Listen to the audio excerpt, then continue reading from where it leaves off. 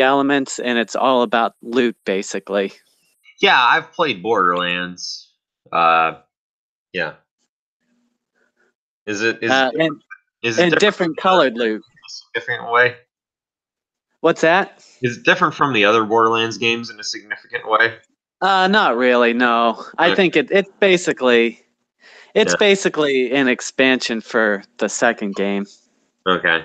Yeah, I played about 15 minutes of the second game, and then I'm just like, well, this is just the exact same game that I just put, several hundred hours into. They didn't, so like I'm not gonna do that again, but with characters that I don't like. Well, the goal of the second game was to be bigger than the first, and bigger and more story driven.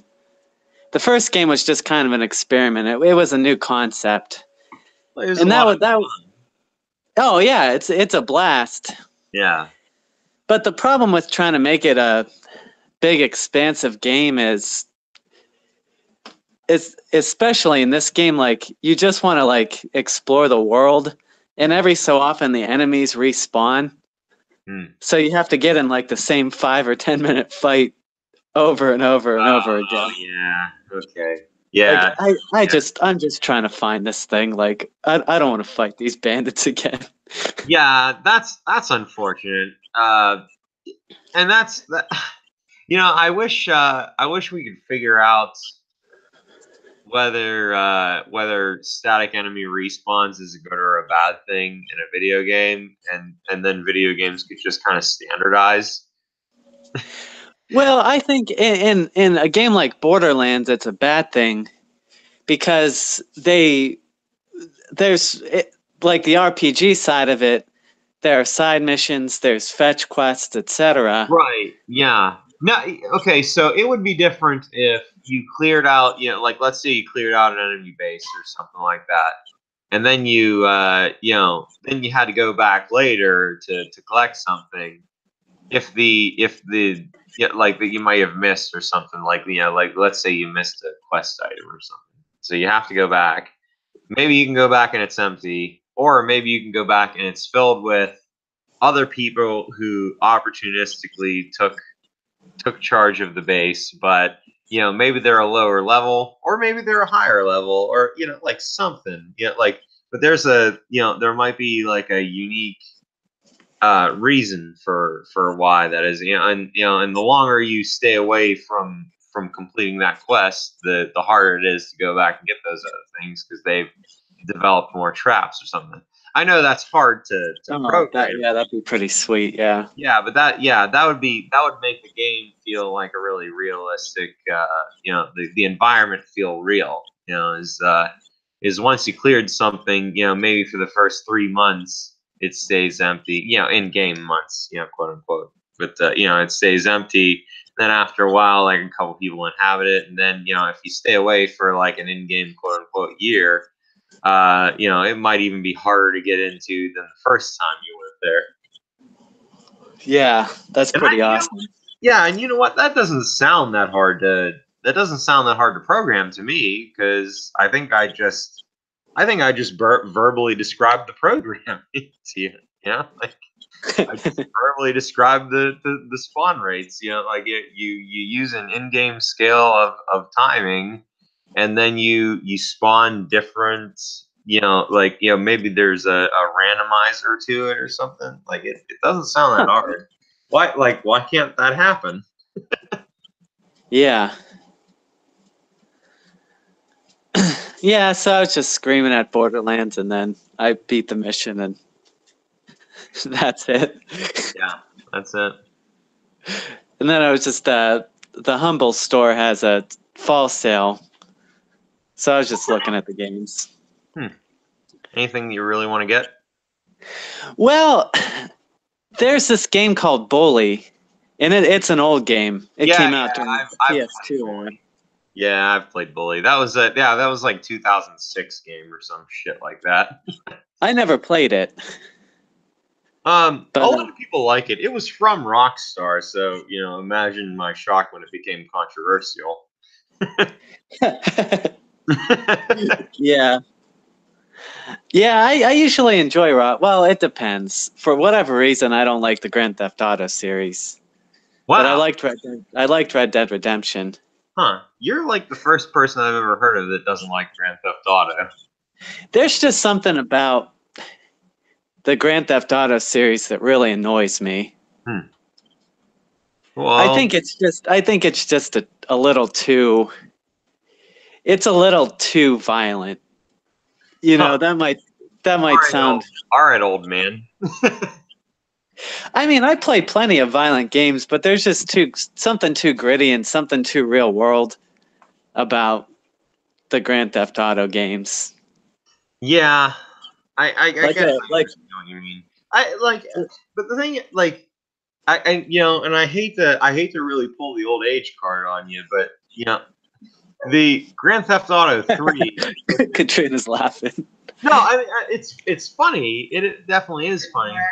But like Well, I hate to call you old, but Grand I'm gonna call you old. Grand Theft Auto 3 with its hyper violence and ultra realism came out when I was about like 14 years old or something like that. And You had to have been younger than that.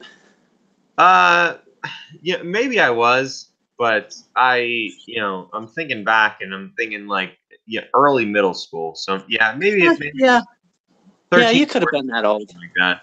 Right? Yeah, and my parents didn't give a shit about the ESRB. They just bought me whatever video games I asked for because they were parents and they're thinking like if a video game like if it's legitimately changing my child's behavior, I'll just discipline them appropriately. Yeah. Yeah, I'll just spank the shit out of him until like if he keeps playing the game, I'll just keep spanking him. That was the That's funny. that was the mindset back then, and that would have worked on me, like, or they could have just broken the disc, and I wouldn't have been able to play it. And I'm not the type of person who would have like yelled and screamed at my mom and demand that she go and buy me something new. I asked for things that I wanted and hoped that I got them. I didn't demand them from my parents. Hmm. Like, Yeah, I was old enough where I could just buy Grand Theft Auto 3. right. That was a little bit of difference for us. So like I grew up being a child for Grand Theft Auto 3. And you can ask my mom. I spent countless Saturday nights into the wee hours beating hookers to death and just laughing my jeez. ass off. Just like I would go around with a baseball bat and just beat people to death and laugh my ass off for hours. Well, wow. That sounds kind of sadistic.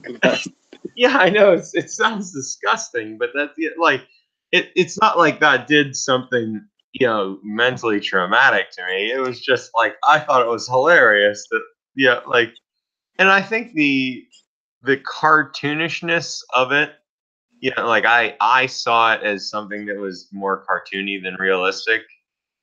And Yeah. and when you read the articles about the damage that it's doing to people, they talk about the hyper realism of it, and it's like if you look at that game nowadays, you're like, what hyper realism? Are you kidding me? Like, Well, the what really struck me about Grand Theft Auto 3 was you could continue to beat the bodies while they were on the ground, oh yeah, and it and would splatter blood. Yeah. blood would come out of them. Mhm. And I'll admit that kind of got to me. Huh. Well, I thought that was hilarious, especially like as a young teenager, I understood that blood stopped pumping once somebody died. Well, And so, you're just beating the blood out of them, I guess.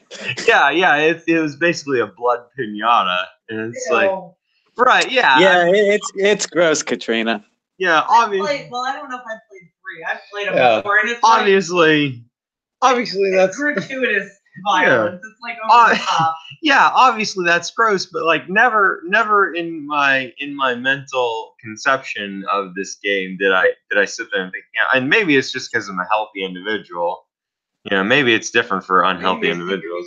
Like, no, but like never in Yeah, my conception of this game did I think that like, oh man, this would be fun to do to a person in real life. Yeah, like Yeah. I was laughing at the juxtaposition of the horror of the thing with the the cartoonishness of how it was portrayed. Like, Yeah. it was just like, oh man, like I'm sure if you beat a dead body with a baseball bat long enough, you'd spray blood everywhere, and it would definitely be horrific. But in this game, it's just fucking hilarious. Yeah. It's cartoon gore, Yeah, because the PS2 couldn't really handle. Right. Yeah. And I think that was kind of what made it really nice. And I understand people's arguments when they talk about graphics getting a little bit too realistic, and how like modern day Grand Theft Auto is it's certainly different than back in the day Grand Theft Auto, because things look so good on in 1080p Yeah. when you have like it almost looks like you're actually killing somebody, and if the programmer spent the processing power to to make it look like it was a real person, and make the death look real, I can see how that might be a different argument than the Grand Theft Auto 3 argument, where it's like, oh, this clump of pixels looks moderately like a human body. Yeah. Well, Grand Theft Auto 3, it was revolutionary for the time, and people. That was, I mean, there were games like Grand Theft Auto 2 was around, but it was a different perspective. Right. Yeah. And it was basically a mass shooting game. Yeah. Right. And people use Grand Theft Auto 3 for that too. Yeah. And I guess that always kind of rubbed me the wrong way. Like, oh, I'm just going to start killing. This is fun to me. I'm going to just kill all the civilians. Yeah, that never made sense. I mean, if you look at the statistics, there's never been a mass shooter who is motivated by video games. Well, yeah, I don't know the answer to that. I know the media has attempted to relate video game violence to mass shootings. Yeah, they try to do that, but it ultimately fails because there's no evidence. They're just they're just producing a story to get views, and it's like like back in the 90s, that was a popular thing to do, because there was like 60, 70, 80-year-old people who are just like, oh, these damn kids in their video games, and it's like, and then they'll tune into the evening news, and it's like, oh, it turns out video games are causing the mass shootings, and they're like, yeah, goddamn right they are.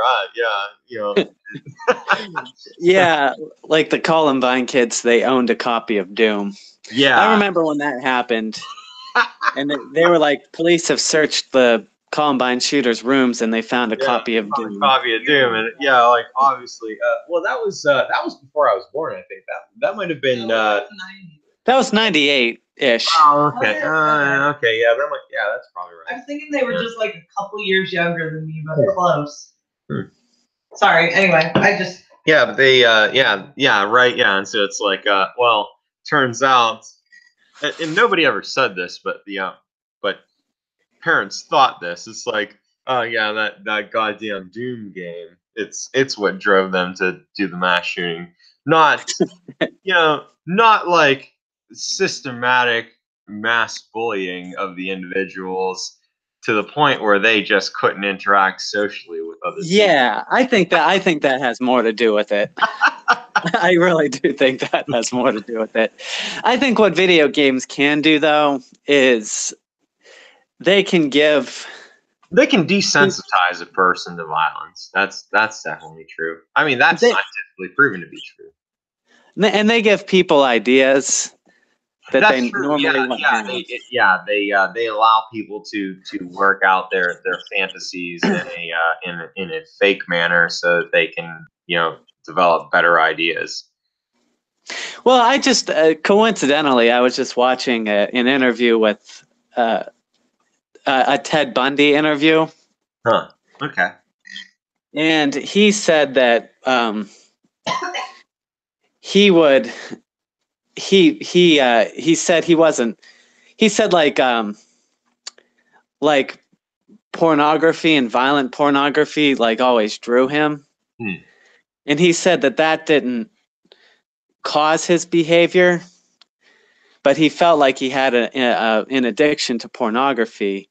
And when pornography, basically when he maxed out his stimulation watching pornography, he felt like he needed to take it to the next level. So the pornography like fueled his eventual behavior. Right. It didn't cause it, but like watching a woman get beat up on film wasn't good enough for him anymore. So he started out like watching like softcore pornography or buying softcore pornography materials, and then those weren't satisfying enough, so he went to hardcore pornography.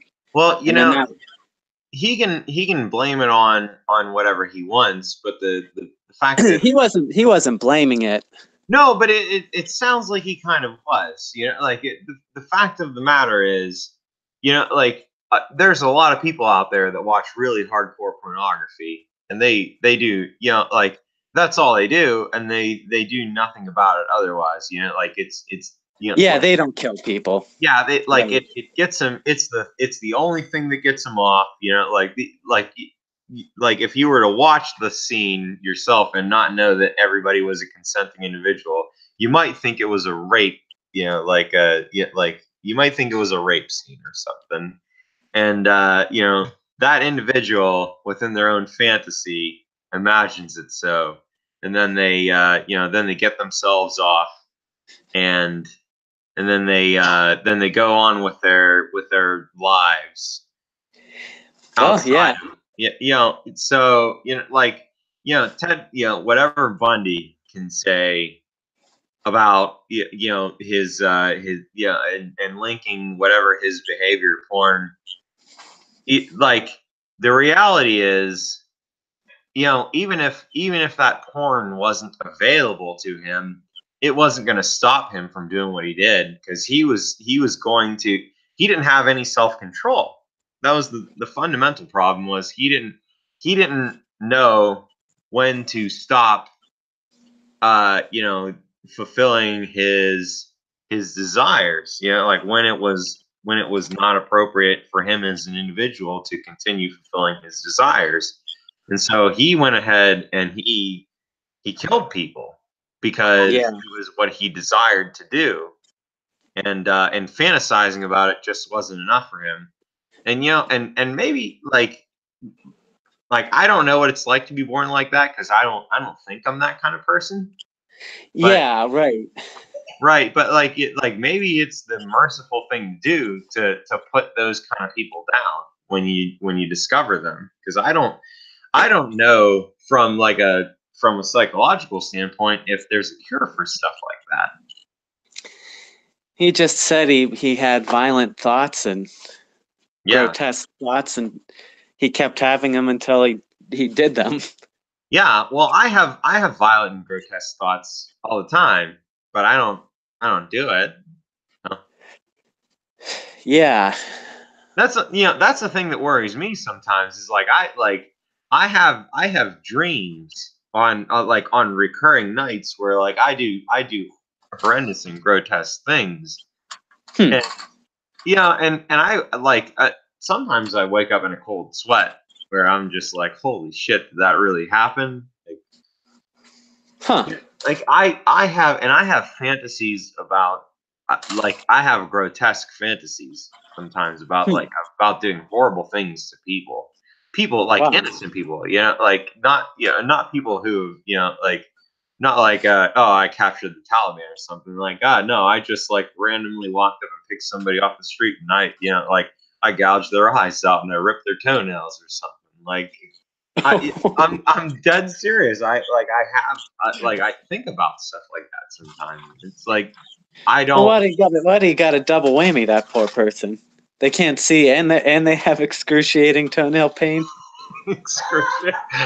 That's hilarious. No, Yeah, but like it's not,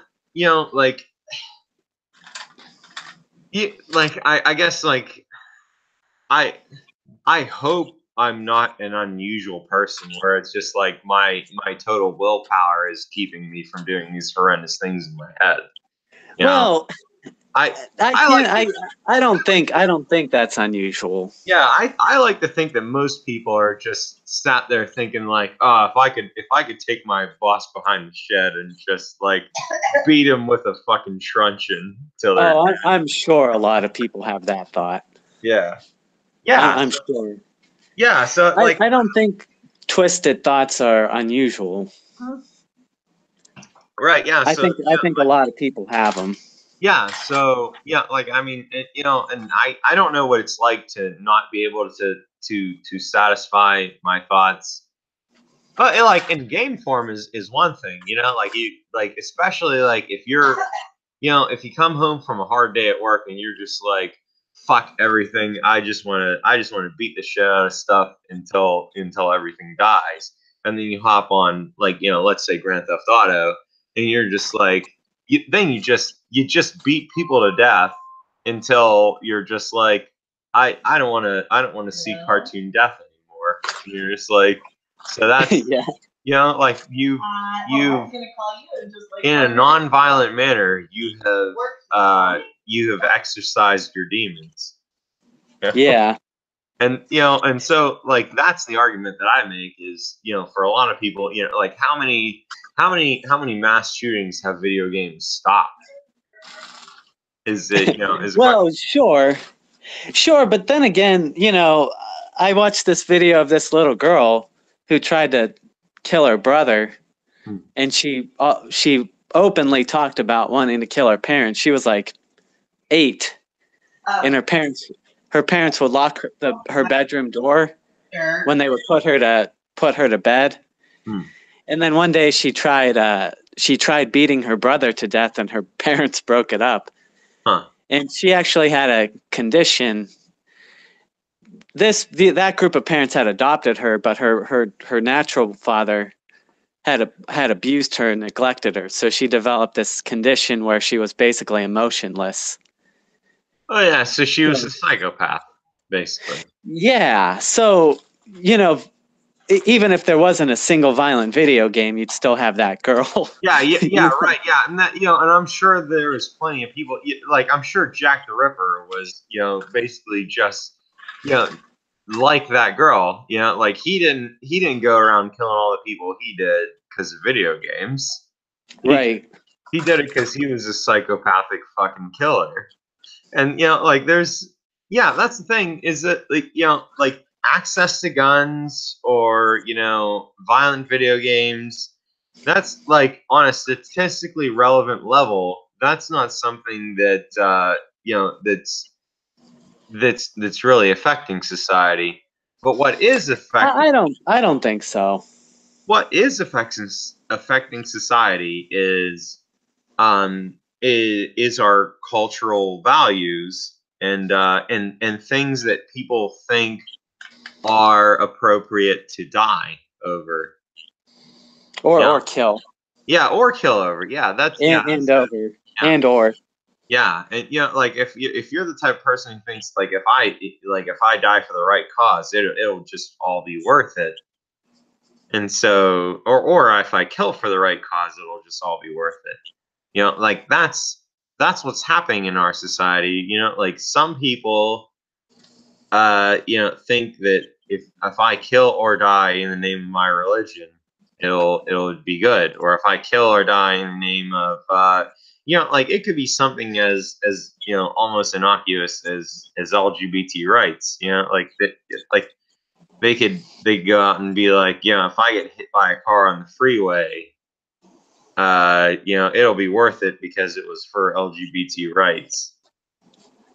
I can't say I've seen that story, but No, I mean, like, have you ever seen people? I get what you're saying. Yeah, Like the monks, they used to burn themselves. yeah, and it's like, yeah, and you look at that nowadays and you laugh at it because it's like, yeah, you did nothing. Oh, I don't laugh at it. When I see that, I'm like, holy crap! I don't know if I could do that. Right, yeah, like, I Well, don't know. one thing I think of all the time is if someone said, you know, like let's say there was a bad person looking for your family, Mhm. and you knew where your family was, and they needed to find your family because they wanted to hurt them, and they're like, all right, I'm gonna put you in the bronze bowl until you tell me where your family's at. I wonder if I would have the resolve to endure that. Yeah, that's a thing that you always have to ask yourself, and it's not a question that you can answer until you're actually in the situation. Right, right. Sometimes when I'm trying to be funny, I'll ask people that question. Like this one guy came into Vinylum, this Canadian guy. Mm. Not that it is relevant, but maybe his response would isn't. He said, "Oh no, my family would just get it. They just have to know that I loved them." Huh. So Okay. you could forego the bronze bowl treatment if you betray your family in this Huh. hypothetical scenario. Right. Yeah. Yeah. I get you. Yeah. No, I get that guy's answer too, especially like okay, so I guess the circumstances are kind of important. Like let's Well, say it's like the hypothetical scenario where if you have to suffer and if you don't, your family will suffer. right, but if your family just gets to get mowed down by axes and machetes or something like that, that's definitely different than your whole family having to suffer through the bronze bull until they die. Right. I think if you're a man, you say like, okay, if you're gonna like you have everybody that I love captured, and we're gonna put them in the bronze bowl, or we're gonna put you in the bronze bowl. I think if you're a man, you select that you take the punishment, and Yeah, you'd have to try.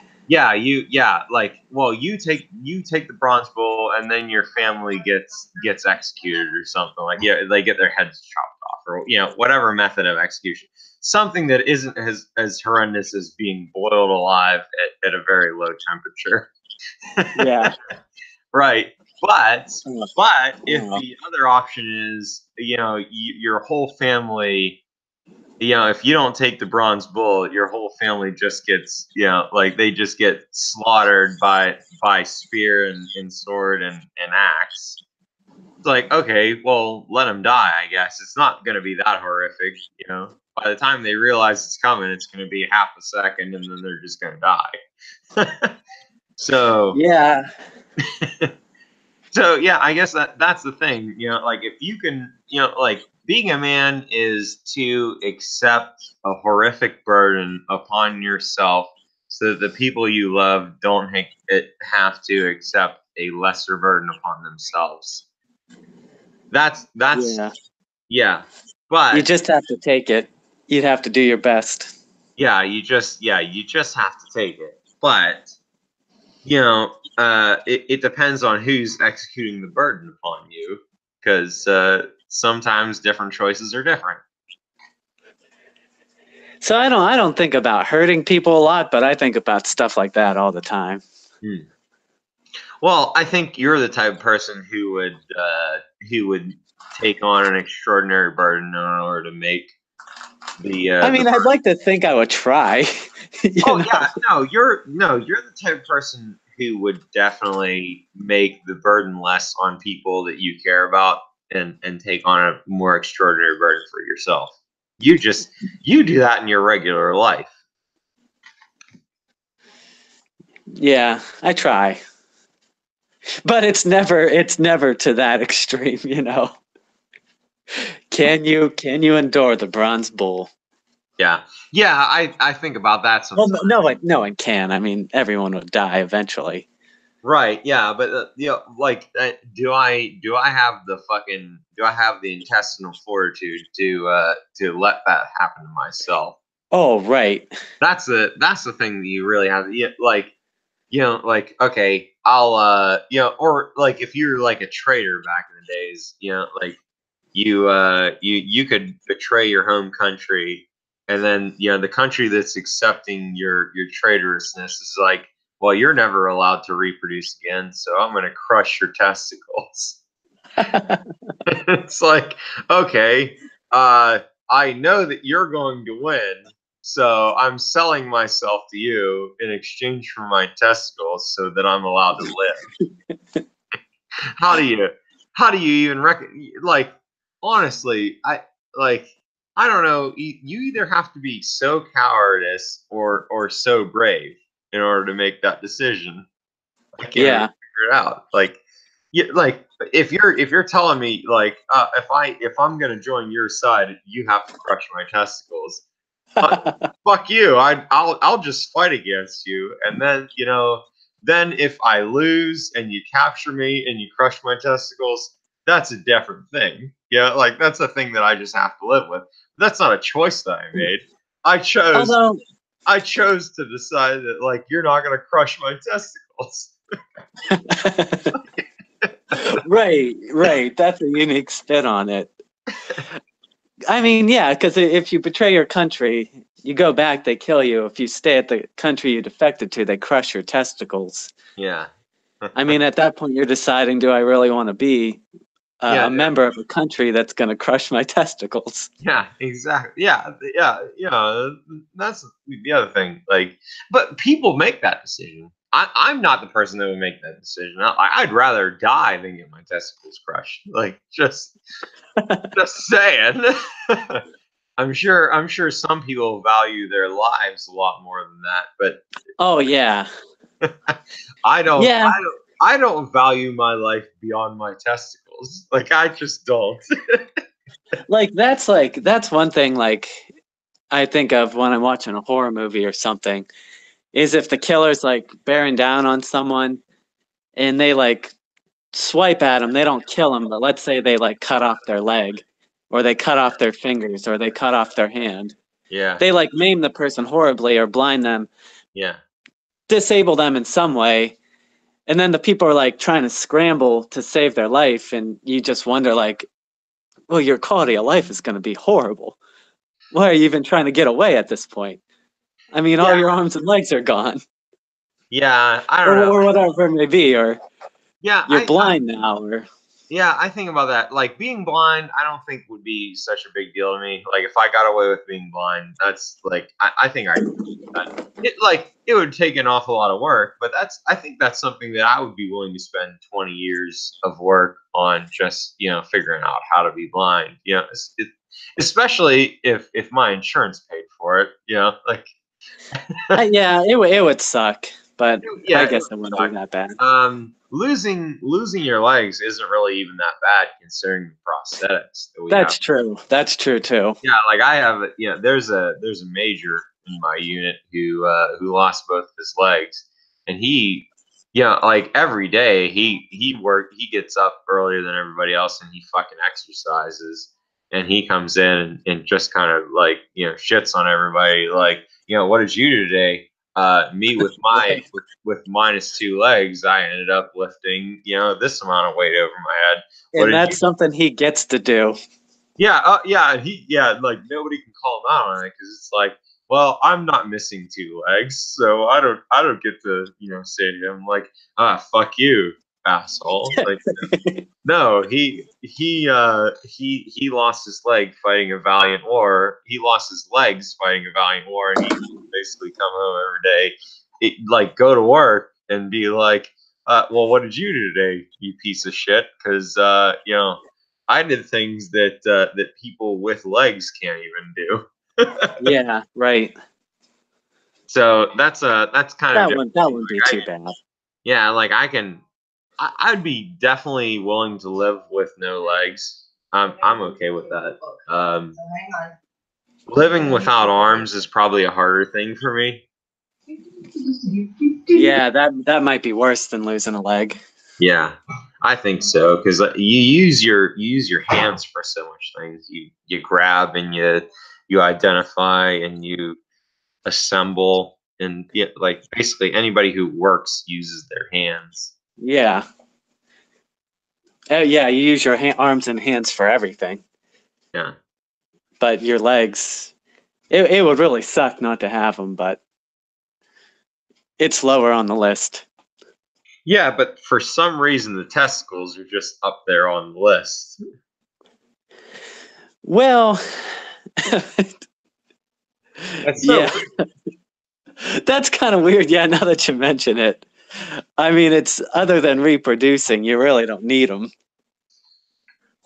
right, but you can punch me really hard in the arm or the leg, and it's not gonna like. I think it like that applies to somebody who's never lost anything, including a limb in their life.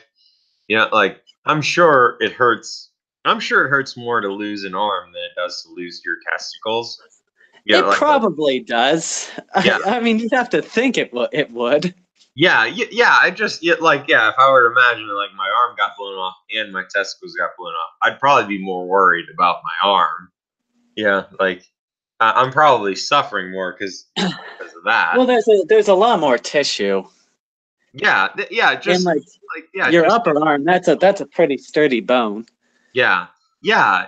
And you didn't lose any bones when your testicles went. They just like you It's might have just all flesh and nerves. yeah, you might have thrown up or something because the nerves got damaged. But like, yeah, it's so weird. Like, I mean, and the obvious reproductive reason for that, and the genetic reason is, well, you have so much nerve endings in your testicles because it's important for you to reproduce. And if you're not reproducing, you might as well not be living, which is kind of true. Yeah.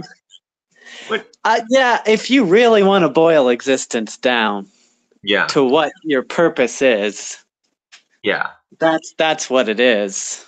Yeah, it's just to reproduce and to ensure that your offspring have a better existence than you do. Basically, that's Well, animals, they just basically spam the world with offspring in the hopes that a few of them will live. yeah. Well, That's how humans depends, used it to be. depends who you're talking about. So, like elephants are the before humans came about. Elephants were basically just the apex species, and they didn't even need to hunt anything. They just went where they wanted and ate what they wanted. And now there are elephants that are on the extinction list because humans found a way to fucking kill them. Yeah. So, Yeah. but yeah, like aside from elephants, there aren't that many species that don't have that either can't run during their gestation time or don't have huge litters. Yeah, for the most part, yeah, the animal babies develop real fast. Yeah, they either develop real fast or they have so many offspring that at least one of them is guaranteed to survive. Like for turtles, for example, like Yeah. they lay like 100 fucking eggs, and Yeah. 90 of them get eaten on their way to the sea. And yeah, like those babies, like it's Normandy for them. Oh As soon yeah, as they're yeah, born. it's. I mean, like, not that it's not hilarious, but it's kind of like it's humorous to watch that. Like they're just like they're working their asses off. Like from the moment of their birth, they're just trying to make it to the sea so they can survive, and most of them die, and they don't even Yeah. know that. Like that's just like an instinctual factor for them. They're just like, I'm gonna die if I don't get to the water. Yeah, they just wake up and start running towards the water. And all the predators that have been watching those eggs are just waiting for them. Yeah, All the birds and crabs.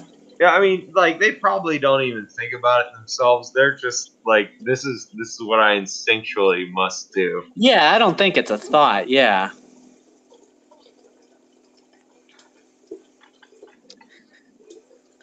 One of the other one of the other things that's funny is sloths sloths are so slow, but they have such high high fur armor, and they have such high health that that wherever they exist, it makes air predators stronger because they can use sloths to train their young in order to hunt. Huh. Wow. Yeah, Yeah, so like they'll yeah, it's actually kind of funny. Like yeah, like in jungles, like top air predators will go ahead and swipe a sloth off of a tree and then fly around and put them back on the tree and then watch their young go ahead and do the exact same thing. Wow. Yeah. Wow. Could you imagine? You're just taking a nap and someone beats you up, and then they're like, "Okay, Yeah. All right. okay, lad, you beat him up now." Yeah. And you're just like, oh fuck. But And that was just a part of your life. yeah. Like twice a week, you just got beat up by a parent and a child. It's kind of funny to think about because like what would you do if you were that person? Well, you know what? If you know what I would do if I was that person? Like, okay, well they didn't kill me or eat me, so I'm just gonna stand there. Okay, that kid didn't really do much to me at all. He just kind of took me for a ride. Like maybe he poked me a couple of places, but they Yeah, just left me alone. And maybe they did it 3 times or something, but I'm gonna just climb back down the tree and go ahead and eat some of these leaves. yeah, Right? Yeah. So yeah, you didn't die, and they really didn't injure you that bad. So like, what do you do? yeah. That's You just that's you why it just happened. seize the day. Yeah. After that, you're like, "Well, that sucked. Yeah. I'm gonna go eat my favorite leaves now." Yeah. Yeah. Huh? Yeah, that's interesting. Yeah. It's funny to think about stuff like that. Yeah, that's human privilege. It really You is. you get to think that's funny because you don't have the experience of being a sloth every day. Yeah. Well, if I was a sloth every day, maybe I would wish I was a human. Or and maybe if I was a black person, I might wish that I was a white person every day. This it's kind of related. It's definitely getting off the subject of making that crack about privilege. Mhm. Kind of. Did I tell you about the Tony Pizzuti-esque joke that I told at lunch a couple weeks ago? Go ahead and tell it again. It was along the lines of the squiggle language, Oh, the but squiggle language, huh? not I'm sure quite. Dominic. I'm sure Dominic appreciated it. Yeah, well, everyone laughed, and it's important to know every time I say this or tell this story, the people listening to it laugh. But me and another guy at work and Dominic, we were talking about Australia and the Aboriginal people in Australia. And I'm like, oh, I really don't know much about Australia. My friends said, well, it was like a prison colony. The Yeah, it English sent was. their people there that they didn't want. Yeah. Hey, And I'm stand like, by. well, did they like, I'm gonna pee, and instead of acting like I'm listening to you, I'm just gonna go pee. So okay. stand by.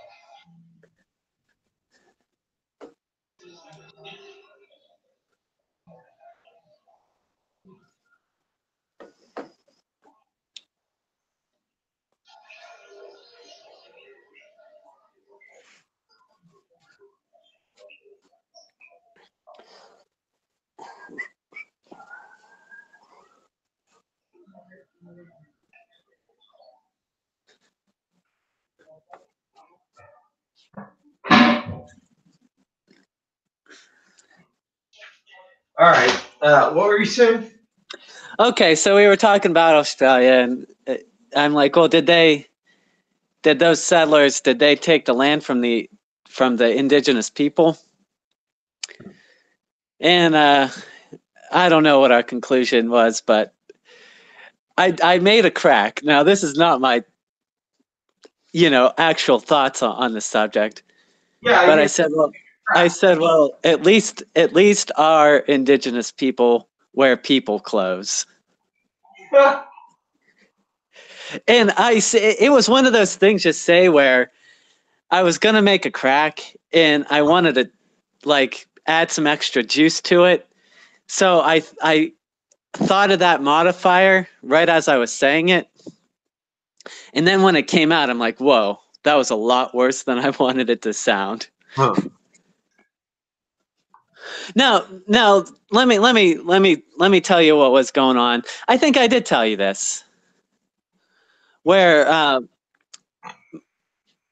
my friend and I, we were talking about the Toronto Raptors, and they have that Raptors super fan, Yeah. and he sits courtside, and he's a Sikh, Yeah. and my friend was calling him a terrorist. He's very ill. He's a Sikh. Yeah, It gets better. Yeah. No.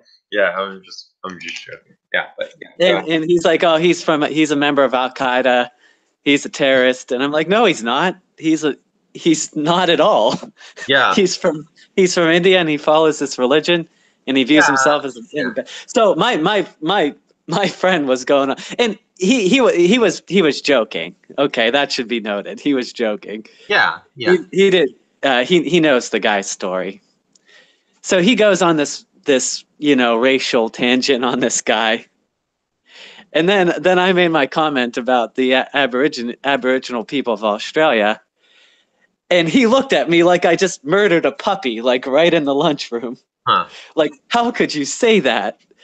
You were just talking about the Sikh being a member of Al Qaeda and a terrorist. Huh.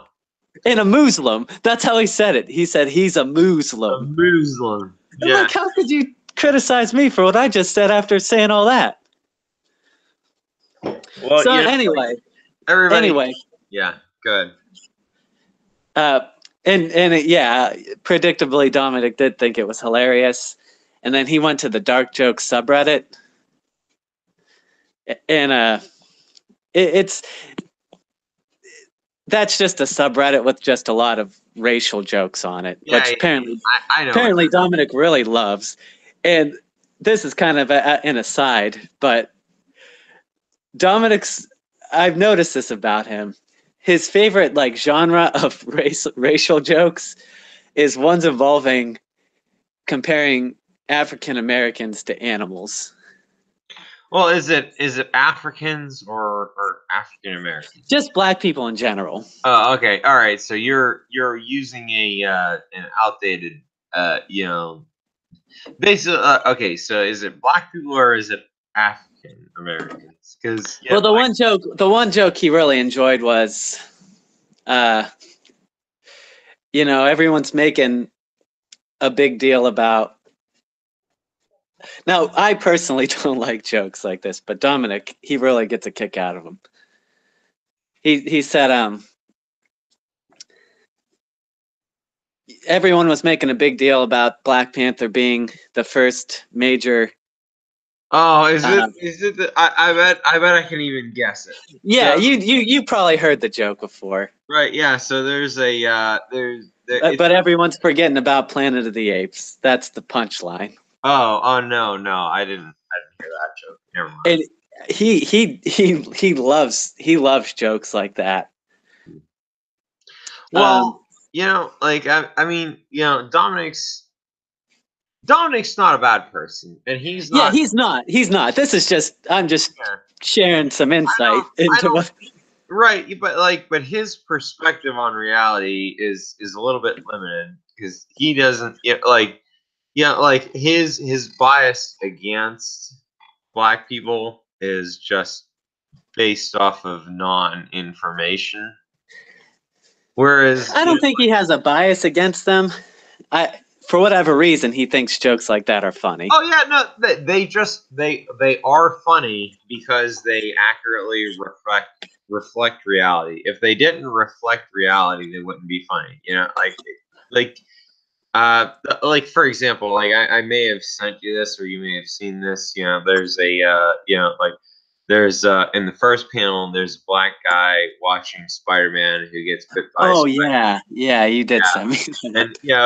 And and he thinks, like if I get bit by a panther, I might get the powers of Black Panther, and he gets ripped to shreds, and he's like, shit.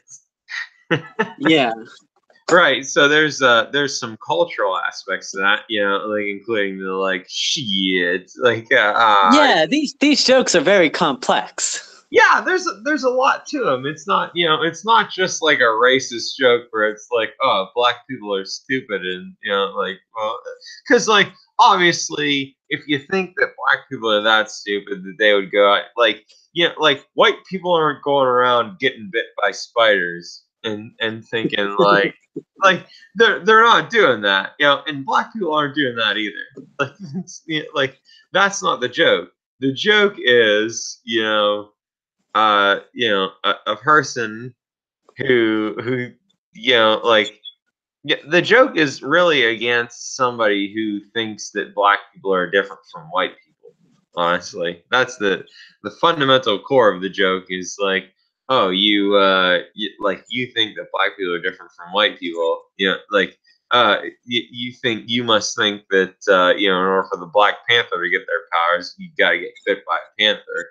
But in order for really go, like, that's like, yeah, and that's the thing, it's like, I think it's more respectful towards black people at the end of the day, especially intellectual black people, because it's like, like an intellectual black person can look at that joke and just be like, yeah, that's fucking hilarious. Because anybody who thinks, oh, I just need to get bit by a radioactive animal and I'll gain superpowers, that's fucking retarded.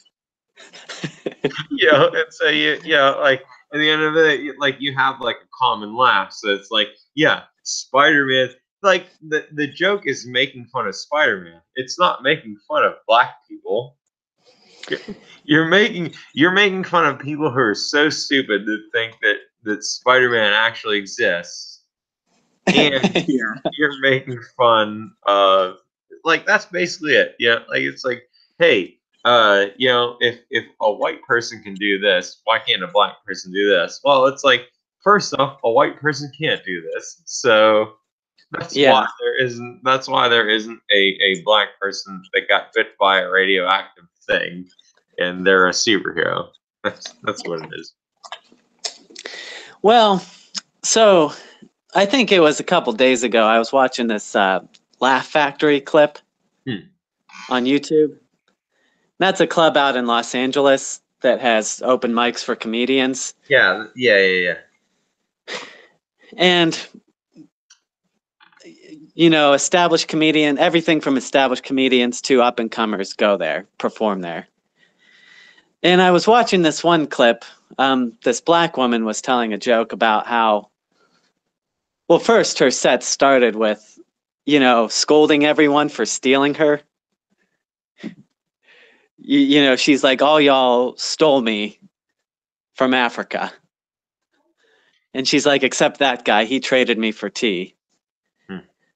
Did they steal her from Africa, or was she like what? Like, well, no, they didn't steal. She's an American. Okay. Yes, she's right. not. Yeah. She was referencing slavery. All right. So okay. So she's doing that thing. Okay. Yeah, she's lecturing all the white, scolding all the white people for stealing her, and people like her. It's called conquering, by the way. It's not called stealing if you just beat the shit out of everybody and take stuff from them. It's called conquering. I mean, it's kind of inappropriate to, pass judgment on white people or scold them for something they had nothing to do with. Right. That's right. I didn't do that. You didn't do that. Yeah. I don't think I had any ancestors that did that. didn't do that. Like I can genetically prove my ancestors didn't. Yeah, if you have British ancestors or you Right, know, yeah. Spanish ancestors or whoever it may be, Yeah. fine. Maybe you had That's an ancestor that owned a Yeah. slave or Yeah, but participated. if you're a white person that had an ancestor that came in with like literally less than 100 years ago, you're off the hook for anything that had to do with slavery. You were almost just as badly treated as the the people during the I don't want to Yeah. say, but you definitely So did slaves. You know, like if you're fucking Italian as fuck, like the Pizzutis, you didn't own slaves. you know, dare I say it's a bit racist for accusing all white people of Yeah, owning slaves. yeah, And exactly. anyway, Like I didn't do anything wrong. Like my parents didn't do anything wrong. My grandparents didn't do anything wrong, and my great grandparents were fleeing poverty in Italy. Like so yeah, right. they didn't do it. Like they didn't impoverish black people at any point at any time. They didn't do it. It wasn't their fault. Right. But even if they did, that was generations before us. Right, yeah, yeah. You And know? like at what point do you decide that like, okay, this was something that your great great great grandparents took from my great great great grandparents. You need to give it back to me. It's like But- how does that seem fair, honestly? Well, then she went on to actually start telling jokes. And this really made me wonder if these jokes were actually the same or worse than my people clothes joke. Hmm. She said, if you people didn't steal me from Africa, I'd probably still be there with my titties out. And then she started gyrating and she said, and talking like this. Well, I'd laugh at that. That sounds hilarious. It sounds like she realizes that people in Africa don't have the Well, luxury of common civilization that we do here. and that joke right there was in the same spirit of my people. Like it's in the category of my people clothes joke. You know what I mean? Yeah. But I think people in that audience gave her a pass on it. Like, let's say I was at the comedy club, I was at the Laugh Factory, and I'm like, whoa, boy, isn't it funny that tribal people in Africa have their titties out and they go, ooh. I don't think it would go over quite as well.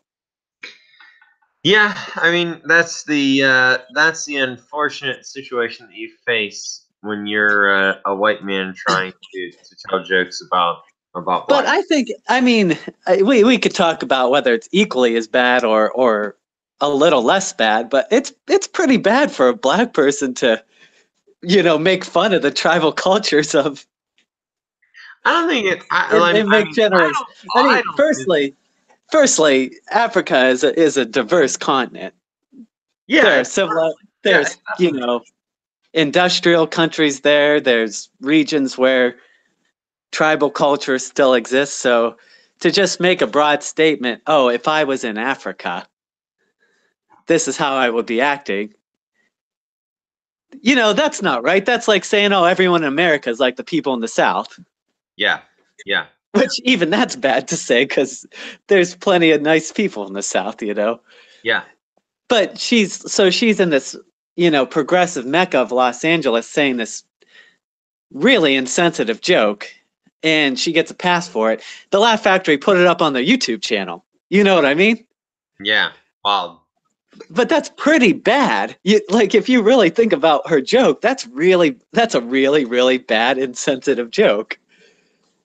Yeah, but I mean, it's not outside But the as bounds a of she they could allow. tell it, she could say it as a black woman. I mean, I guess it shouldn't matter what the color of your skin is. It should matter the context in the content of your joke. Right. And if it's okay for her to tell that joke, then it should be okay for a white guy to, you know, Hmm. say something obviously outrageous about the Aboriginal people of Australia. Yeah, obviously. Yeah, that's the logical conclusion, but that's not the. And my joke, the joke of that statement is it's actually, I'm playing the character of a Westerner with a Western centric worldview, being the one that decides what Right, yeah, people so clothes are. you're not actually sitting there and saying that this is what that we should call Right. it. That's the joke. Yeah. The joke is like I'm being racist. I'm impersonating a racist right now, and this is Yeah, what I basically. think racists sound like. And that's part of the problem. Yeah, I feel like the woman was actually being racist. yeah, You know. she might have been.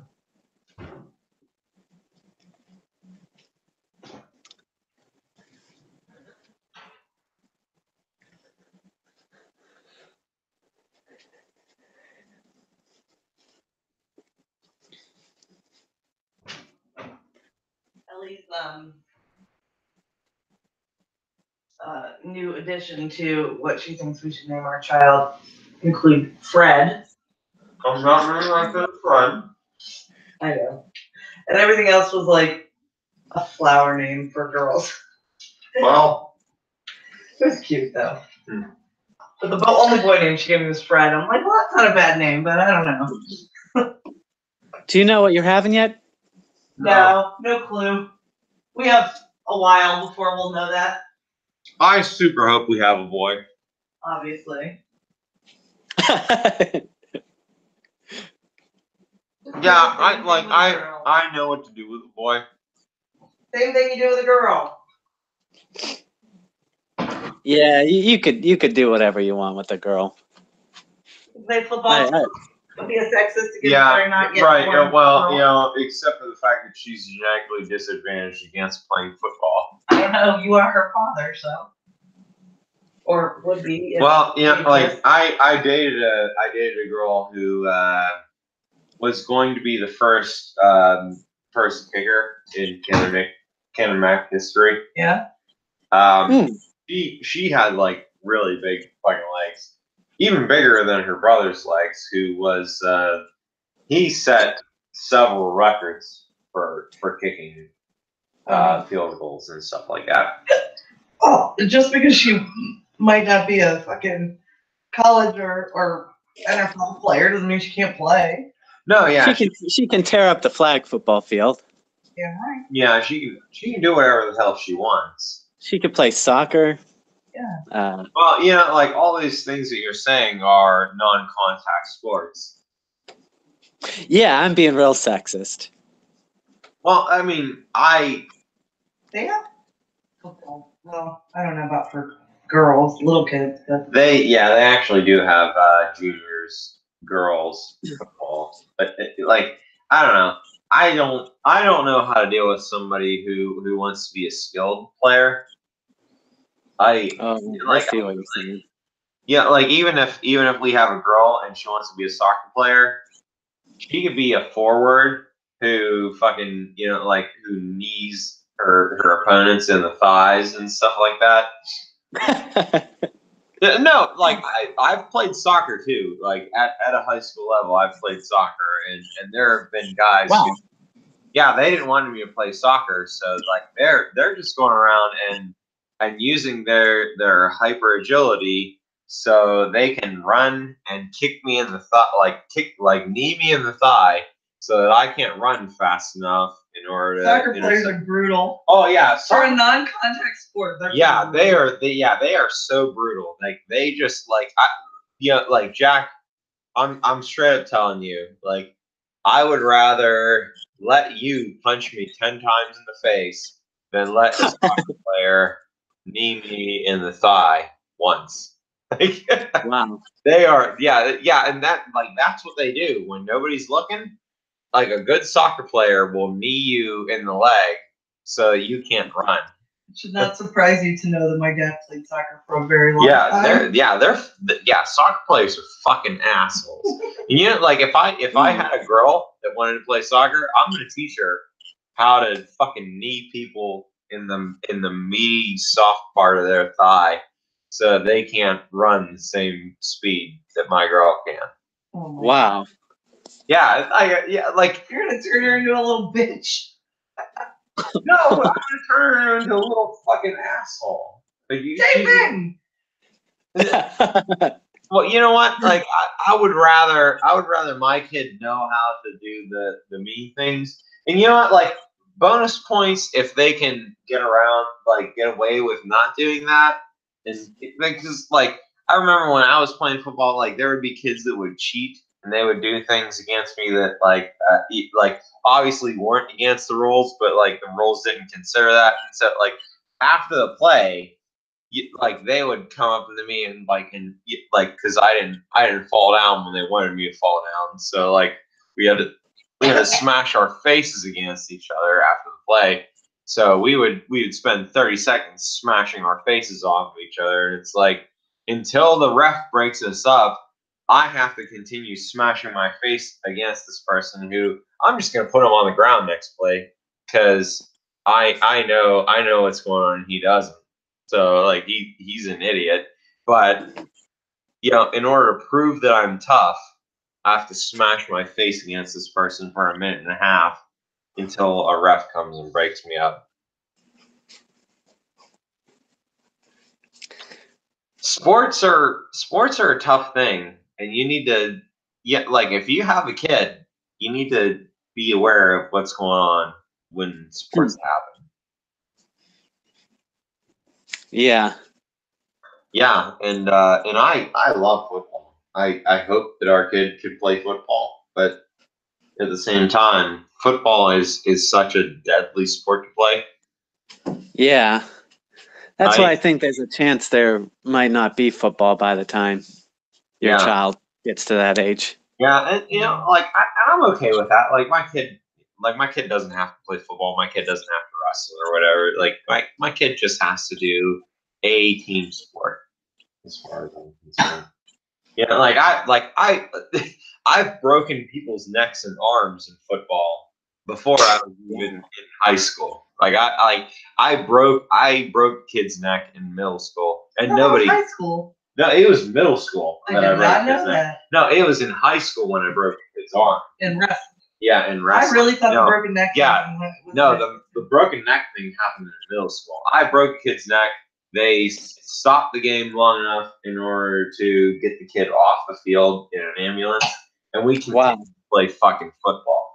Yeah, and at the end of the day, it was just like, well, that kid should have kept his head up. He shouldn't have put his head down, and that's why you broke his neck. Wow. That's true. Yeah, well, I mean that's true. Yeah, but it's not like you went out of your way. Yeah, I didn't go out of my. I was just playing football, and I was, and to be fair, this kid was 100 pounds bigger than me. I broke a kid's neck that was 100 pounds bigger than me when I was in middle school. Wow. I broke his fucking neck, and he lived and he was fine, but I broke his neck. that's a thing that's scary. Like it is scary. It's scary to think of putting my kid in that position. Right. Yeah. Right. Like I'll tell you what. I'll be damned if I'm the parent that lets my kid go out on the field and gets his neck broken. Right. My kid's gonna be the one who breaks other people's necks. Well, I suppose if you have to choose, what you do. Yeah. He's not gonna. Even if he is, like, I don't think our kids gonna be bigger than other kids. But even if he is, my kid's gonna be the one who breaks other people's. Probably won't be smaller. So there's that. Yeah. I want my kid to break. And maybe that's not an appropriate game for kids to play in general. And that's a good conversation to have. Yeah. Definitely, there's definitely games. To that. Games where middle school-year-old kids can break each other's necks is probably not the game that they should be playing. Yeah, that's a good point. Now that you bring it up. Yeah, like it wasn't like I was exceptionally strong for a middle schooler either. I had like the game was designed in such a way that if I had the right technique and the kid had the wrong technique, I broke his neck. And that happened. Yeah. Wow. And that's like maybe we need to change how the game works. And I hate to see that. And it is. Now that you mention that, it is. The rules are being changed to make the game safer. Yeah. Well, I mean, we'll see. We'll see how safe the game turns out to be.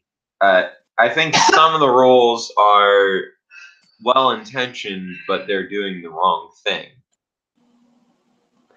Yeah, it's kind of and this is why I think there's a chance football might not exist that far into the future. The participation rates are dropping. The youth participation rates, Yeah. and Right. Yeah. a lot of parents aren't putting their kids in football Yeah. Like because of how dangerous it is. Right. There's the kids that could be good at football, but they're not being put in there because the parents don't let them. And then there's like, what do the fat kids do? Like, when I was a kid, my only option of playing sports was to play football because I could just, all I had to do was move 3 to 5 feet at a time, but really fast, and I just smash my face into people. Yeah. And obviously, What do the fat kids do? what do the fat kids do? What do they do? They can join track and do Oh, okay. So just do the hey, throwing sports. are you what? Shot put's bullshit. It's still something. Yeah, shot put, Okay. javelin. Javelin. All right, so all of the athletic kids, they have football, they have baseball, they have all the other events and Oh track. yeah, they could play baseball. True. You only have to be able to run for like 20 seconds. Yeah, I guess that's true. And just crush the ball. Booties on the baseball player. Well, okay, so let's say you're fat and you have zero hand-eye coordination. Well, then why are you playing sports? Yeah. Well, you're a lineman. That's me. Like I went to college.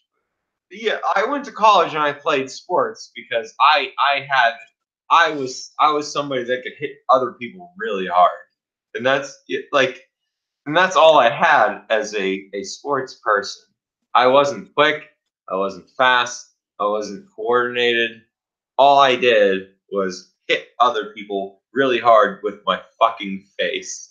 Well, and you're claiming that you weren't very athletic. Imagine a person even less athletic. Right? Yeah. Imagine that person. They just don't play sports, Yeah. They do other things. Yeah. Well, okay. So how does that person stay healthy? Is the other thing.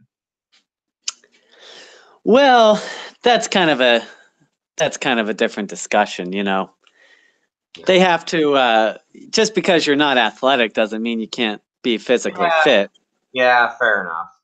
But if your max speed threshold is way below even average, and you're not that strong and you're not coordinated, sports really isn't a good. You're not going to make the team at higher levels. Yeah, fair enough. You'll play at the younger ages, but competitively, you're just not gonna. You're not gonna even make the team. Oh, fair enough. I mean, there's lots of people that go through high school without playing sports, just because like I said, it's not. There's just some people that aren't that athletic. Yeah. I guess I'm thinking about what my life would have been like without football, and I just can't imagine where. Well, it was a good outlet for you. Let's say hypothetically your child isn't athletic. There's things they can do. They can join the band. They can form a band with their friends. There's things they could do. It's hard work, man. Where are they going to get their outlet to crush people? Not everybody needs that. Yeah, they might not need that. But let's say my kid needs an outlet for how to crush people. I needed that. Maybe you can get them into fighting. Well, yeah, I guess so. Yeah. Martial arts. Yeah. I actually martial arts. I honestly hope that our kid constantly wants to crush things. Well, Taekwondo is garbage. But anyway, yeah. You know what? If Marcus needs to crush things, I'd be perfectly willing to spend my time to go out there and teach him how to crush people. I don't think he does. I think this thing is running. It seems like. Running. I mean, he's 7, so that might change next Yeah. month. I'll tell you what, like if we have a kid that wants to crush stuff, I guess I think I can teach our kid how to crush stuff because I know how to crush things as a person. But there are people that don't need to crush things.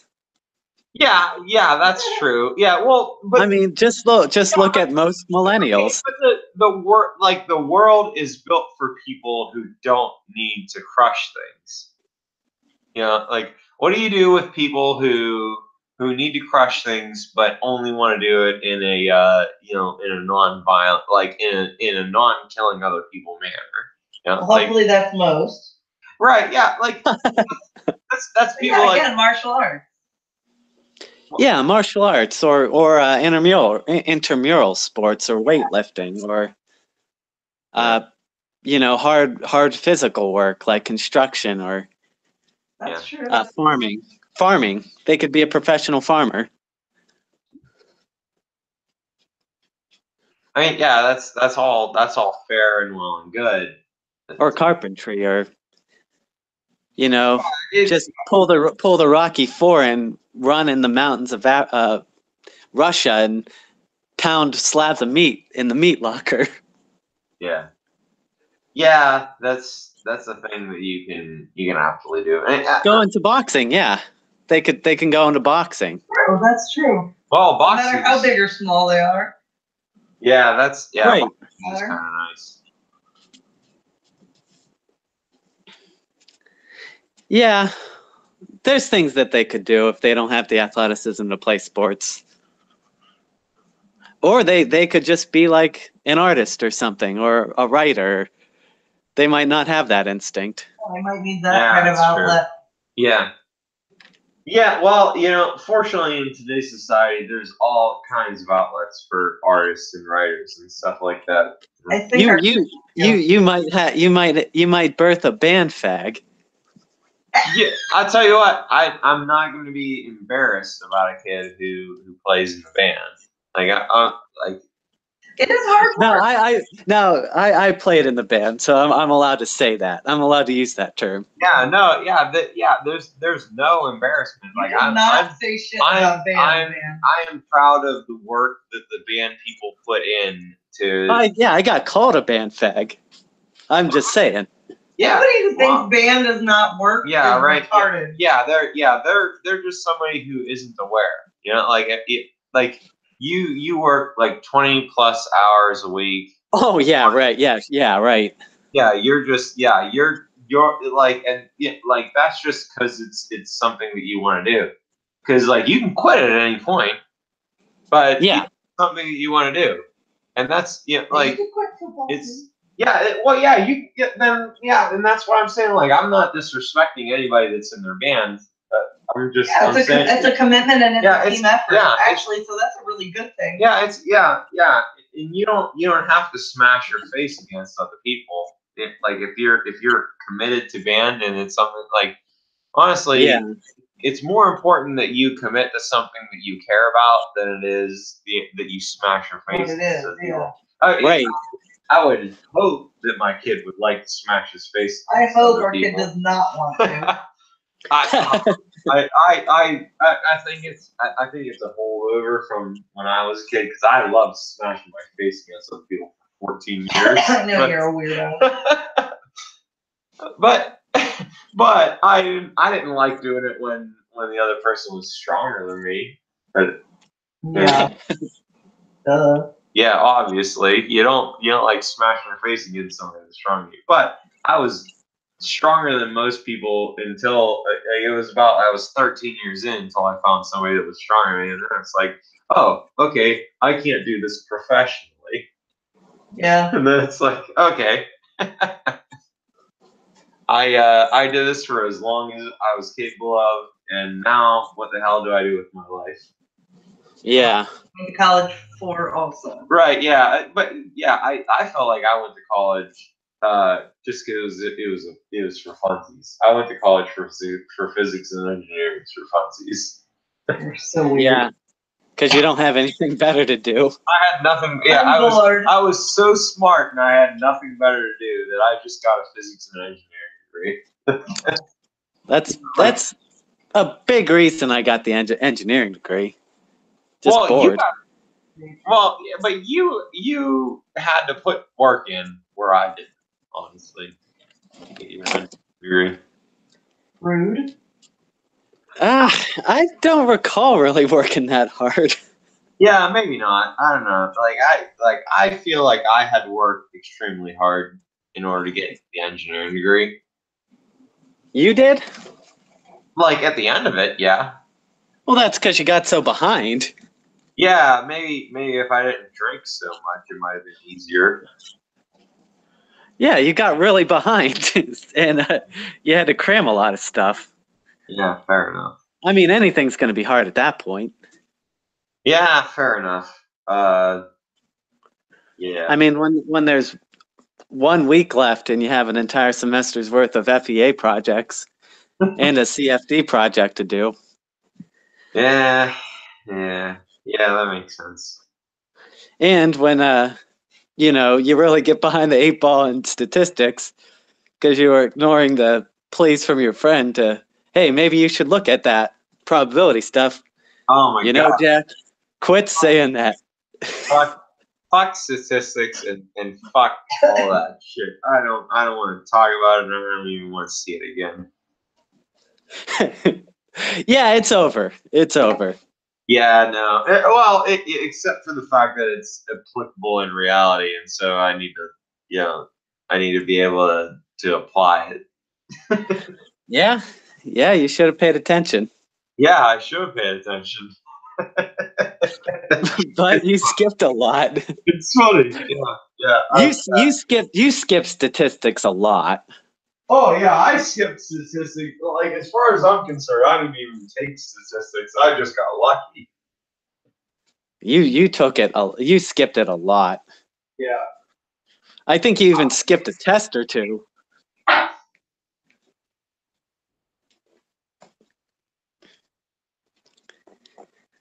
Oh, hey, dude. What? Are you? Did you get? You can't talk and pee at the same time, I think. Yeah, that's all right. While drunk, anyway. Yeah. Yeah, for the sake of your apartment, he probably should just focus. Yeah, that's okay. I have to stand with my feet 3 feet apart before I sit down on the toilet. Oh, man. So I don't stand in the whiz. Oh, man. It's not really that bad, but I make fun of him for it anyway. Yeah, that's pretty funny. I guess when you're that tall, you're further away from the toilet. Yeah.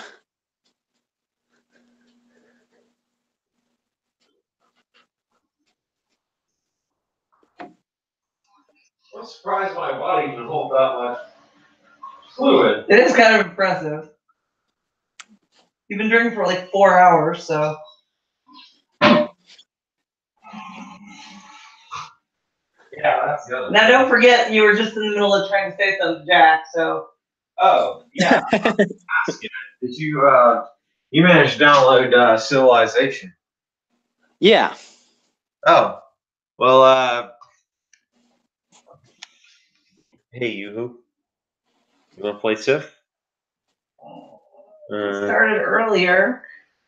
I mean, it's only 8 o'clock. Yeah, Katrina. It'll be 2 a.m. before you know it. No. Yeah, it really will be. Play that game for 2 hours. I have to play for like 6 hours, Yeah. or else it's just not possible for me to stop playing that. And I'll be sad if I stay up that late. And I'm sick. Oh yeah, that. Poor Katrina. No, she fake coughs just to like, oh, I'm sick. Poor Katrina. Yeah, for you. Well, have you played Sylph yet? I played about 10 turns of the tutorial. Okay. Well, do you want to play a little bit? Yeah, we could try to play. Okay. I don't know how long or short of a game it will be. Yeah, I mean, just to get you started and give you like a general conception of how the game works. Like we can do it until like 10 o'clock or something like that. Yeah. It's so funny Yeah. because we go to bed early. And it's like 10 o'clock is late for us, but like on a Saturday night, 10 o'clock is just like, oh yeah, well Jack can do stuff till 10 o'clock and go ahead and do whatever the fuck he wants for the rest of the evening. Yeah, I could do whatever I want, right? Yeah, yeah, it's kind of funny. Uh, oh, by the way, I talked to Josh last night. Oh, Uh, wow, cool. yeah, I for some reason I had the itch to get Arc for even though I have it on Steam, I wanted to have it on a big screen, and so Okay. I got Arc for the big screen, and I started playing it with Josh, and he invited me to a server with a couple of his friends, and he's doing really good with his life. So Yeah, I haven't talked to him recently. Probably he texted me a couple weeks ago. yeah, I mean he's got a company phone and all that stuff, but like it seems like he's doing good things with his life, and I don't know, he's somebody that I'd be proud to be friends with at this point. Yeah. Yeah, he's doing better. Yeah, definitely. But yeah, we played Ark together, and I enjoyed myself. But it's kind of funny because he's definitely an engineer in the way that if you give him a bunch of tools, he'll figure out a way to make something with those tools that looks really good. And I'm the type of person who, if you give me a bunch of tools, I'm gonna be like, well, where's the max limit of all of these things? So, for example, like if you go to our arc thing, uh, for him, he built this. Like if you were to see it in real life, it would probably be like a multi-million-dollar mansion on the cliffs of a mountain that sits above a running stream and just over a volcano or just over a waterfall kind of thing. And it looks really amazing. And it's got like glass in the right places and catwalks and beds and like it's an amazing fucking thing. And it's just something that he Huh. came up with in his mind. And I'm just like I'm thinking to myself, how the fuck would I would never be able to come up with that. But he's like, hey, here's, me and my clan, we just, we have all of these storage lockers. So whenever you want something, just come get it. So I have infinite material and I just built a ladder to heaven. That's like, I build a ladder until the server doesn't let me build a ladder anymore. Oh yeah, that's what I was doing all day. Like, was just building a ladder to heaven, and and I'm like, yeah, Josh, the thing that you do when you have an infinite amount of time and resources with this game is build something that looks really cool. What I do is I test the fucking limits, and we're just different like that, and Yeah. that's not saying that like either one of us is right or wrong or either one is, but like if you wanted to explain why I do this and have this job and like, well, I'm an extremist and you have your job because you're the way you are. And I can't put the numbers on it and I can't explain it in the right words, but it's obvious, like if you gave me, you, and Josh the same toolbox, we would build, and you gave us 12 hours to build something, we would build Hmm. totally different stuff. And but we would all build something that's useful in a way. right? So I built something that's useful in learning where the maximum capacity of a certain thing is. That's definitely like Josh built something that's functionally useful. And you know, I don't know what you would build, but you would build something different than both of us, I'm sure. And Probably. it would be useful in another different way. Maybe. Yeah. Maybe. But at the very end of the day, you can't look at Josh and say, yeah, you don't deserve to be an engineer. Because if he doesn't deserve to be an engineer, I definitely don't deserve to be an engineer. Yeah, I haven't taught the last I heard he was working with a like a valve company. Yeah. He was like a technician for a valve company. And he Yeah. said he basically he would assist customers in selecting the valves for their need, Yeah. which sounds interesting. Yeah, I mean that sounds like something that I mean It's not, he needs to get a new job. That's something that I learned recently is that as an engineer, you need to unless you're already getting paid more than you even are worth, you need to constantly be looking for more jobs because hmm, otherwise you are going to be doing more work than you're worth. hmm, You know, like that's it's a interesting.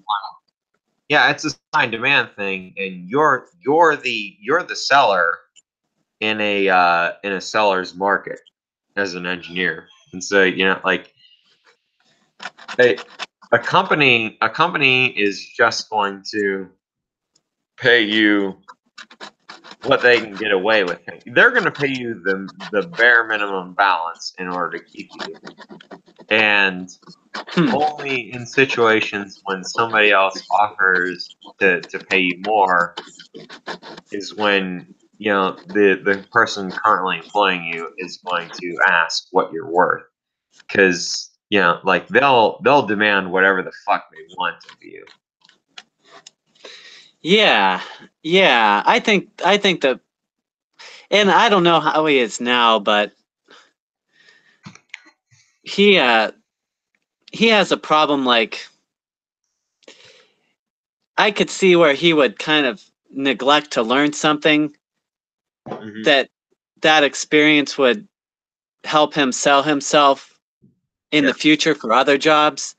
yeah, But because he couldn't necessarily see the point of it in that moment, he yeah, would kind of gloss over it. yeah, If yeah. there was one Yeah, thing that would hold him back, yeah, he doesn't really focus on the future. So yeah, when he gets into a job, he's not really viewing that as basically training for his next job, if that makes sense. yeah, and that's kind of part of the problem, and that's That's what just I what he's doing at the moment. he's sitting at a job that he can do and he's thinking that's the best that he can do, and it's definitely not. Like he can definitely do better, but that job has accepted him at his rate and you know and for all the things that he's capable of at the moment, not for what he's capable of learning. Yeah, I don't think Josh really ever really thinks of pushing himself, though. That's what I tried to explain to him yesterday, and that's like that's my dad kind of sat down and talked to me about this. He's Well, like, here's the thing with Josh. You know, you're giving him really good advice, but as I'm sure you're well aware, like he's not really the kind that accepts advice. yeah, no, he doesn't. He does. You're giving him great advice that would help him better himself. He's a wanton guy. He follows his whims. Yeah, he's a long guy. Yeah, no, yeah, he definitely does.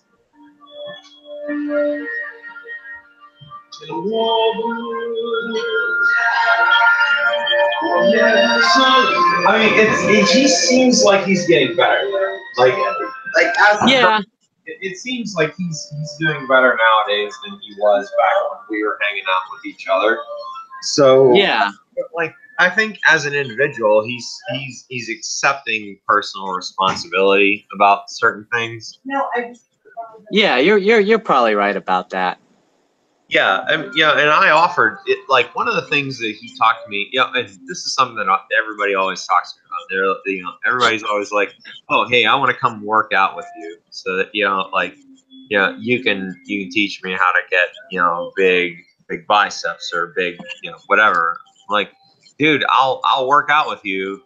You know, you don't know how bad I need you to come by and ask me to work out, because like I'm not self-motivated anymore. I'm motivated by other people. So, like if Josh came by 3 days a week at 5 o'clock, I would find the time to work out with him. I'd kick his ass in a workout. Like even if he was better at stuff than I am. I mean, I've spent so much time learning how to work out that I could craft a workout that could kick his ass, and Yeah. it would be something that would be good for both of us. And I would be so appreciative of the fact that he came over and just and asked me to do that for him, and I'd put the work in to design the workout. Well, yeah. I mean, he did accomplish the degree. Yeah, and there's no taking away from him that he can do it. But he's kind of lazy, and that's the like that's the thing. It like he's so smart, but he's lazy. Yeah. Yeah, he's really lazy, that's for sure. Yeah, that's and I was lazy too. There's no like there's no doubt in that. Like there's no reason that I shouldn't have graduated what you did, but well, I had emotional problems. That was my thing. Yeah. And yeah, I mean there's no reason he should have failed all that stuff that he did. Yeah, he failed stuff just because he didn't put the work in. I failed stuff because I mean, not that I obviously didn't put the work in, but I didn't put the work in because I was having emotional. Yeah. That's He didn't put the work in because he's an idiot. At least he was back then. Yeah, he did. Yeah. He wasn't struggling with an emotional conflict. He was just. But that's not to excuse either one of us, like at all. Yeah. I'm not sitting here saying like, oh, like like woe's me kind of deal. Like Yeah. I did what I had to do, and I suffered the consequences for for the things that I did, that I wasn't strong enough to overcome certain emotional aspects, so I had to fight a little bit harder because of that. Yeah. As soon as Josh gets tired of that job, he'll try to do something else. Yeah, and that's I hope things go good for him. And that, like, the other thing that I try to tell him is like, well, look at what your resume says, because it's not like, I mean, obviously the big negative is you were just working as a cook at Applebee's, where I was working as a project manager for my dad's company, which like I got to just like put on my resume. So like, how can you embellish your resume so that you're not lying, but you're worth more money? Because we talked. well, he's got a year of experience now. Yeah, and that's the other thing that I told him, because he was saying like, oh, I didn't know you were looking for a new job. I wasn't looking for a new job. I got a new job because I'm worth more money. Yeah. A couple weeks ago, Nick Kibler, out of the blue, he texted me, and he said, "Have you talked to Josh recently?" And I said, "No, why?" And my first thought was, oh man, something happened to him. Yeah, right. And he said, there's an opening at my company, and I just wanted to know if it would be good to recommend him for the position. He said, I'm not going to, if he's the same old Josh, I'm not going to put my neck on the line. Yeah, yeah. And I said, you know what? I can't tell you if he's changed that much or not. Yeah. I can't tell you either. Although, like from the limited experience that I've had with him recently, it seems like he's a much better Josh. It does. It does seem like he's doing better. And I was going to tell Nick that, but that's pretty detailed explanation to put in a text message, Yeah, and that's not the exact same thing as saying like, oh yeah, he's a totally different person, totally. Especially like because Kibbles, he's like he's kind of a goof off too, but when it comes to getting the work done, he's a serious businessman. He fucking, yeah, and he'll do the work and he'll play with you later. But he does the work first. Yeah. Yeah, he's a good person to be around, and I want to give Josh the benefit of the doubt. I think he's. I mean, we'll see. I gave him my address and told him come to me anytime after 5 o'clock every day because he works within like less than 20 minutes away from where I live.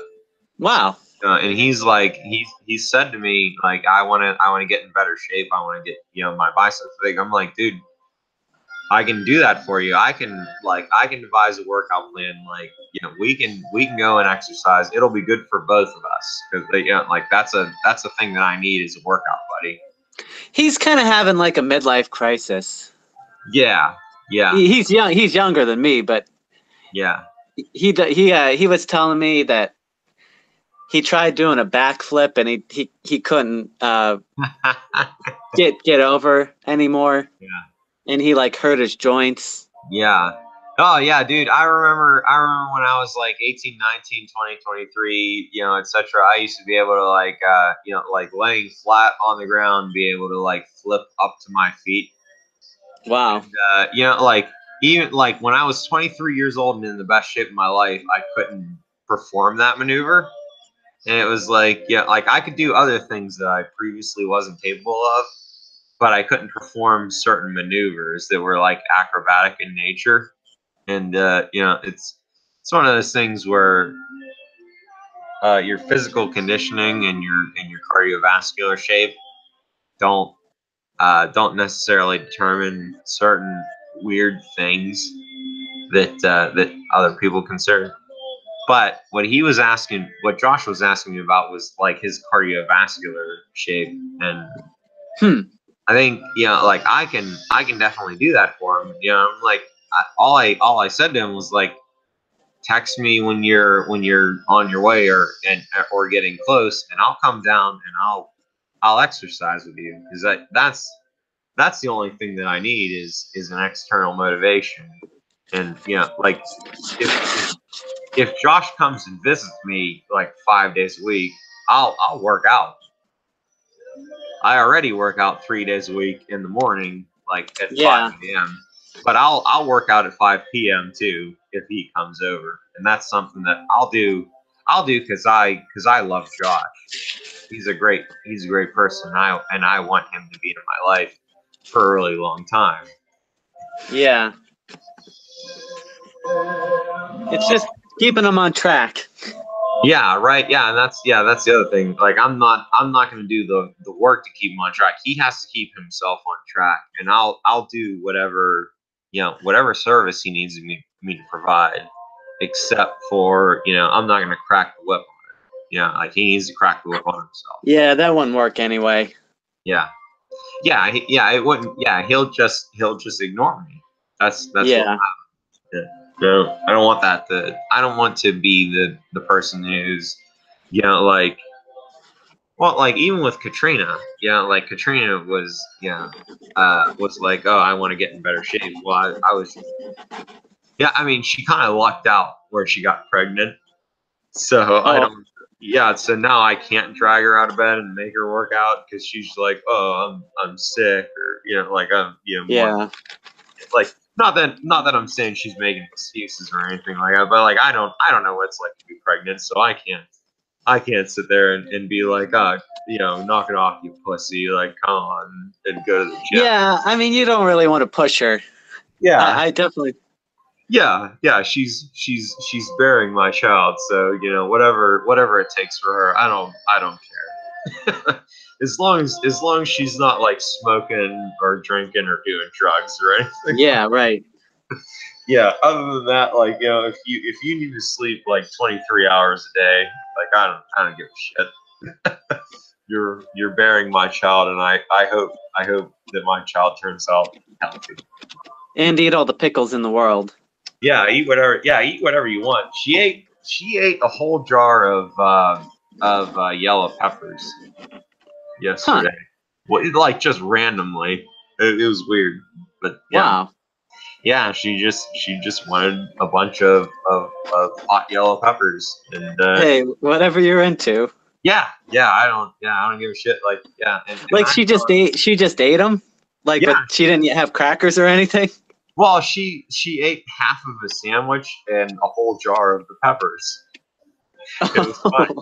Yeah, it was so funny. And she, yeah, yeah, Okay, yeah, whatever you're into. whatever you're into. Like, yeah, and but yeah, there was one time where she was like I was getting home from work or something, and she was like, well, she had told me that all that she could eat was ginger snap cookies, and she was just eating boxes of ginger snap cookies for the day. I don't I don't know what it's like to be pregnant, but I'm not going to sit around and tell you that like eating ginger snap cookies is not a good idea when you're pregnant. Like, Yeah, I have no idea. yeah, so I can't tell you that. she just, I mean, I guess I'm glad because the first time around she didn't have any of these symptoms, so I think the baby's gonna stick this time, and Yeah, good. like yeah, I'm just happy that you know like I think the baby's gonna be healthy, and you know what, like if like whatever Katrina wants, Katrina gets, like and it doesn't matter.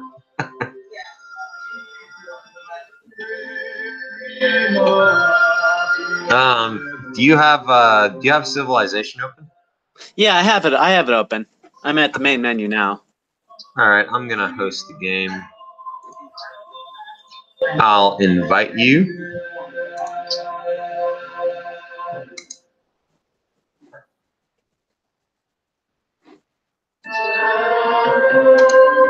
Is it a standard game? I don't know. You should be able to hit. Should be able to join me through Steam. Like, I think it's like control something. Control Yeah. Shift tab. Shift tab. Yeah, that's it. Yeah, you should be able to join my thing. Oh, okay, there you go. Okay, so just saying, you should, being new to this game, you should pick a champion. You should pick a, ah, shit. You didn't download any of the, I can be Alexander of Greece, Askia of Songhai, Augustus Caesar, Bismarck, Catherine, Darius I, Elizabeth, Gandhi, Genghis Khan, Harun al-Rashid,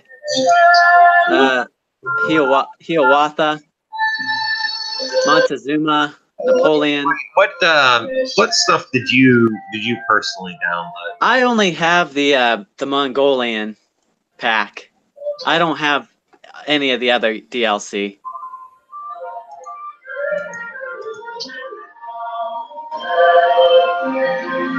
Okay, I need to turn off. So you only have DLC. I have the standard game plus the Mongolian pack. Okay. Well, deselect whatever you have selected. Yeah. I don't have anything selected right now. Shit, I need to go back and just go ahead and host Create a new game. Yeah, because I don't, for some reason, it wouldn't let me deselect some of the content. Huh.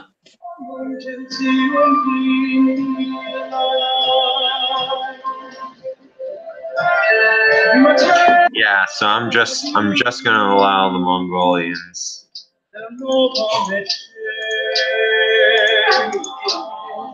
And then you're gonna re-invite me?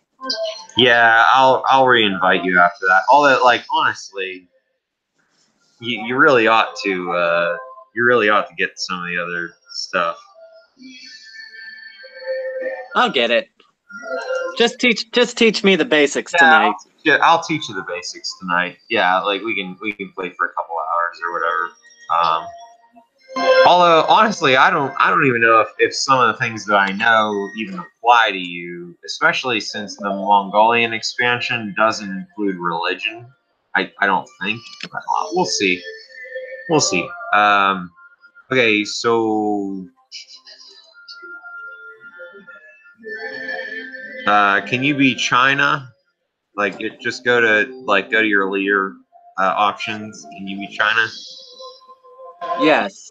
Okay, you can be Washington, Solomon, Rackham, Backham. I don't I know. could be I could be Wu Zation. Wu Zetian.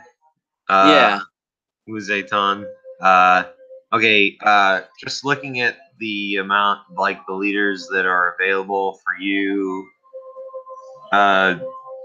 My favorite leader is Poland, which is obviously not an option.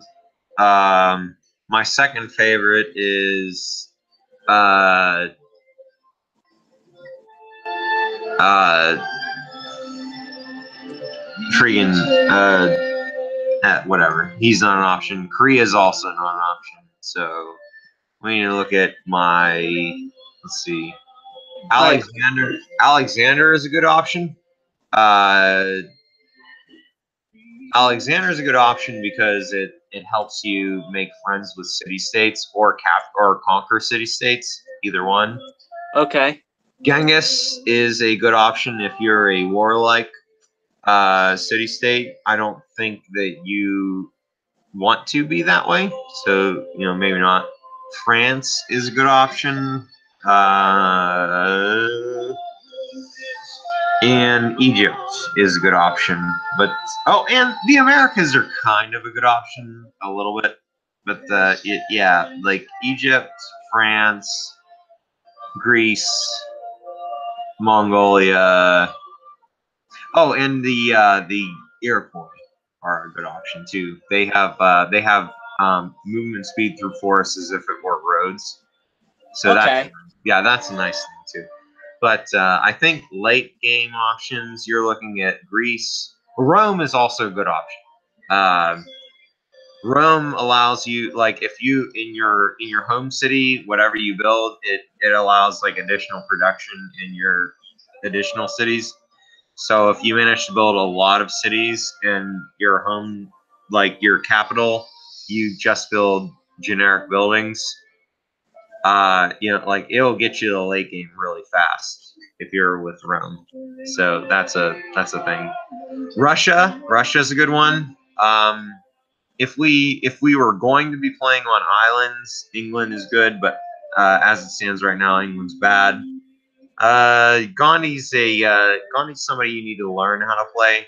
He can be good, but he's not good as a first timer. So, like, if I were to pick Gandhi, you ought to be afraid because I obviously know what I'm doing with Gandhi. But yeah, honestly, I think as a new person, you either ought to go with Alexander or Augustus Caesar. Those are your I'll two. go with Alexander. Yeah, I think and Katrina likes Alexander as well as an early game civ. I'm gonna go with what am I gonna go with? I'm gonna go with Egypt. I'll set the rest of our guys up with AI. Well, let me set the game options here. I'm gonna go with a small map. Game pace quick, ancient era. We're gonna go with hybrid, really old Earth, temperature. Alright, with temperate, rainfall normal, zero, blah, blah, blah, blah. We're not going to go time, but everything else is okay. We're going to go with allow policy saving, quick combat. Okay.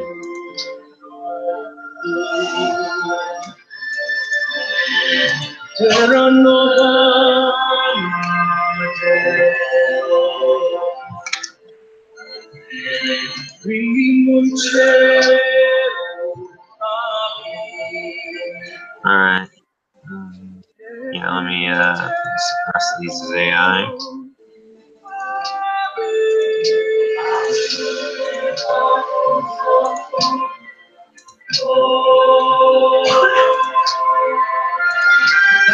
Okay.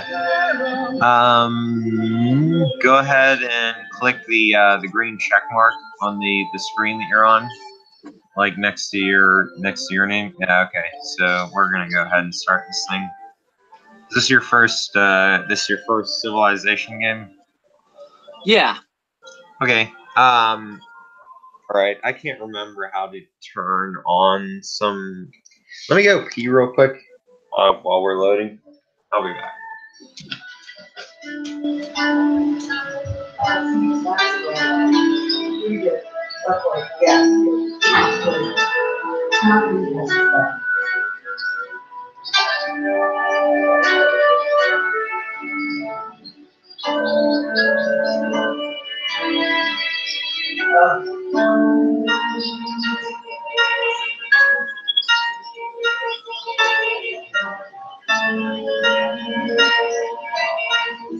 Oh yeah, those things are $40.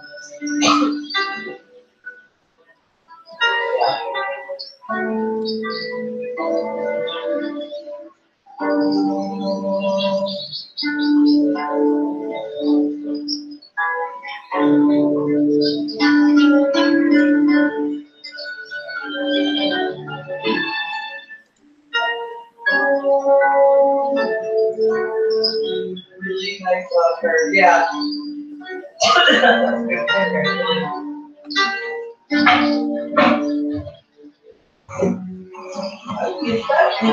$100 sounds like so. Hey, Jack. Yeah. So we're okay. Let me see a couple of things. I need to. I've played a little Civilization 6, so I know like the basics. Okay. Do you know how to turn on the hexagonal grid? I have the grid on and I have the resources on. Oh, so you can see what resources are. Yeah. Can you see what the tile yield is? I started on a flat tile with 1 apple, and I moved my settler over to a 1 tile over with 2 apples, a deer, and 1 production. Oh, okay. So you can. All right. So you can see the yield. Can you? Huh. This is interesting. I'm flat. There's some foliage. I'm right on the coast. It could be a lake or it could be going into the ocean. So you can. All right. Yeah. Okay. I see what you're saying. Okay. So you can, but you can. Like, so is there any like gold or silver or marble? There's gold in the adjacent tiles in the water. All right, and you can tell like it shows that for you. Yeah. Okay. All right. So you have all the right things just kind of set up. I mean, that's good. Does it? I mean, yeah. Okay. So you know how to play this game. I am being stupid right now. Just give me a sec.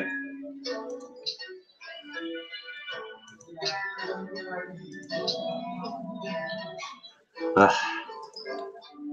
All right. I'm trying to think if. Oh yeah, this is actually a good place for me to spawn to. So did you find your first city? I didn't found it yet because I had to move. Okay. I started on just a shite tile. Okay. Yeah. All right. I mean, I guess whenever I discover you, I'll see you because I mean, it seems like you kind of know what's going on with this game. I'll recommend that the first thing you build is a scout, especially like I know you've played Civ 6, but this is a little bit of a different game. Yeah, there's really no reason for scouts in Civ 6. Yeah, in this game, scouts are pretty important. So yeah, I recommend that you. Yeah, Civ 6 is really different. I haven't played a game of Civ 5. But, I'm learning. I'll learn it. Huh. Yeah, you'll learn it. Well, this is interesting. I didn't, for some reason, I didn't realize that. Huh. Well, that's okay. All right. Yeah. Whatever. I like to go pottery first. Religion. Oh yeah, because religion's not a thing in this one. Ah, shit. Yeah, you don't have the expansion that makes religion a thing. So yeah, I guess yes, in this version maybe go for the wheel. I'm not sure. Oof. Once I found a city, we could talk through it. Yeah, yeah. Do your thing. Yeah, you're waiting on me at this point. Here we go. Found city.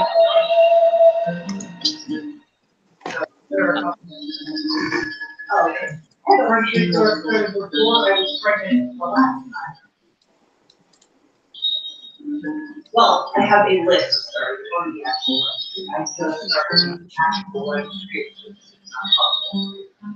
All right, so you think the scout is the best option for the first production? Yeah, definitely. Yeah, because he can explore ruins, and the ruins can give you all kind of stuff, including free technology or like 30 culture or something like that. Like it's yeah, the ruins are crazy good. So yeah, build a scout first. All right. Choose research. Okay. Research. Yeah, this is a weird thing. I usually go pottery first because I want to build a shrine, but since you don't have the expansion to build a shrine, pottery doesn't make sense. So I'm going animal husbandry, and then I'm going. Did you build your city on a river? It might be a lake, but it might be a coast for the ocean. Is it like if you hover over the tile, does it say river? Oh. Yeah. So mine says road, grassland, river. What does yours say whenever you hover over your city? When I hover over my city, it says road, tundra. Uh-huh. Okay, so you don't have. I got placed in just a shite area. Oh, that sucks. I'm sorry. It'll be fine. It'll be fine. Yeah, yeah, it might work out okay for you. And I don't want to burn all my moves. I don't want to, spend 5 turns getting to a better place to found a city. Well, I guess otherwise, I think animal husbandry is still fine for you. Yeah, I think that's probably the first. Well, do you think maybe I should go to? Well, I'm next to a lake, so I don't really need sailing yet. Well, sailing's only important if you're on the ocean, not a lake. Yeah, I'll go with.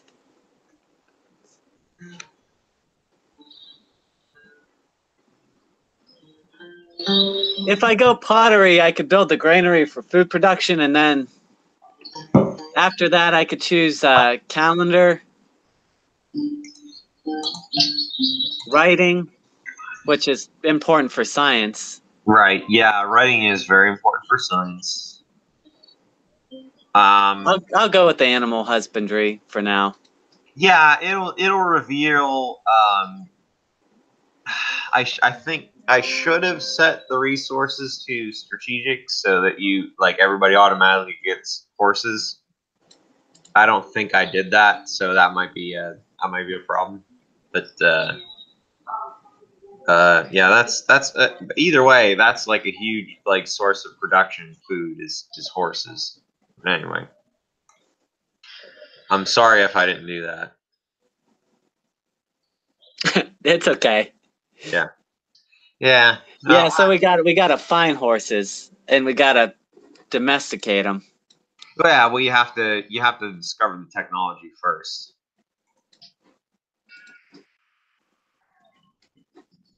What did I get in that? Okay.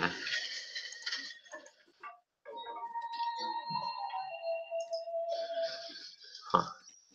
All right. Well, I'm gonna. Huh. Weird.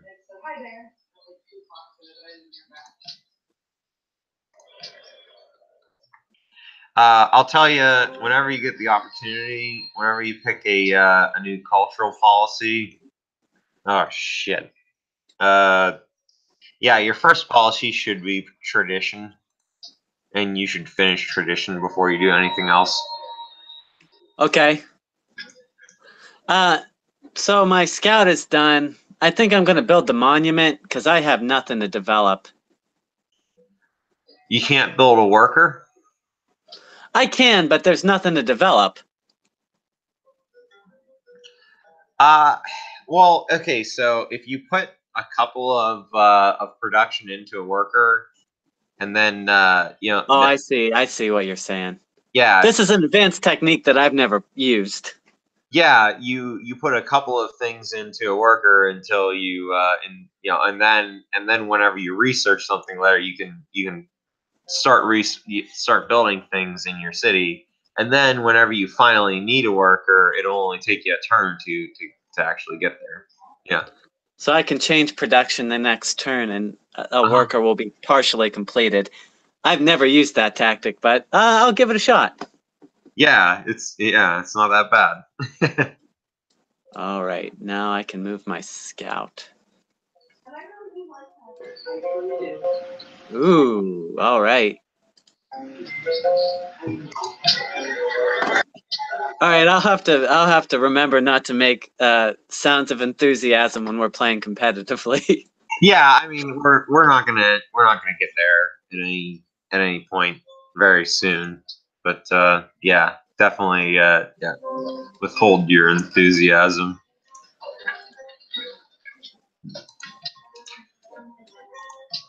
Now, right now, I'm using my warrior to explore. That's kind of a tactic from Civ 6. Is that a good? Yeah, that's fine. Just don't let him get too far away. You know, like if he's within basically like if he can't get back to your home base within 12 turns, you've gone too far. Okay. I found some barbarians. Well, we have it on click, so that's a little bit different. But, yeah. Yeah, I guess it kind of depends. You know, like my current home city is surrounded by mountains, so I'm okay with sending my warriors really far out because what's going to threaten me. I just like it all depends on what you see around you. Like if you're like landlocked and you have no idea what's going on, then yeah, don't send your warrior too far because the barbarians are probably going to get you. Yeah, I've got barbarians to the north and to the south. Should I engage the ones that are closest to my warrior, or should I backtrack? Uh, you have a limited number of turns to grab the ruins, so I think for the next 5 turns you explore as much as you can. And if if you don't find enough ruins by the end of that period of time, then you bring your warriors back to defend.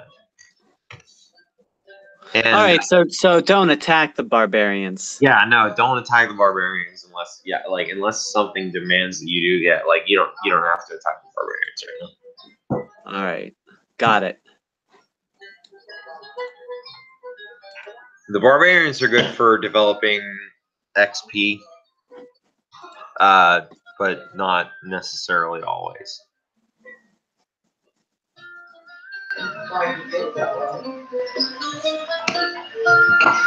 I hope I'm not super far away from you, so I can find your area and see what the hell's going on. But it looks like I'm going to be at the south, south, no, the southwest end of the continent.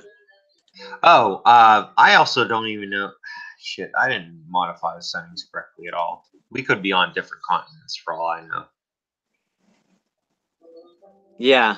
I like to go Pangea with new people, just so you know. That's a single continent? Yeah.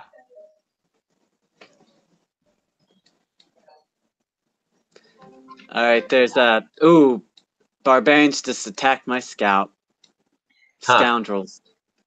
Yeah, fucking assholes. Well, I'll tell you what, you're obviously familiar with how to play Civ because you're making moves way faster than Katrina does. Well, I played Civilization 6. Yeah. Yeah. Yeah, and honestly, this may seem a little bit like stupid and backwards to you by comparison, but Not really. I've heard they're different games. I haven't played enough of each to know how they're different. yeah, yeah. I mean, yeah, Civ 6 is just a different game. You know, it's not like it's better or worse. It just is different. With such a barbarian presence around me, I better make another warrior. Warriors are pretty much the most garbage unit you can make. Like I wouldn't do that. Wait until you can make archers. So the best units you can make, I'm gonna tell you, are archers. Oh, this thing doesn't even have crossbowmen. This is funny. Okay, so archers and then cross. No. This thing doesn't have composite bowmen, but you need crossbowmen. So if Okay. you're going to make fighting units, make archers or research machinery to make crossbowmen. Those are the things that you really want. Civil service is also a good thing to research so you can have pikemen. Pikemen are the most cost effective ground unit. Okay. Yeah. So yeah, definitely don't make warriors. That's a stupid thing to make. Did you find Stockholm yet? No, I don't have anything going on with Stockholm.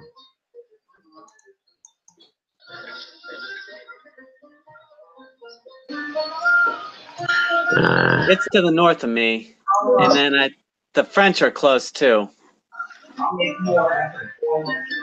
So you found France. I didn't find them yet, but their warriors were on my borders. So France and Sweden are somewhere near you. Okay. Oh, I guess that's good to know. Sweden is is it a city state or is it a player? I can't remember. I know in the if you had all the expansions, I could say confidently that's a player, but I don't know. I think it's just a city state at this point. Yeah, I think it might just be a city state. Yeah, France is definitely a player though, for sure. Hanoi.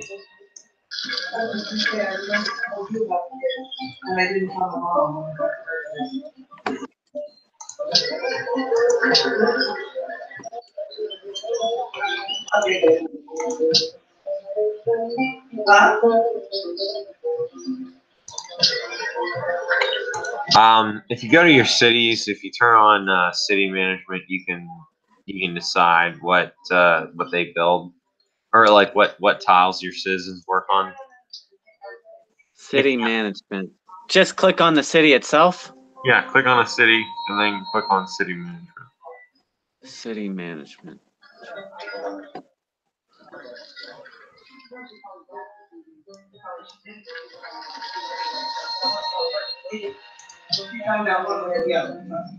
Mount Fuji. Yeah, you might be on a totally different continent, and I might be on a continent by myself, for all I can tell.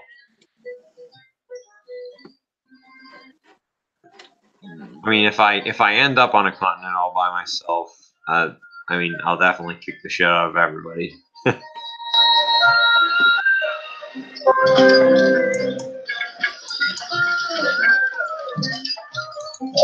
Discovered mining.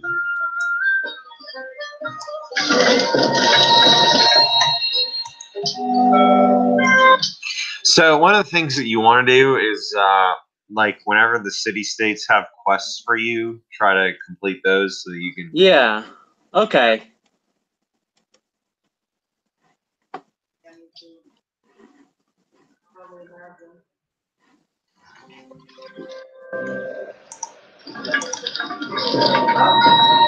Yeah, you seem to know what the hell you're doing. What?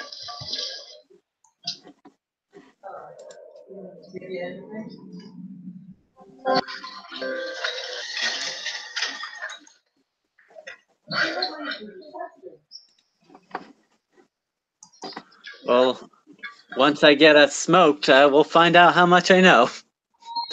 Once you get a what? Once I get smoked, we'll find out how much I know. Get smoked? All right, now I can choose a policy. I always go with tradition.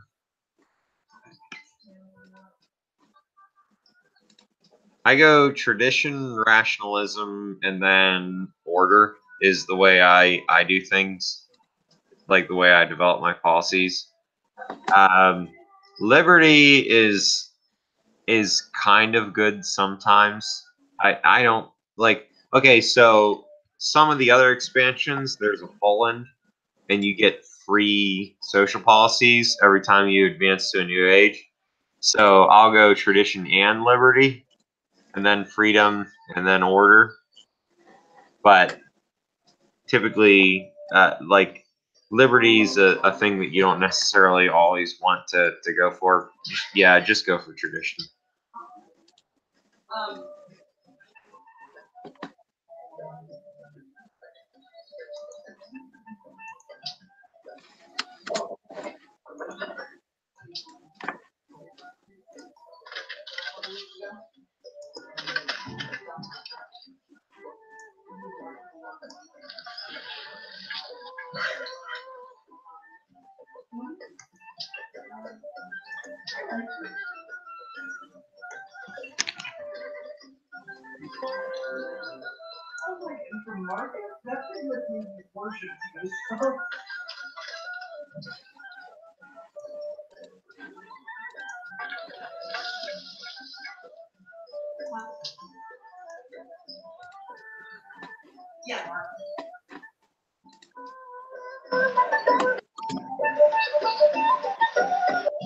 Yeah.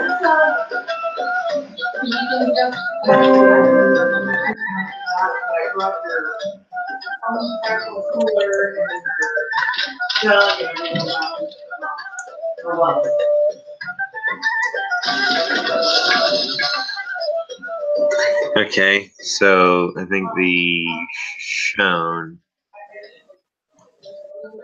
Oh no, the Aztecs are just north of me. This is great.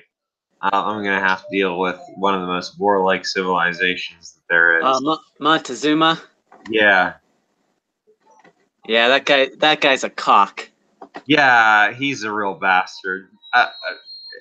Fortunately he's north enough of me that I think I can get 3 or 4. Okay, so one of the things is, especially if you're going tradition, you need to spread your cities out and don't build more than 4 unless you have a really good reason to.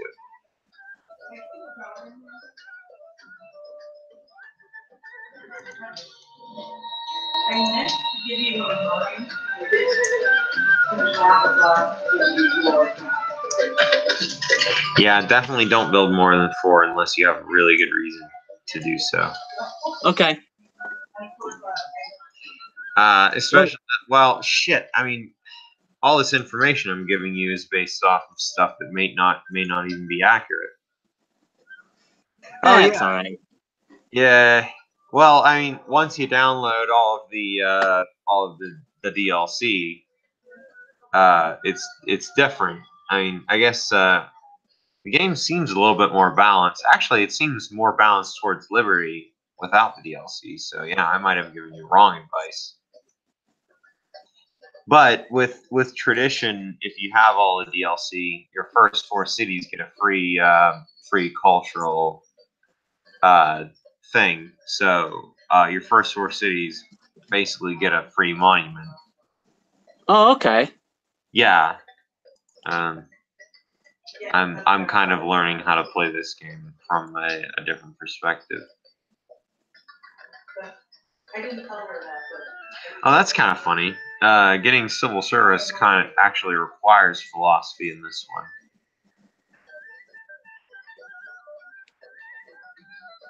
This is weird. Okay.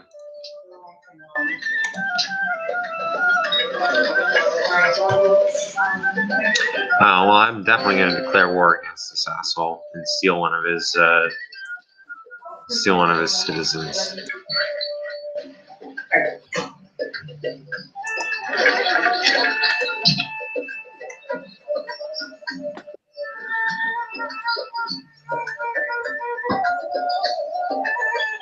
Oh man.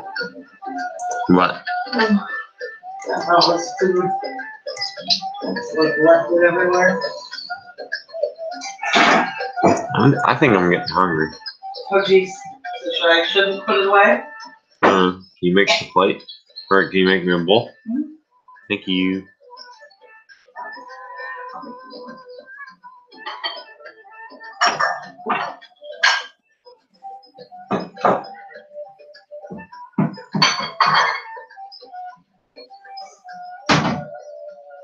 So you go legalism?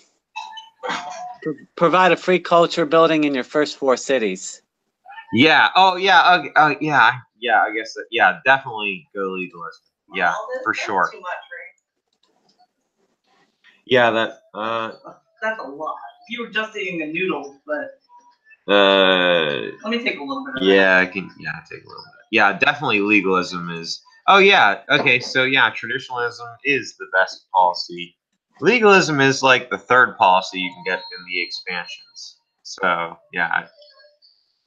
Yeah. Definitely do that. Yeah, free culture building is a super good thing. I'm gonna steal the fuck out of this work. Declare war on Montezuma. Fuck yes, he doesn't have. I found a ruin that gave my worker spears, so that's Wow. yeah, that's kind of fun when you get stuff like that.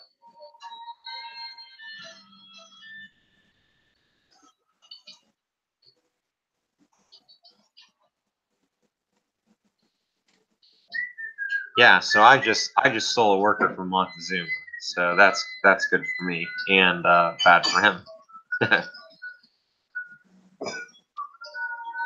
And I hope to make peace with him at some point pretty soon.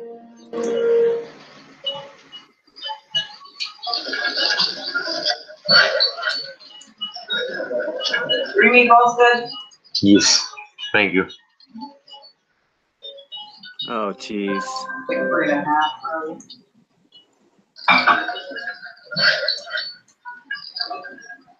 Fucking barbarians. What are you OGs about? Barbarians are right on my border. Yeah. Is it your first city? Oh my And god. they just took my worker. Wow. Well, you have problems.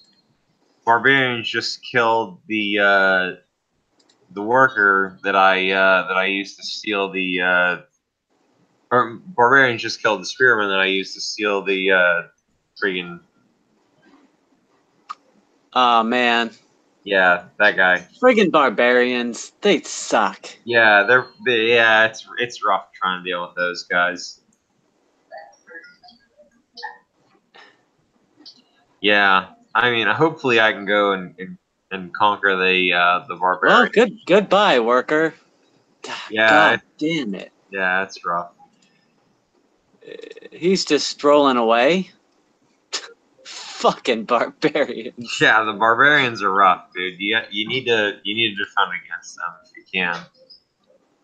Oh, I lost my scalp too. Wow, Jesus, these barbarians.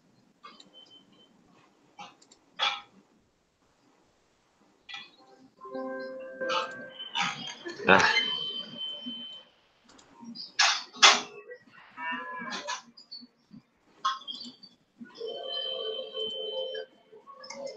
All right.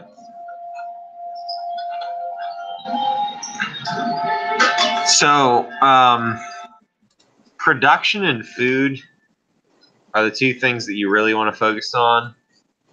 Keep your I know gold looks like a nice thing to have, but keep your gold just so that it's fairly positive, at least in the early game. Happiness, you should obviously try to focus on keeping that in positive, but keep the in your city management, make sure that you're working on food and production as much as you can. Those are Okay. those are the things that you absolutely need to have. Oh, that's funny. There's a war chariot.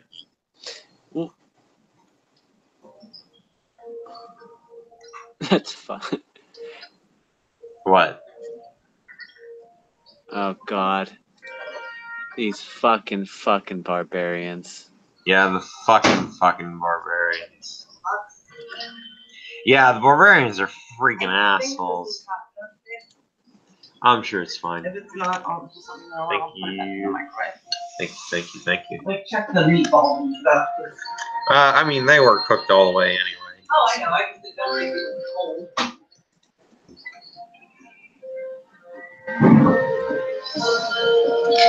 Oh, hey, I need to make peace with this fucking guy. Yeah. I stole Montezuma's worker and I didn't even get the. Okay. Yeah, that's the thing. Okay, well. Fucking idiot. Alright, I guess I'll just have to kill your workers or whatever. Whatever. Now I'm just at war with Montezuma. So that's. Oh jeez. I deserve it. It's my fault. But I didn't get anything out of it. So, because I did the wrong thing. But, also the barbarians.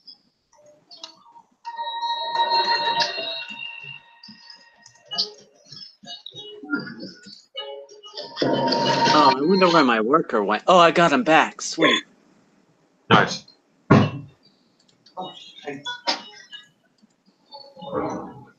Oh, good. Did you want Parmesan? I forgot. No, I'm okay. Thank you. Good. Yeah, now the Aztecs are going to be fucking up my territory, and the barbarians, instead of fucking up the Aztecs, are just going to fuck up my shit. That's great.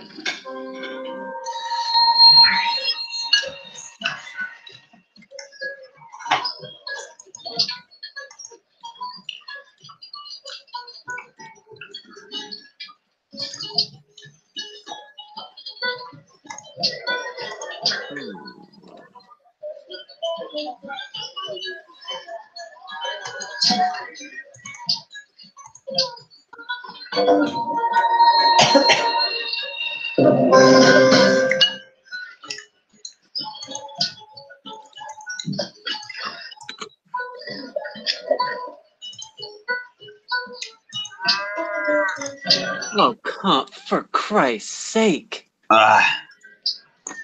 What's up? You're having problems with barbarians? Another barbarian. Yeah, it's a rough deal, dude.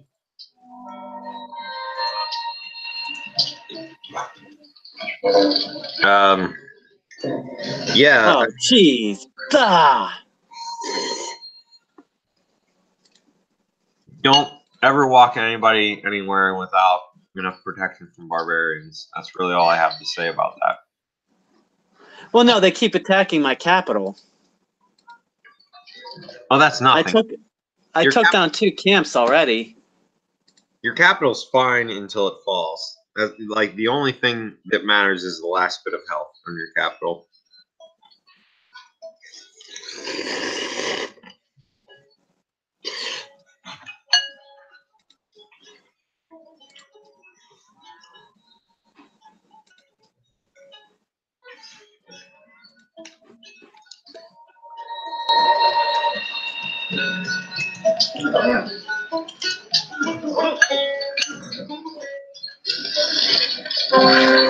You motherfucking barbarians. Yeah, they're fucking assholes, dude.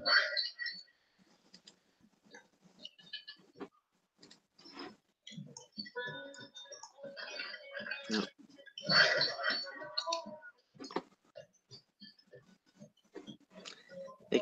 They keep messing up my production. Yeah, they're bastards. Like, that's what they do. You need to. Okay, so you need to research something that lets you build archers so you can start fucking up.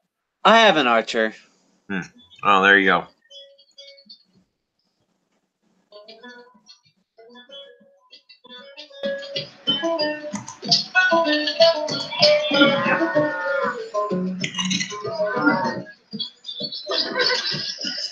Ah.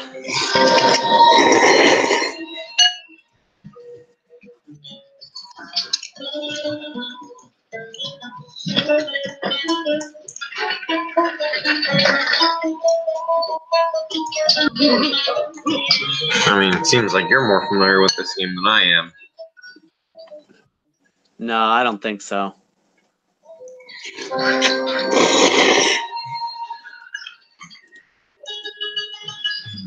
Well, I've been taking my time just to let you get the hang of things, but yeah, you seem to be figuring it out. They're just escaping me with my worker. The fucking assholes. Yeah, they're fucking bastards, aren't they?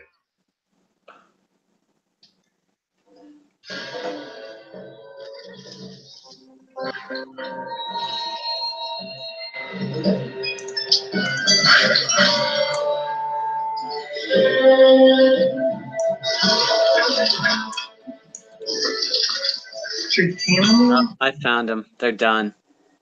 Nice. Kick their ass.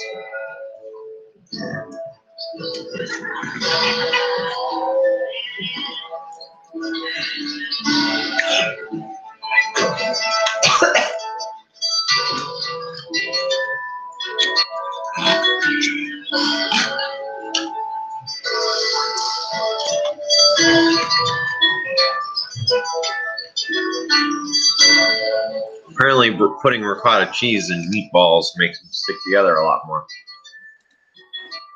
Huh. I learned that today.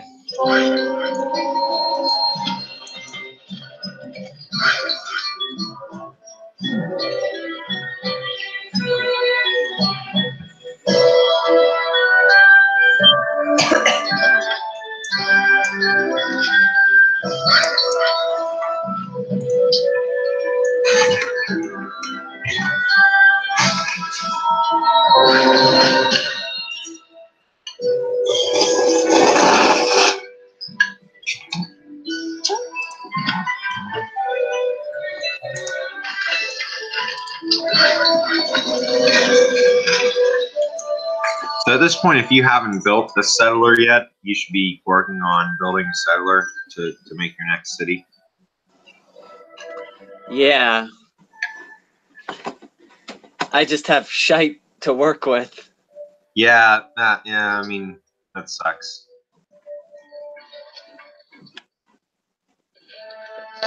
Yeah, you're having problems with barbarians, which is, you know, like, And I'm on the friggin' tundra.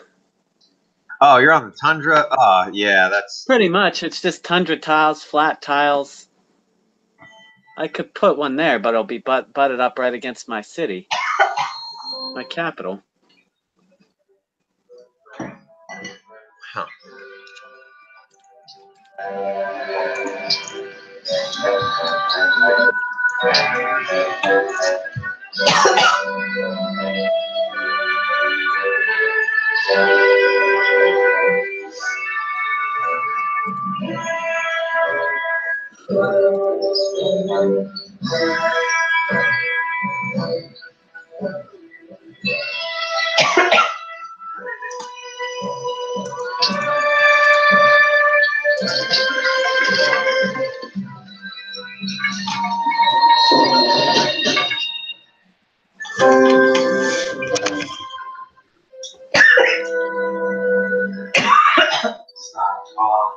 Wish I could. Knock it off.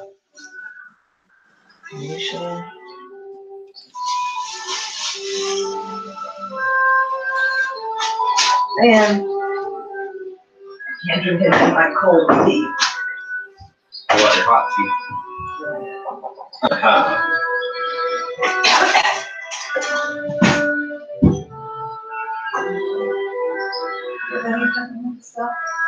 don't think so. It seems like peppermint's kind of hard to find.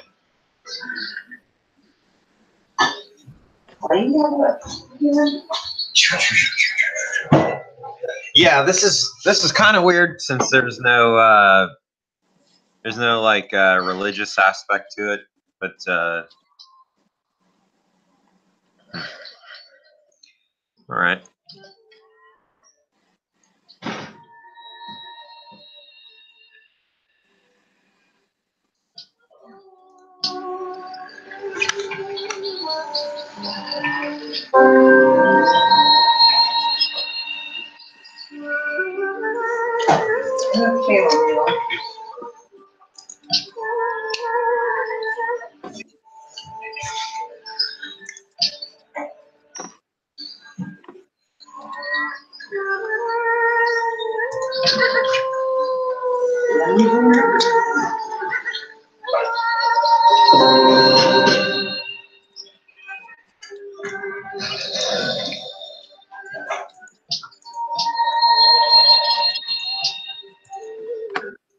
Fucking barbarians.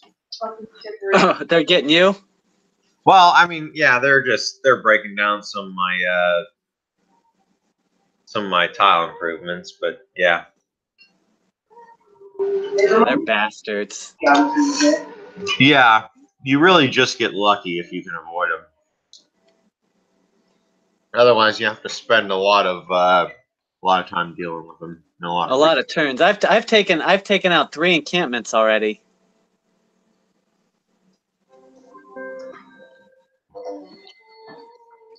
I can't have anything. What? What, baby? I can't have like really anything. Unless it's like some fruit herbal tea, and that's it. I can't have chamomile. I can't have my lemon zinger. That's pretty wild that you can't have chamomile. Like, you know, any kind of sleeping tea or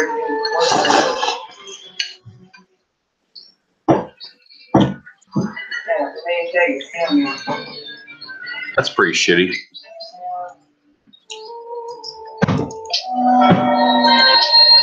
So pretty much I can have decaf like black tea or like a fruit tea.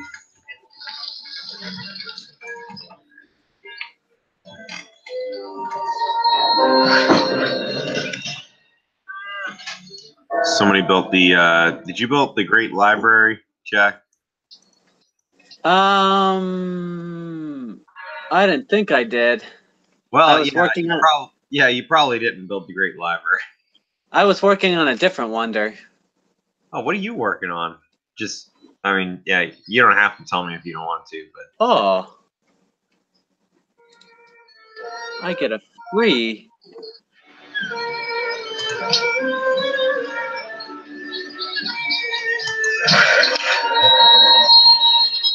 Wow. What'd you do? I don't know if it was because I finished a wonder, but I got to pick a free research. Technology? Oh yeah, you were the one who completed the Great Library.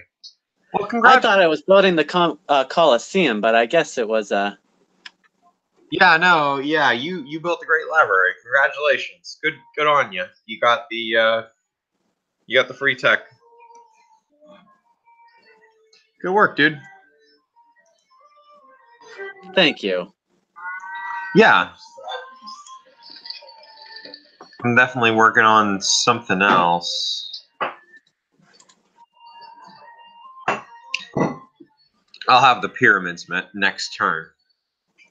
Because, I'm Egypt, so might as well, right? Oh, Oh, were you shit. going to try to build that? Well, that's going to be a wasted turn. Well, you get gold for whatever production you put into it.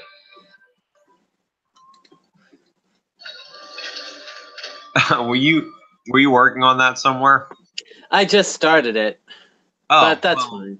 all right. Yeah, well, that's not too bad then. Okay, can I make peace with you, dickhead? Like I know I stole your guy, but can we just make peace? I want to make this work. Oh man. Enjoy. Shit. Okay, what about?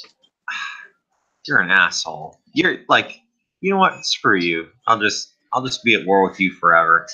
I've had games where I've been at war with civilizations for thousands of years, and they just like don't want to make peace because they're idiots. Even though like every time we battle each other, they lose horribly. Yeah.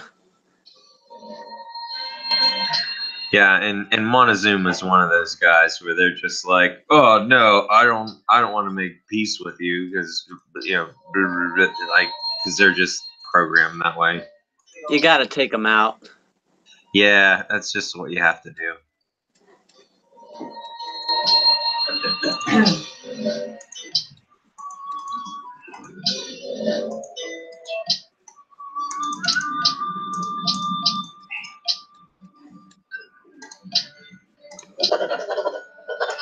Yeah.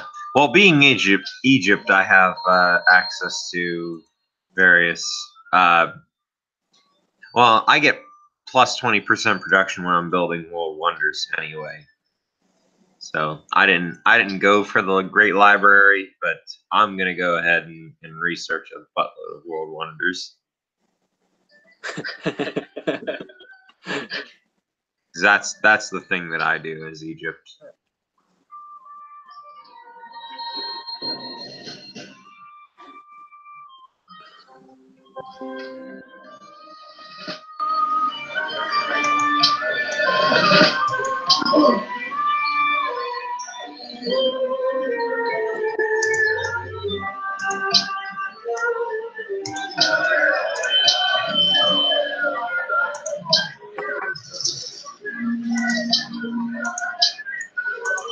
Yeah, I'm just gonna go ahead and make peace with the Aztecs. We can make war later, but I don't need them doing nonsense to me. Fuck it.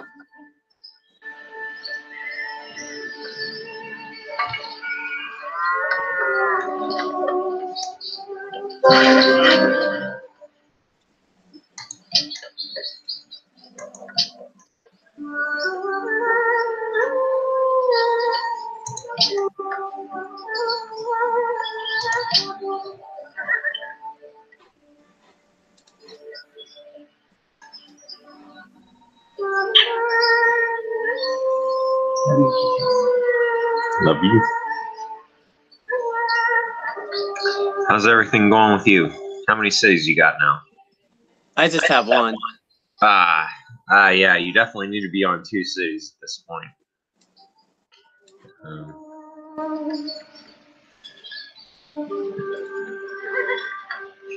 Yeah, we almost should have done it so that we were on the same teams, that I could see what the hell was going on with you. But then you wouldn't have learned how to. I don't know. It seems like you know what the hell's going on. There's just nothing to build a city. Like, there's no production tiles anywhere. That's fucked.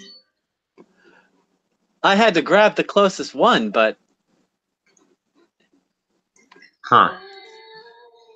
I'll tell you what, like if me and you and Katrina are playing a game together and you tell me that you're in a place like that, like we can reset and try it again. it's good. I can always wage war and capture cities. Yeah, I mean that's an option if you're doing okay, but you're doing worse than pretty much everybody else. Well, you sweep in swiftly and decisively, and you snag it. You just snag the city. Yeah, that's. Oh, okay. Like, I'm not saying I'm doing it, but you research the siege weapon and you take out the nearest thing by you. The siege weapons aren't necessarily great in this one. Oh, you need them. You need them in Civ 6. Yeah, I'm sure it's balanced differently. I'm telling you from a balance perspective, what you do is you build pikemen and crossbowmen on this one until you manage to get the artillery. And then when you get artillery, you do that. But if you go the thing is getting artillery kind of like it sacrifices science to a certain degree. And like probably what you want to do is get shit. The technology tree is so different in this one than what I'm used to. Let me look at it for a sec. Definitely go. Shit, scientific theory also comes with coal, which is weird as fuck to me. Okay, and also scientific theory is so far away from astronomy. Weird. Okay. Well, bum rush education. Go education, scientific theory, and then like that's what I'm basically clicking on is education, scientific theory. Then I go radio, ecology, satellites is how I do my research. Okay. And some like the other stuff, like if you have to, the stuff on the bottom is if you have to fight anybody, you research that. But if you can manage to get by without fighting anybody, don't even bother. But if you get education, astronomy, and scientific theory, you'll be able to get all the bottom stuff, and you'll be able to get dynamite and and have artillery in order to crush your opponents. Okay. But this game is a little different. It is a little bit different. Yeah. I'll be good the second game we play. Yeah. I'll probably lose this one, but yeah, that's fine. I mean, I expected that. Yeah, it is what it is.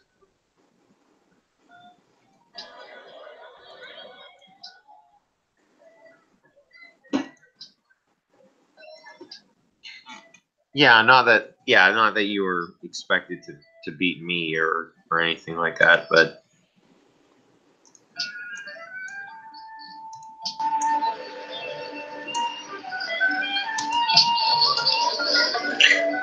okay. Well, cool.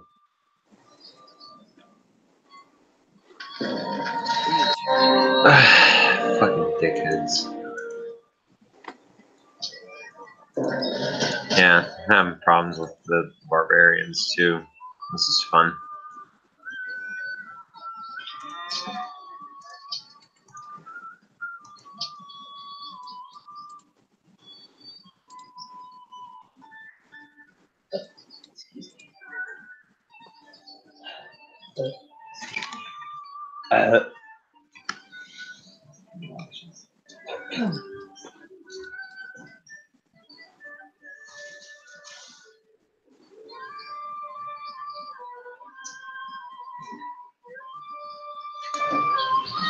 So in Civ 6, do they have religions and stuff like that? Yeah.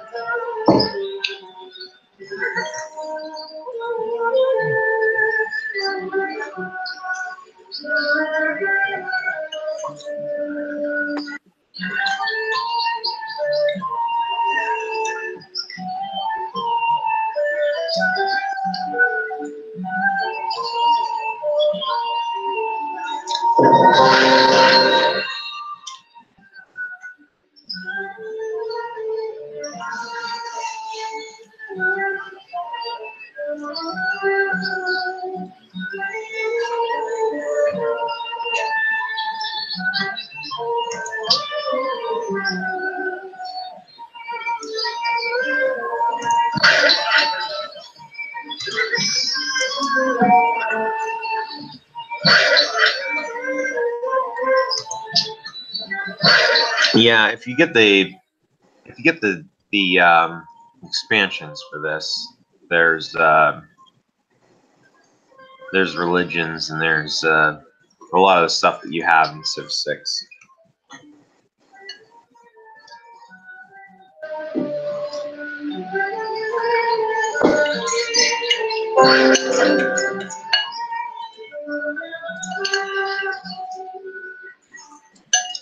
Ah, who's that? Okay.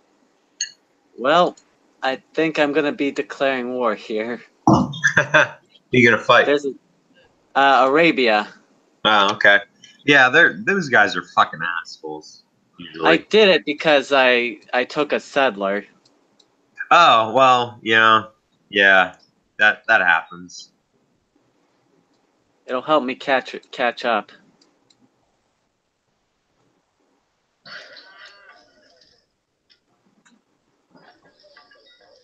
Yeah, I mean, you definitely need to do that, especially if they're your near neighbors. You might as well start taking their stuff. What I do to my neighbors. Yeah, you just take their stuff until they can stop you from doing so. Actually, that settler converted into a worker. Oh yeah, so yeah, you can't take other people's settlers and make them your own settlers. Oh, yeah, you can do that in Civ 6. Oh wow, well that sounds neat. Yeah, Sorry. yeah. If you see a settler wandering around, you can take him. It starts war, but you don't have to raise a settler. Huh. Yeah, no. Yeah, it's different in this game. Sorry. All right, well, I'm at war with Arabia Well, just I mean, to gain a worker. but you stop them from settling a city, which is like, okay, so if you think about it this way, you just took away like 12 turns of production from them. So Nice. that's good. Just go ahead and like make that worker a slave of yours. Who the hell cares?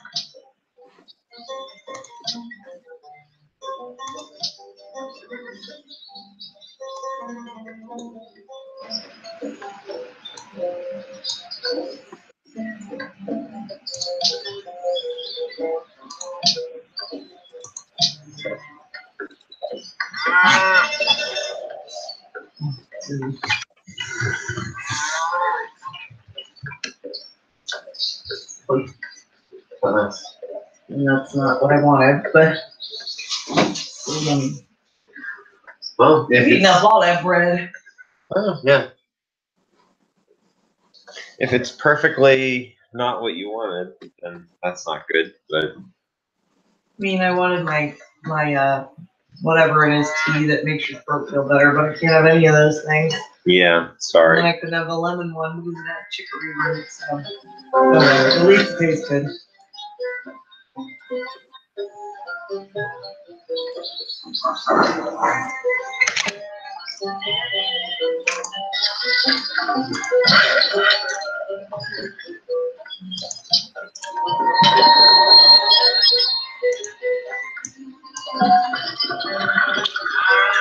Huh. Capture a civilian belonging to. Yeah, no, I'm gonna take it. It's my civilian now. Yeah, I clear a barbarian encampment and it had a worker in it, so I took it.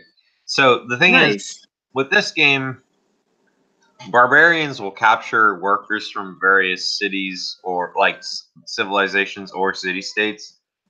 But if you return them, it'll get you a lot of influence with that city state.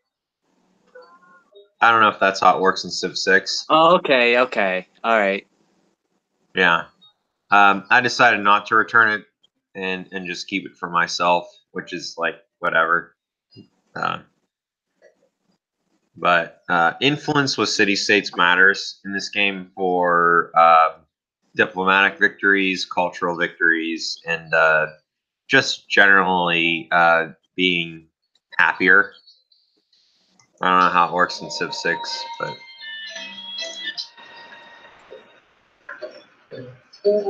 yeah. I'm definitely at the southern end of an entire continent at the very least. Okay, I might be west of you. Do you do you know where Montezuma is? Have you found it? No. Well, when you find you're gonna have to find Montezuma in order to find me.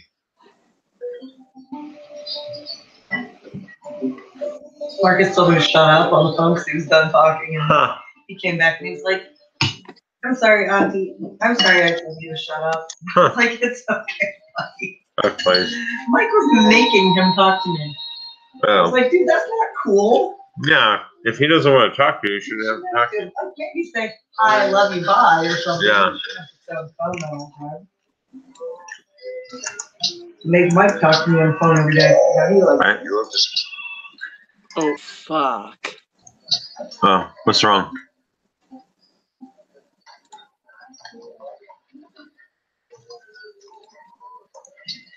What's wrong, dude? What's up? I accidentally moved my scout when I didn't mean to. Ah, that's rough. I lost my skull a long time ago. Barbarians killed him.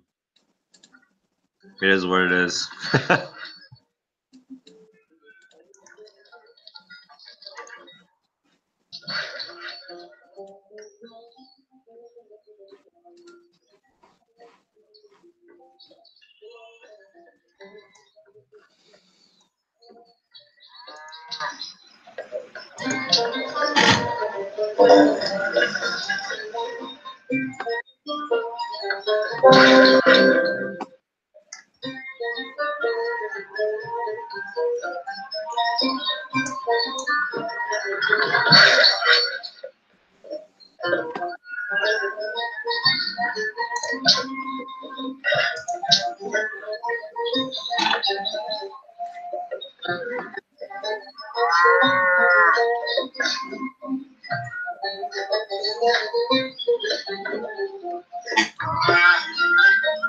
Wow, the new expansions. The expansions on this game make the game last fucking forever.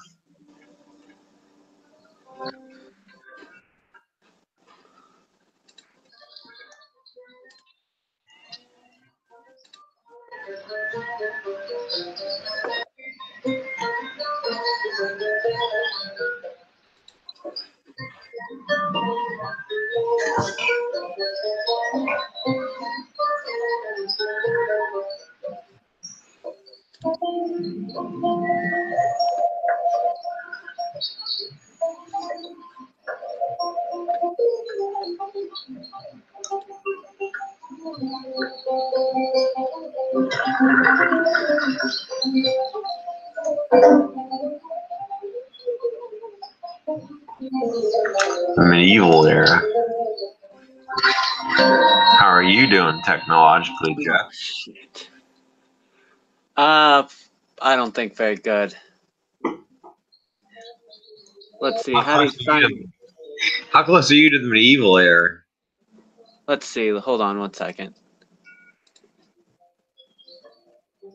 I think I've researched stuff in the medieval era. Oh, so yeah, you're in the medieval era. How far away from you from like education or chivalry or like anything on that level are you? I'm one away from education and chivalry. Okay, all right, yeah, so you're doing good. For some reason, like score-wise, you're not doing so good. Oh, that's all going to change soon. I'm sure it is. Good luck to you.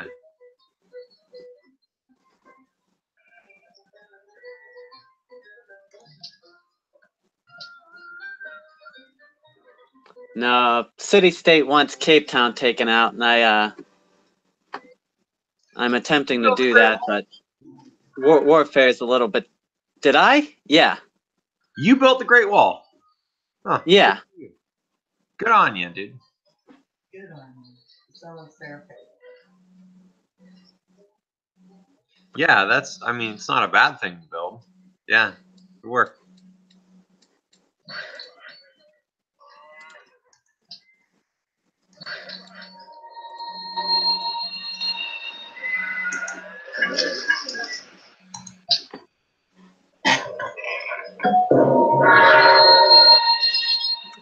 Edinburgh.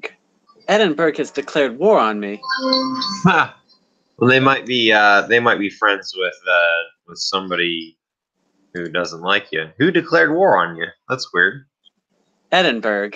No. Who's this? Who's the actual civilization that you're at war with? I'm at war with the city state. Okay, you can make peace with them at any point in time. It's not a big deal. Like you just click on it and make peace. Like you can steal their worker and then in the same turn make peace. Well, I'm gonna take them out because it's a mission. Oh well, I mean, yeah, I guess that's what you want to do.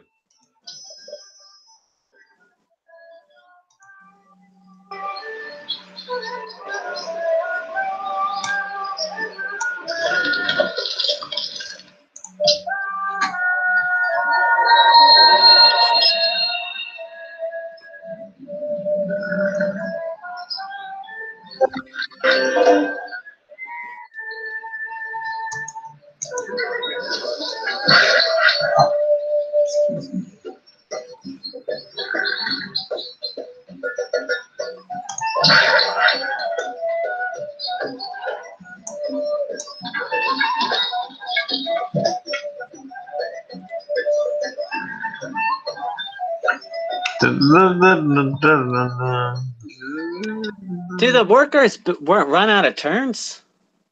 What do you mean?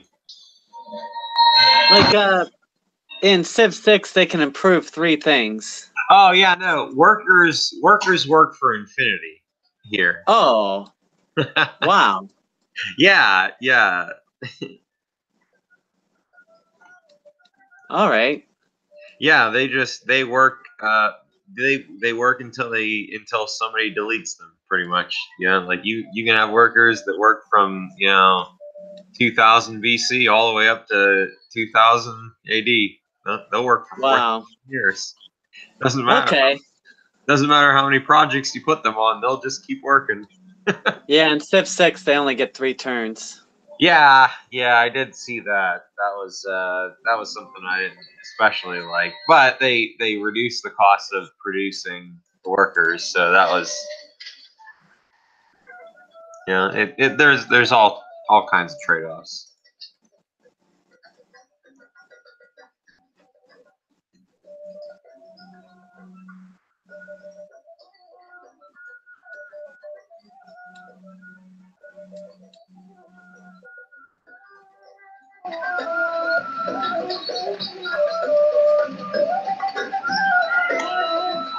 All right. Well, I know that now.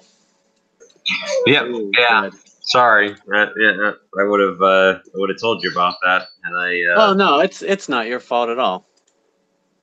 Yeah. Well, I mean, you've been doing so good so far, so I didn't think to advise you about anything.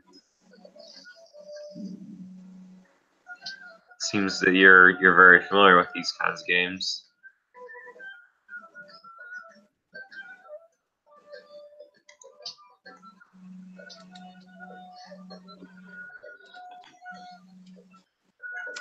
Well, not really.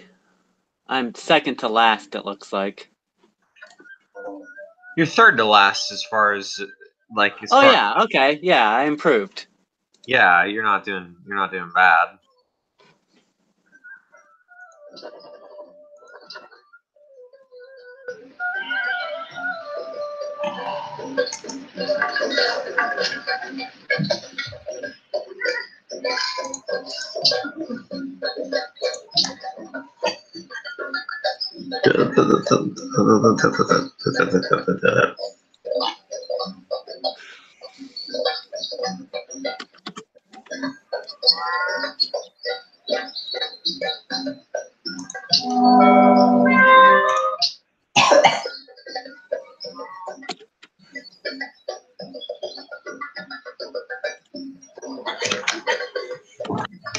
This thing says we should create a pretty baby bucket list.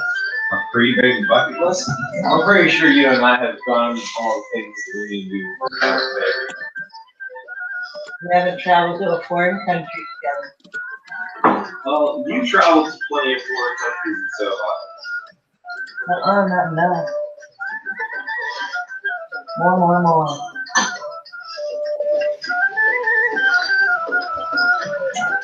What?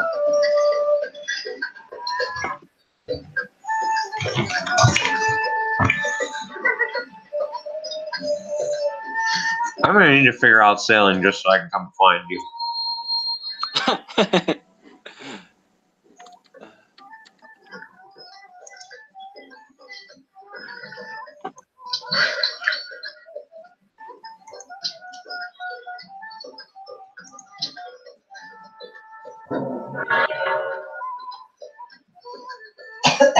You build Stonehenge? No, I did not. Ah, okay. Well, you've been doing pretty good so far, building all the other wonders that I didn't build. I have the Great Wall and I guess the library. The library was a good one. That was good on you for building that. I usually don't build it because I just assume somebody else is going to build it faster.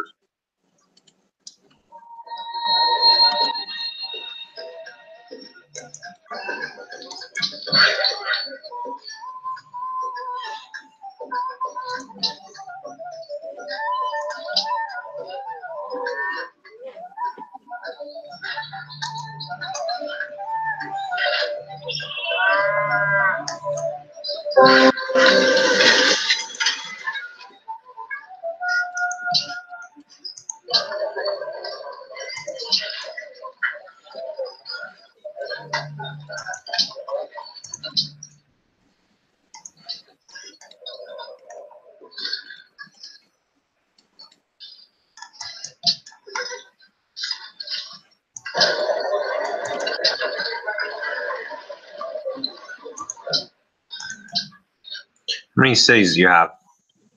I just have one. Working on 2. Huh. Yeah, you should be like I'm looking at this right now and thinking like I'm having a slow start and next turn I'll have my third settler and be I'll have my third city within 3 turns. Well, if you saw the situation I was in, maybe you'd be a little more understanding. Yeah, no, I'm definitely sympathetic, especially if you're just sat there around tundra and having to fight somebody the whole time. I understand how that can be a real awful situation. I'm just giving you fair warning that the game could be over. I mean, well, I guess I'd have to conquer you in order for the game to be over. But the game could be in very dire straits for you before you know it. That's all right.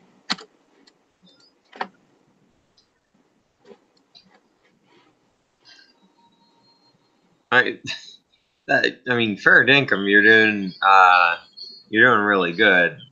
You've obviously played Civilization before. Katrina takes 1,000 years to take a single turn. That's funny. Oh. I mean, Better. Jack has obviously invested a lot of hours into playing Civilization. It could turn out that he doesn't know what the fuck he's doing. He's just making random decisions. Just rapid turns, yeah. Yeah, Which may be the case. Which may be the case.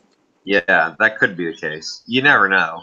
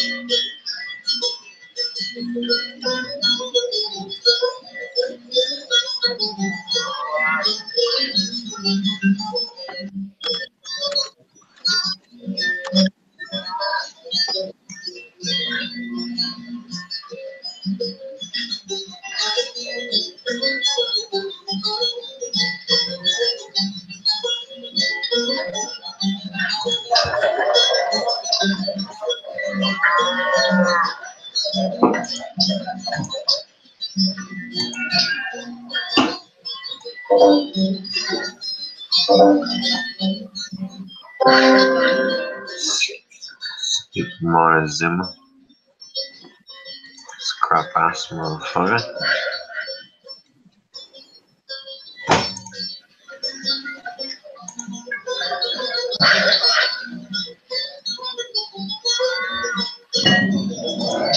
Huh. That's odd.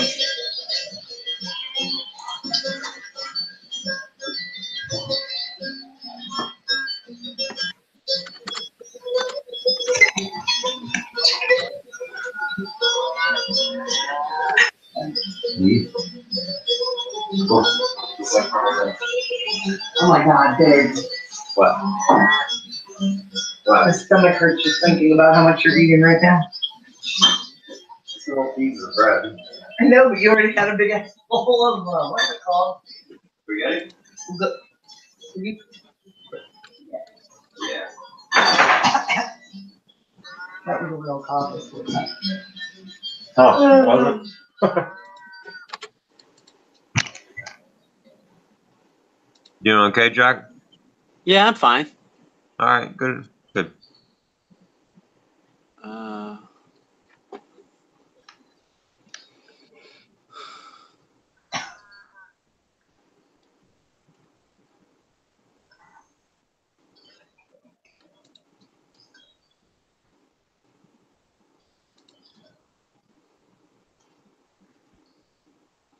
So far, you like Civ 6 or Civ 5 better? I gotta learn this one. Yeah, it takes a while to learn things. Yeah. I mean, I'm totally biased because I learned this one and then I just didn't have the I didn't have it in me. Like I tried to play Civ 6, but it felt so different. I appreciate you taking the effort to try to learn this one. Yeah, I'll learn it. There's some things that are different for sure, like the unlimited ability of the workers. The settler incident I encountered earlier. Mm-hmm. I'll get it. Second game, I'll be great.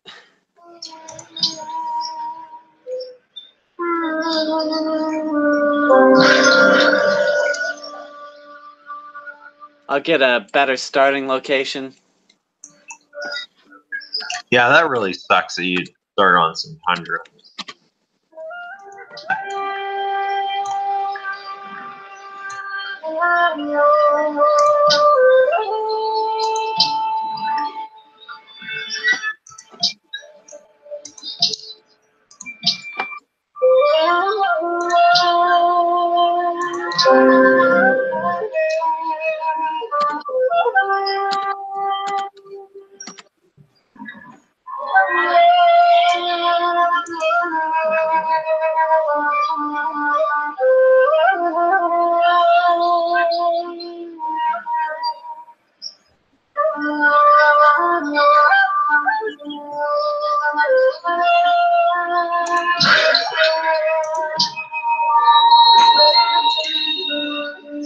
I mean, if you intend to get a lot of the DLC, I wouldn't get too used to a lot of this stuff because it doesn't. apply. Okay. Yeah, a lot of the things don't apply with like in the expansions. It's kind of weird like that. But if you, it kind of reminds me of when I was when I was in high school.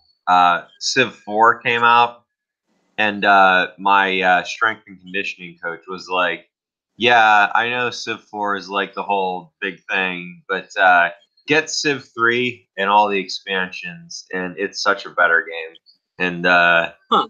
so I did that, and I played Civ 3 with my strength and conditioning coach, like back in 2008 or something like that. And like, Nice. yeah. So this, I just saying because it kind of reminds me of that. Yeah. Because I'm your strength and conditioning coach. Nice. Oh, God damn it! What do I need to get rationalism?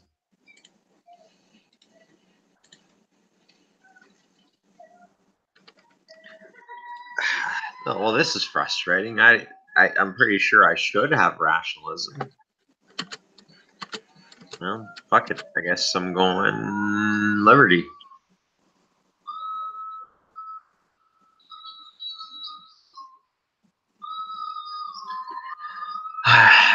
Shit, I need to think about this.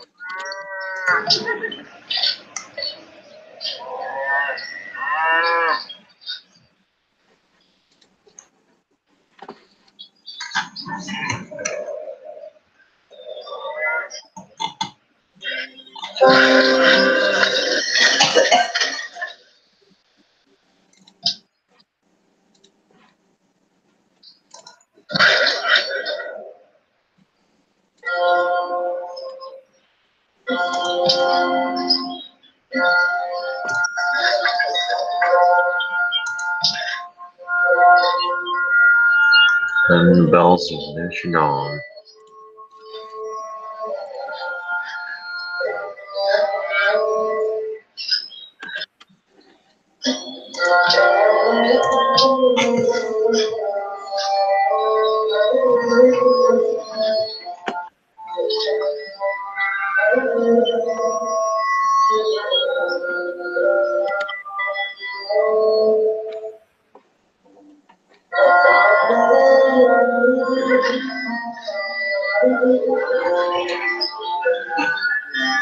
So at this point, I'm on my expansion phase.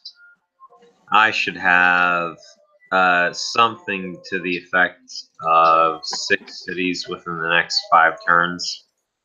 Wow. Yeah, That's well, cool. I have two right now, but I should have I'm building a bunch of settlers, and it's going to cost me a lot of gold per turn and an awful lot of happiness. But it's it's the expansion phase where not like, and it's also I'm lucky because the nearest civilization is a warlike one, but I'm separated from them by a bunch of city states. So like you have the problem where you have a bunch of stupid city states. that are being jerks to you. Yeah, yeah. That's a great way of explaining it.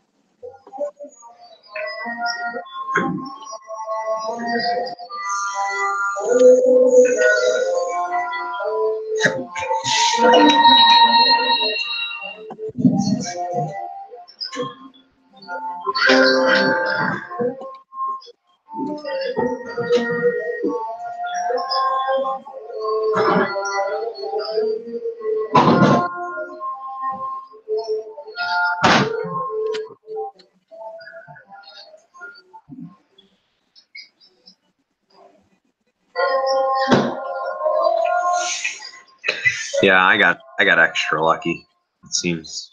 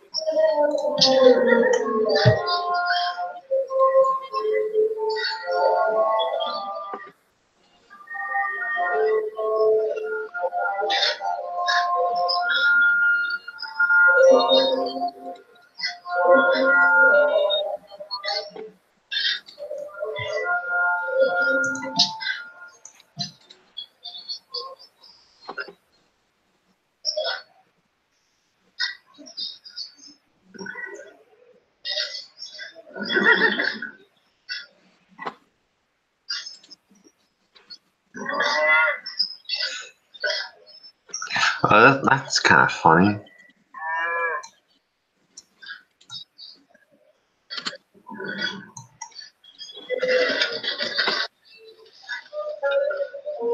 Wow. Huh.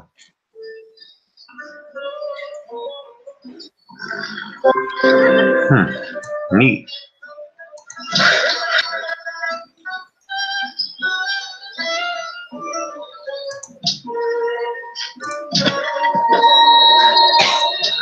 Yeah, it's really funny looking at what the creators of Civ think the order of expansion is in terms of like what came first, this thing or this thing. Yeah, right. And then like if you look at the technology tree on this one, and then if like once you I'm so used to the expansion technology tree that I'm just like, how the fuck did they come up with this old technology tree? And like the Kremlin is built in the Renaissance, like in the early Renaissance era, and around the same time as gunpowder is invented, which like that kind of makes sense. But in the like a little bit, but also not really. And then the Big Ben is right around the same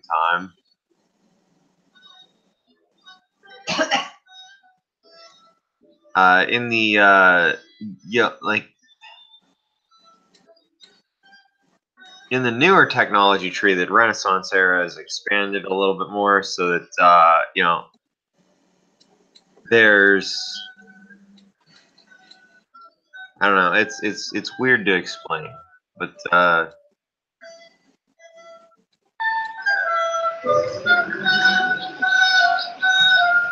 don't know, it's just kind of funny.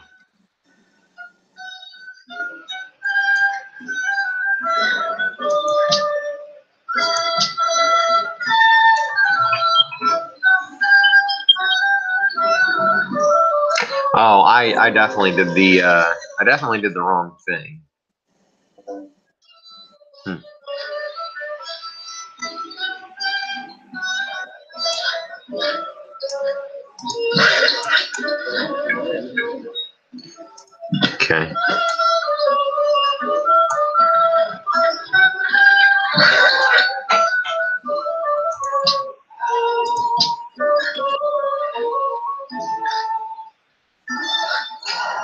Hagia Sophia.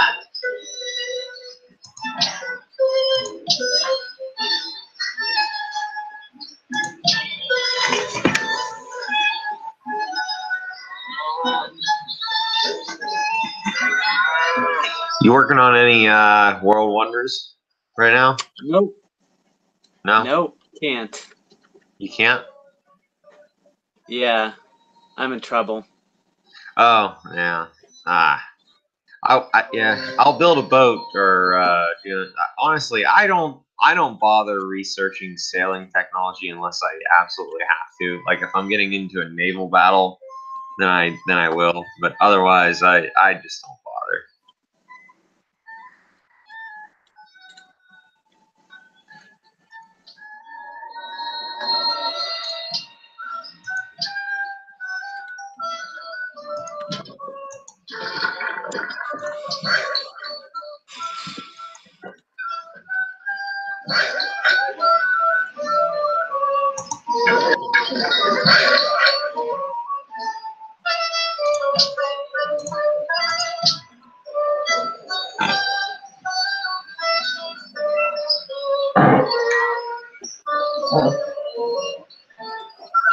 So, you want to go to bed? I might maybe need to sleep here so I can be propped up. Okay. Just go lay in bed a bit and I completed the Porcelain Tower, if you were wondering.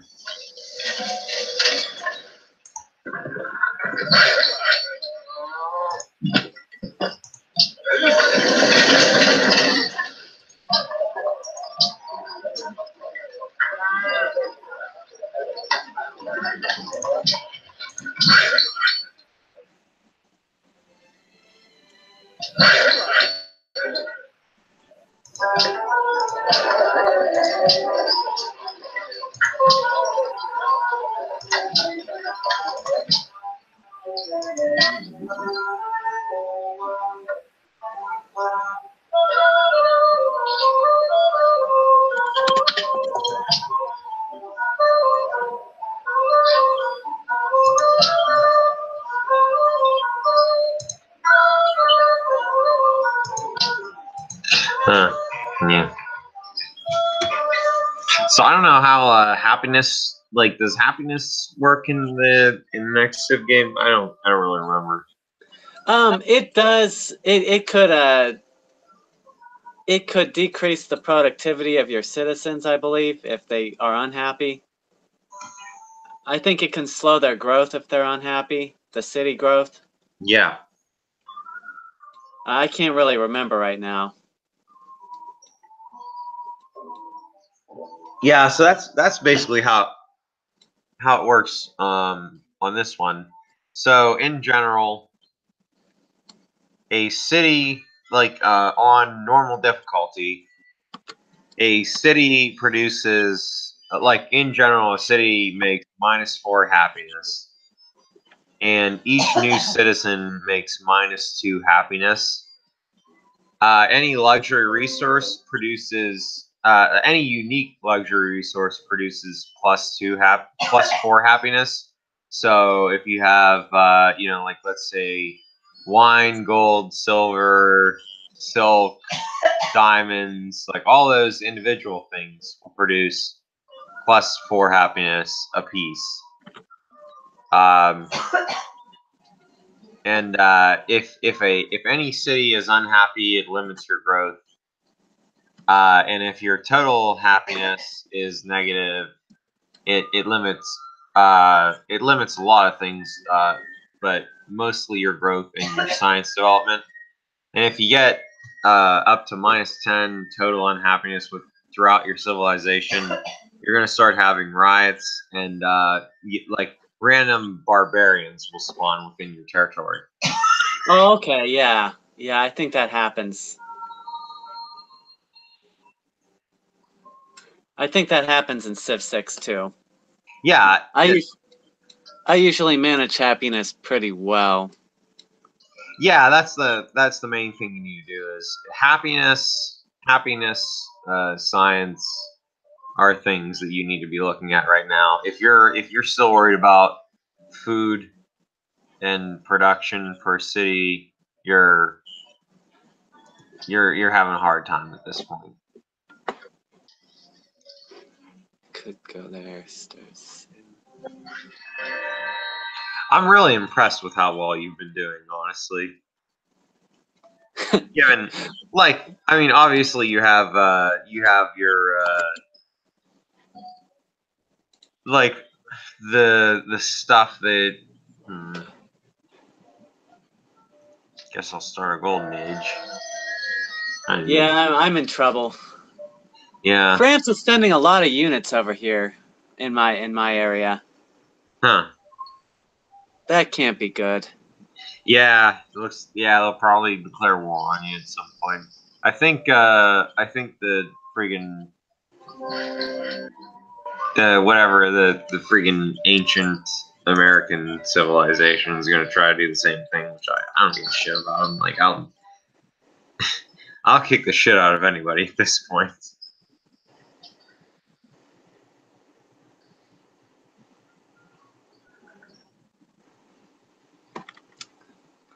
They still just have archers.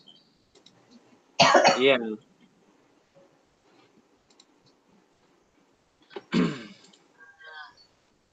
I just started researching machinery. Oh, well, I definitely don't have that, so that's interesting. I'm 2 turns away from finishing astronomy. And once that's finished, I'm just clicking on scientific theory and letting it do what it wants to. Okay. Since I'm not fighting anybody, I can afford to not worry about all the combat techs. So, like, if Montezuma marches down here with a big ass army of crossbowmen, I'm gonna be screwed. But I don't think he's going to do that. I've scouted his area. All he has is, like, he doesn't have anything threatening, and I'm scientifically at least twice as far ahead. So I'm just not worried about it. So I'm just going right through scientific theory and just marching ahead with the science victory.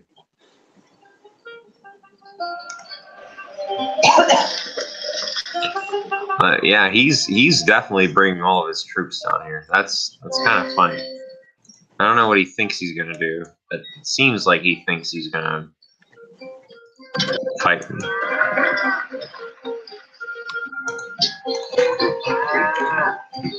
That would be hilarious if he tried to do that.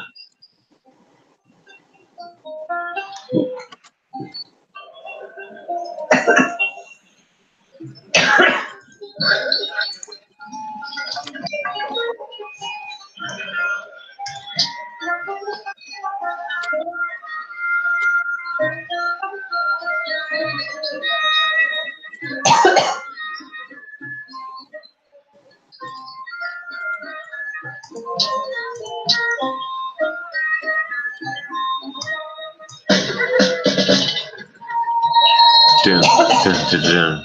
Oh yeah, he declared war on me. That's funny. Yeah, I knew that was gonna happen. Whatever.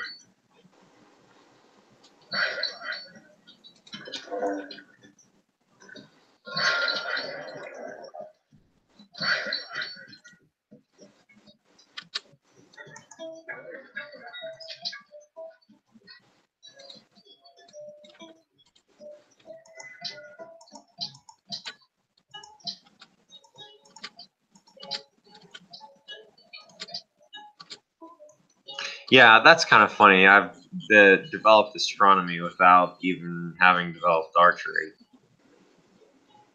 That's another thing. Yeah, that's kind of funny. Yeah, I don't know how to put a piece of string on a piece of wood and draw an arrow back, but I know what the fuck the stars are, and I can sail like a motherfucker. Yeah, this game is kind of funny like that. Yeah. Oh, yeah, no. I have no idea what a sword is, but I mean, have you seen these boats? They're really awesome. Also, I have universities. I just built Notre Dame. No clue what the fuck a sword is, though. Yeah. Yeah, we just never figured that one out. Oh, well, I don't need to build a burial tomb. I'm about to have Notre Dame. It'll be great. Yeah, I'll build a caravel. And I shall explore the seas. I don't know if in real life 620 AD people were exploring the seas. Maybe I'm behind the curve for all I know. 620. Yeah, I don't know.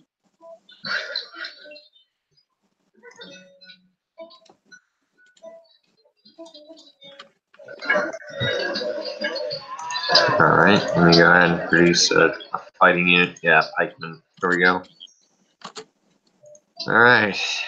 You and your stupid jaguars.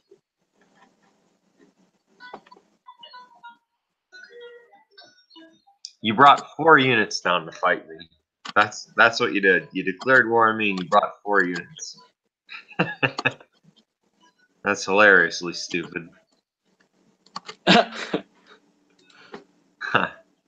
I'm gonna fight I'm gonna fight a civilization with highly superior technology, and I'm gonna bring 4 inferior units. I'm gonna fucking get them.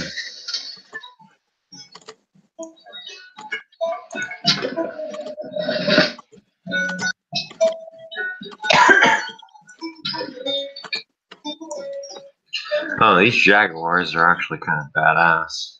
That's.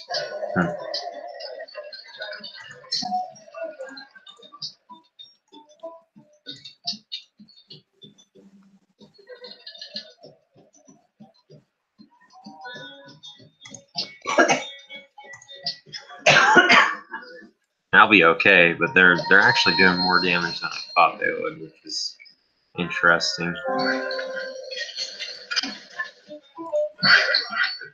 Well, they're not doing damage, but they're just assholes. Yeah.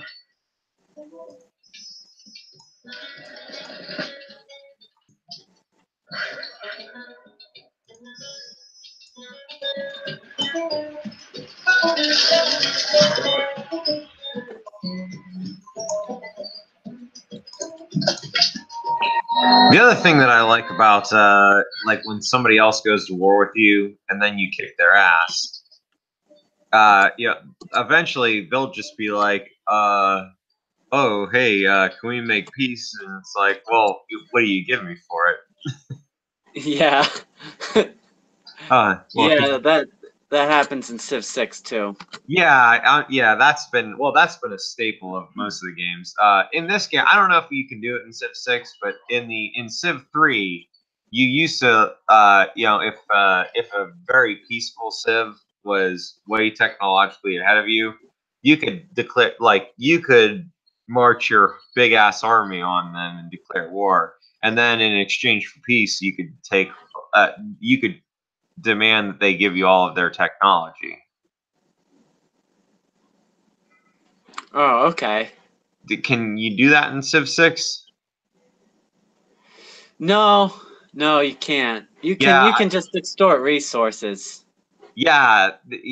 In Civ 3, you used to be able to just steal technological advance, or you used to be able to demand technological advancement in order to achieve peace. So you had a lot more incentive to go to war back in the day. This one, I think Civ 4, you were even capable of doing that, but this one was the one where you stopped being able to demand that people shared technology with you. Huh. Yeah. So I didn't know if Civ 6 brought it back, but apparently they didn't. No. You can enter research agreements with other civilizations. Yeah, And then that's not quite the same thing, and then you can you can just extort things from them, oil, uranium, Yeah, etc., etc. yeah, and that's useful to do for sure. But it's not quite the same thing as saying like, oh, hey, if you don't make like if you want to make peace with me, teach me how civil service and education work. Yeah, that's funny. All right, guy.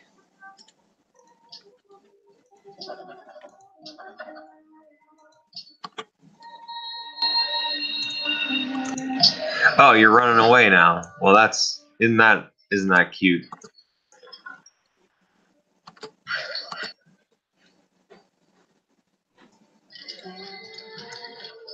Well, it sounds to me here. Let me see if you want to make peace, because you might need to learn a lesson from this. Oh, okay. You don't even want to negotiate peace. Yeah, it sounds to me like you need your ass kicked. Idiot.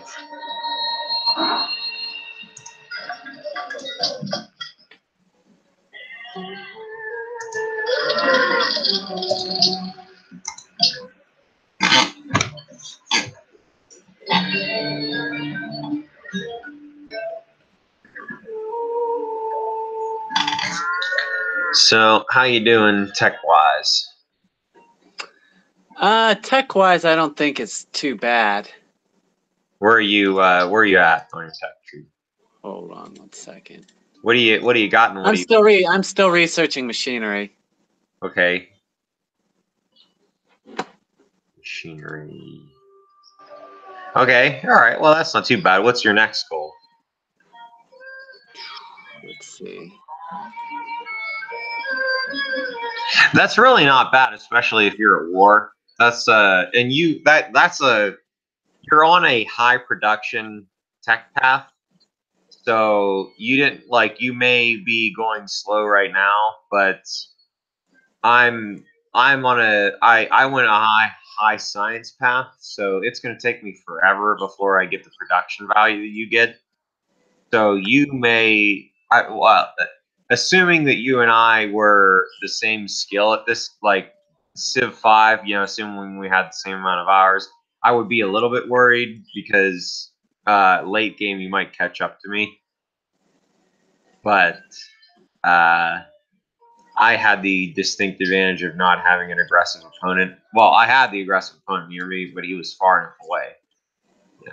Yeah. You just had an asshole right at your door.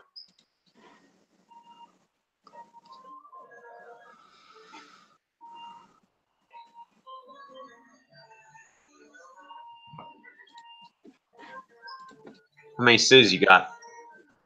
How many cities? Yeah. Just one. Oh, well, yeah, you should be at 4 by this point.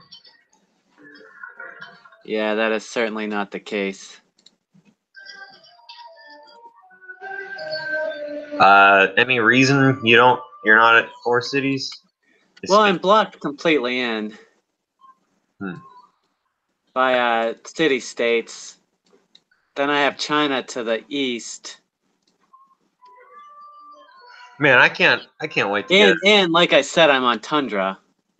Oh, yeah. That's rough. Yeah, once you find me, you'll see the situation. Yeah. It was a bad start. Yeah, that really sucks. I mean, I'm gonna I try to salvage it. I mean, yeah, do what you can. I started on a river on plains with diamonds, marble, and cattle. Oh Immediately. yeah, the only luxury resource I have is the only luxury resource I have is silk. That's not a very good luxury resource anyway. Like, you need. Uh, no, you're gonna give me cotton, you idiot. Okay, I guess we're not making peace then. I guess I'll just take your city. No, you know what? I'm not gonna take his city. I'm just gonna do my own thing, and every time he comes near me, I'll kick his ass. That's fine. I'll go on thousands of year wars. I don't give a crap.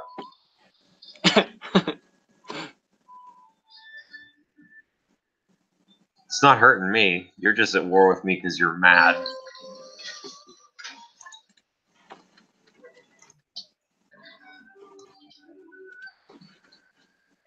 Highest Sophia in Gardens. You working on the Hanging Gardens, dude? No. Alright, I think I'm gonna grab that. That's what Egypt does, is they do all the world wonders, because that's Yeah. yeah I get like plus 25% production for world wonders, so that's all I'm doing, is just knocking those out.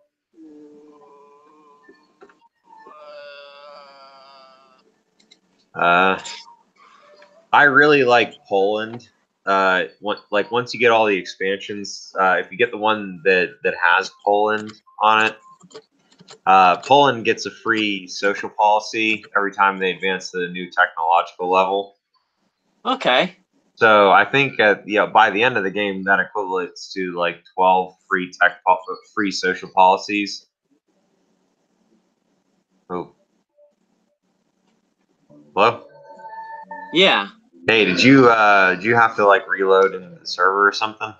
No. Huh. That's why I paused. Loading screen came up. Oh yeah, mine did too. Weird. Okay. Yeah, Poland's definitely one of the better ones in the newer, like the expansions. But without the existence of Poland, or Korea, or Babylon is another good one. I think Egypt and Athens are some of the better ones in the older things. Yours is good because you can make friends with city states a lot better, and that's something that you need to be doing, is making friends with city states, and you know.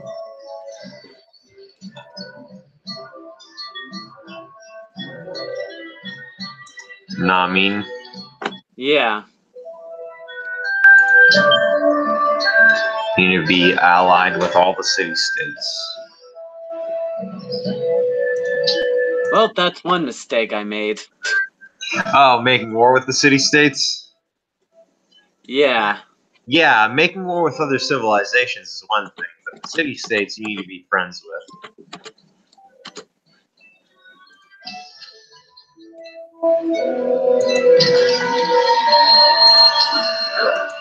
Yeah, and that's a relatively small mistake. Although for the type of victory that you would go for as Alexander, it's kind of a big mistake. Did you build Machu Picchu? Oh, come on. What? Shoot. Hey Jack, did you build Machu Picchu? No. Oh, that wasn't you? Okay. Right. Yeah, well, I mean, what would I do about it anyway? But I was just wondering. No, it wasn't me. Nah, yeah, just asking. Just asking for a friend. Yeah. Oh, shoot.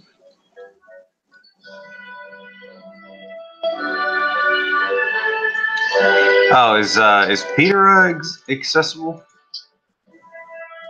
Is who accessible? Peter, or how do you pronounce it, Trina? Petra? Yeah, is that, yeah. Yeah. No. Yeah, it's not on, yeah, it's on the expansion, and it's good if you have a city on in the desert. It gives you +1 food and +1 production per desert tile.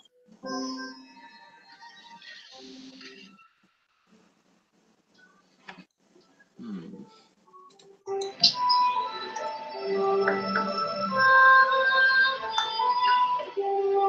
My tits look like a roadmap of Stockholm.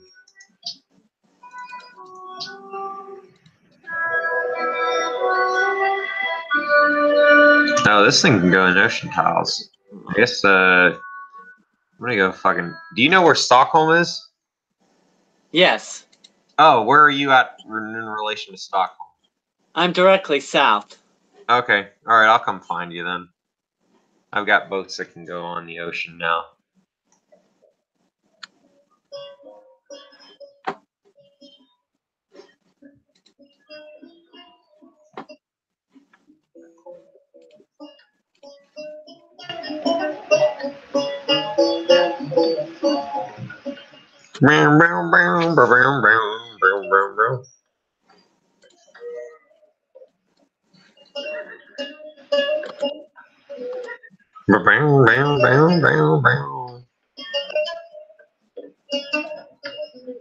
Great general. Oh, you've been at war a while. You've got a great general. Great Yeah, general. what does he do? Well, he can be used to seize enemy territory. So I don't know how it works on this version, but on the version that I know, you can move him to a tile that's adjacent to the edge of your territory, and you can set up a citadel, and it will claim all of the territory, like that piece of land, plus all of the land around it for your empire.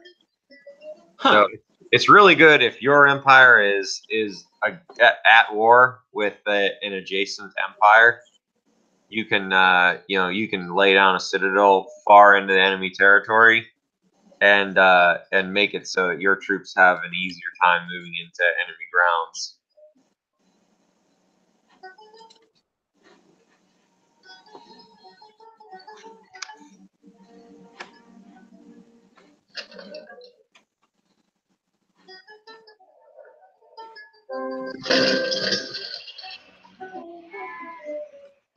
Hmm.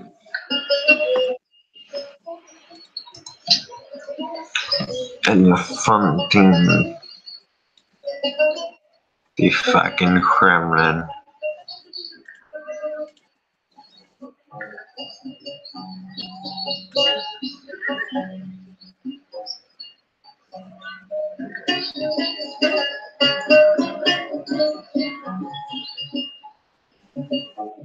Bing bing bong, bing bing bong.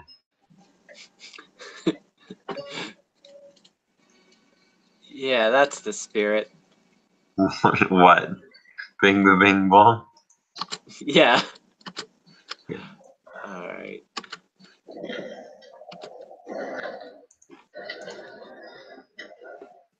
Oh hey, I found some Greeks.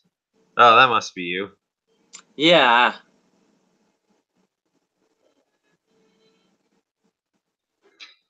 Well, the land that I found isn't too bad. Oh, it's well, yeah, it's marshy, and you should work on clearing that marsh. You got furs. That's nice. You need to camp on that fur. You need to put a camp on there in order to access that resource. Yeah, I thought I put camps on all the furs. Oh, hey, I just met China. That's neat. I built the hanging gardens.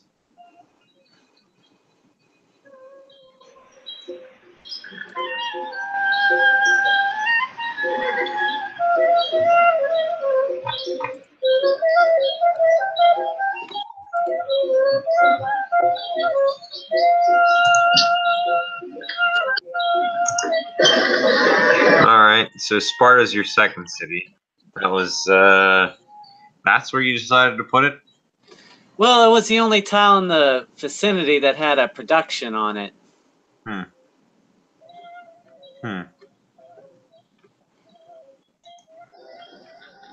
Yeah, you're right at the southern border of everything. That sucks.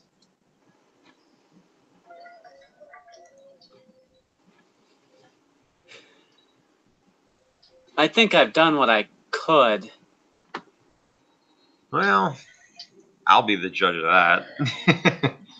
Well, yeah, you had well, you've got nice things going on for your for Athens. You've got furs. That's a luxury resource. You've managed to harvest that. Sparta can access those furs. I don't know if you're sending your Oh, okay. I see it now. I see what yeah. you're talking about. Yeah, right on the coast. So Sparta can at least have that. Unfortunately, I won't be able to until my knights cross the ocean. I won't be able to see the rest of your shit because you are on the very southern border of your continent.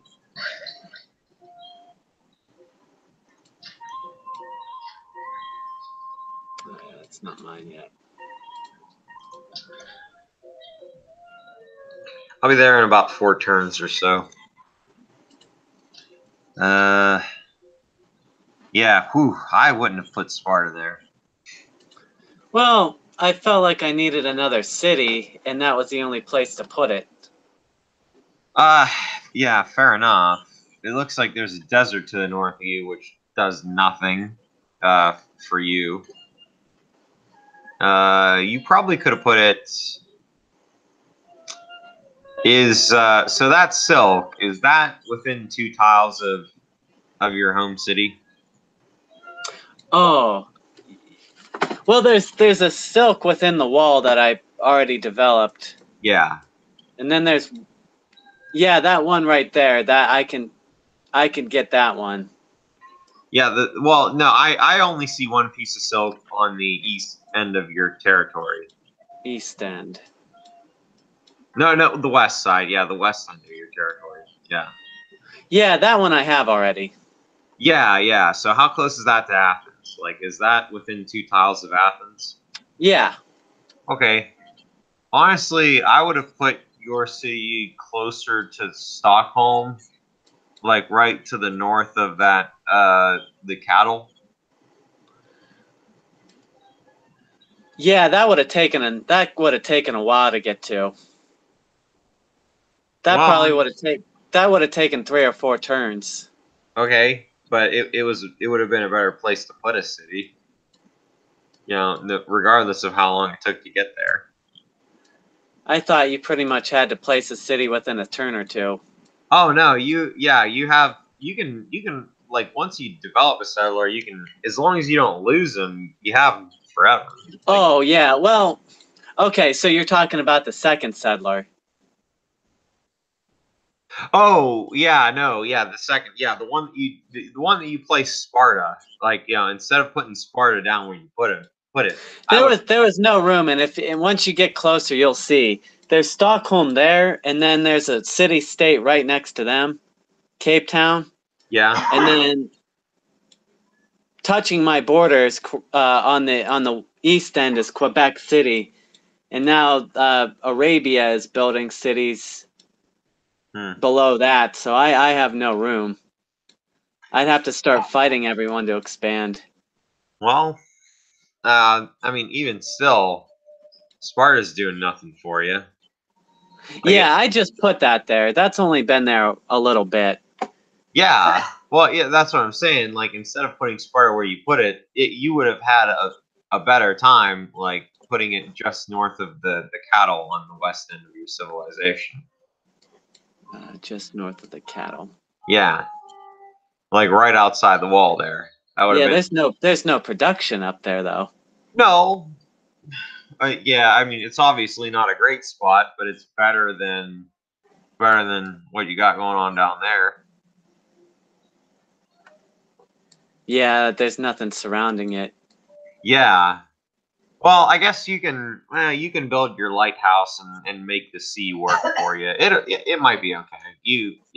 Especially once you expand out and start fishing and stuff like that. Yeah, there was one production there, some food, gold. There's nothing. You'll see. Like there's nothing to the east, and the city states had everything to the north. Yeah. I'm gonna trade open borders with you, if you don't mind. I mean, you obviously have the option to just deny me access to your civilization. That's your right as a Yeah, it doesn't matter. yeah. Well, that's I'm your about to get steamrolled by Arabia. not if I have anything. Well, I mean, I probably don't have anything to say about it, but And one of the city states declared war on me. yeah. I don't know why. Well, okay, so city states that are allied with your enemies will declare war on you. If at any point your enemy loses allyship with a city state, you will be able to make peace with that city state, but you have to actively do it. So, like every turn, basically every city state that you're at war with, just try to make peace with them. Oh, God. So we built the Colossus of Rhodes.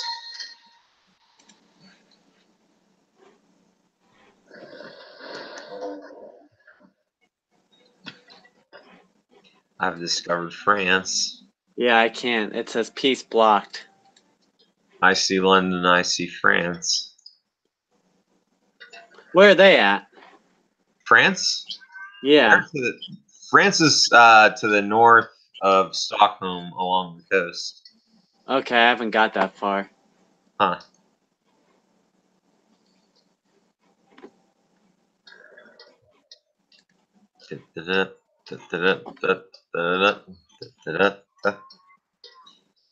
Okay, what can I do? I need to build a market, I think.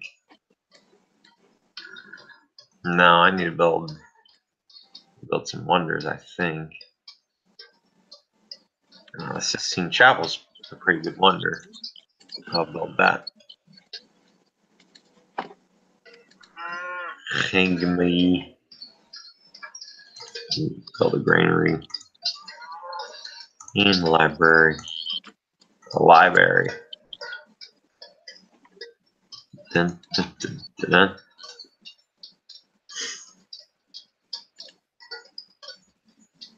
Oh, that's my idiot.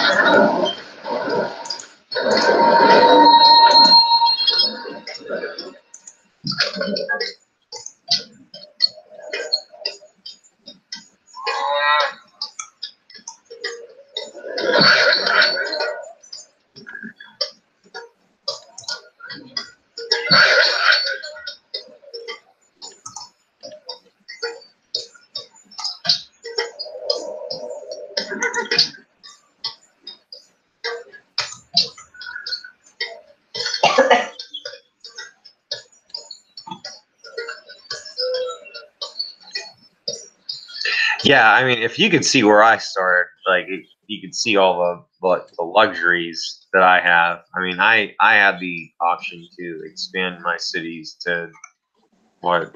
I'm about to put down my 1, 2, 3, 4, 5, 6 city. Just because I had the room to do so, and I can see like Wow. you were stuffed at the southern end of the entire map. So first off, you have that disadvantage.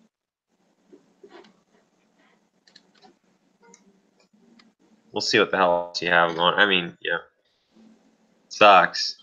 You might at the end of the day conquer your continent, but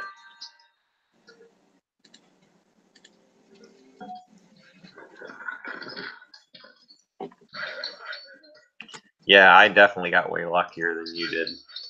I like to play on Pangea, like a single continent, so that nobody really gets so screwed like that, or nobody gets so lucky that they basically end up on a continent by themselves.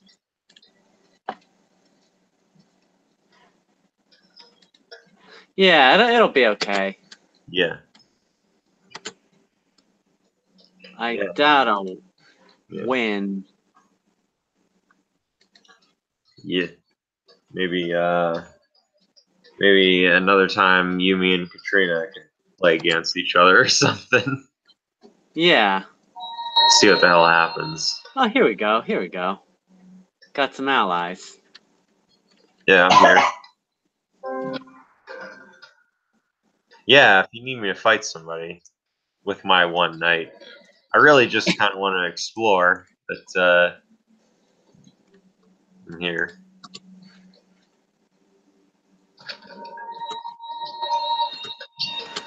Well, okay, so Quebec is right to the west. You'll see them. They're fighting me, and it says peace blocked. They must be allies with Arabia. Oh, nice. It's on the Rock of Gibraltar.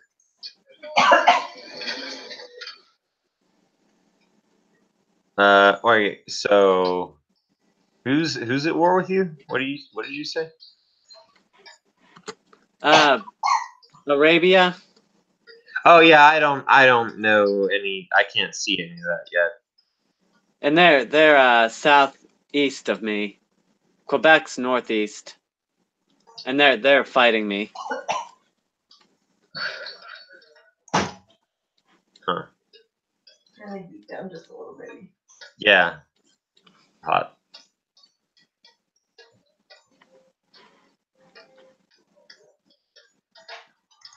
Oh yeah, Sparta's not doing so well.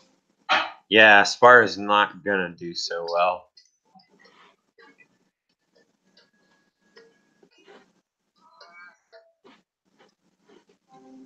So have you made any great scientists yet? No. Oh, so that's I don't know if that happens in Civ 6, but that happens in this game. Great scientists, if you can either place them on the map, and they'll produce like between 8 and 14 science per turn when your citizens work that tile, or you can use them all in one go, and uh, they'll give you the cumulative amount of science that you've produced in the last 10 turns, all at once. So what I do is I save up my great scientists until basically I'm at the end of the industrial era, and then I pop them all at once, and I get halfway through the modern era instantly. I'm such an idiot. What? Oh man, I should have been upgrading my units. Oh no, but I can't really do that. Well, if you don't have gold, you can't. Yeah. Yeah, I'll tell you and what. I'm at -5. Yeah, let's quit this game. I'm doing bad. Yeah, sorry, dude. Let me shit. Is it? Yeah. Let me just. I'm in trouble, trouble, just trouble.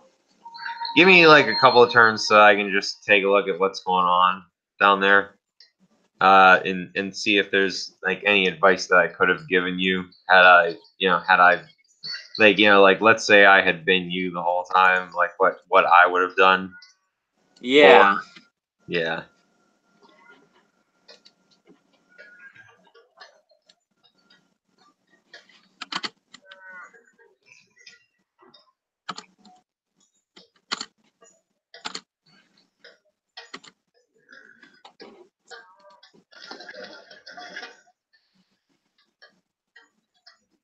Uh-oh, I'm gonna lose this archer.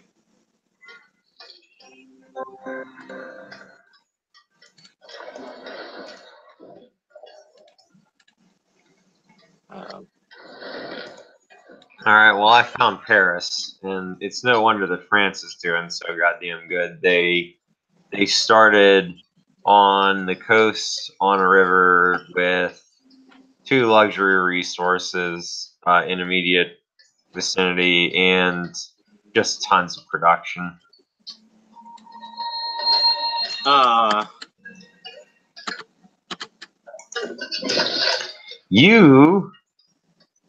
You started on tundra with nothing near a lake. Yeah, see where Athens is at? Jesus, what? Like I can't even tell you. Okay, so right, I started on the hex bottom left of where Athens is at. Bottom left. Oh wow, that's a rough start. Yeah, and yeah, right. So I took one turn to get to Athens. Yeah, I think ideally, if you could have started like just to the right of the camp to the north of you, that would have been much better of a start for you. But yeah, holy shit, I don't even know what to tell you for Tundra. If we had the version of the game where you had religions, you could have. I should have chose Russia. Right, yeah, Russia does good with that. And there's also religious religious things that make Tundra worth being on. But we don't have the version where yeah, all right. religion's a thing. So well, let's quit this one. Yeah. And then I'll download the expansions and we could start fresh. Yeah. Because this sucks. Just give me one more turn. I wanna see if there's anything, like literally anything else that you could have done.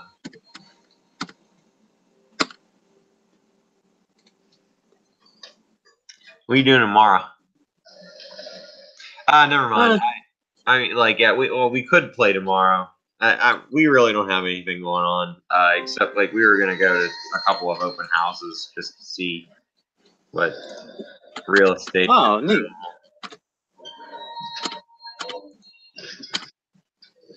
I do have a scientist now. Okay, let's see. Oh yeah, dude. Yeah, Arabia's right to your. Oh yeah, dude. You got screwed from the beginning. All right, dude. Yeah, we can just yeah. If you just want to exit this game, that's fine. Whatever. Yeah, put this one long behind us. Yeah. Next time we play, if you have a really shitty start, just tell me and get started. Well, I thought if I started exploring north, maybe there'd be something better there, and I can send a second settler out. But yeah, no. All the city-states were there. Yeah. Well, the way I define a shitty start is like if you're on tundra or like desert can be fine. Like it depends, but like if you're on tundra, not near any good world wonders, and you don't have like diamonds, gold, or silver immediately accessible, then Yeah. or salt. Salt's another one. Like if you're on That was a bad start. yeah.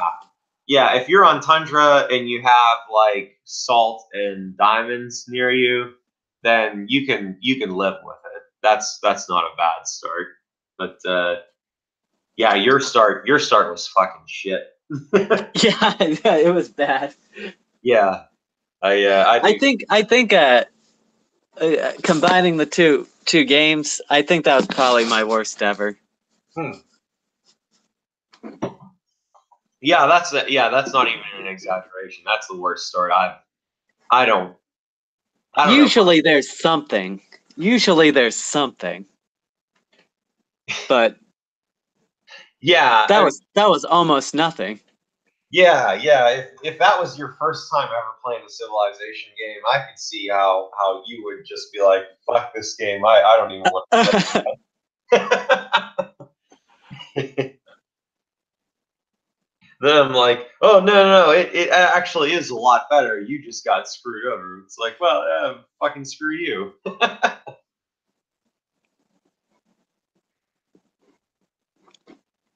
Yeah, so it can only go up. Yeah, definitely. Yeah, it can only get better. Yeah, are you you available tomorrow or anything like that? Yeah, I should be. Okay. I'll text you or whatever. If you get all the expansions downloaded, I think your superior video game knowledge combined with Katrina's experience of the game should make you guys a match for me if you guys decide to unofficially not declare war on each other against me. Let's see, store page.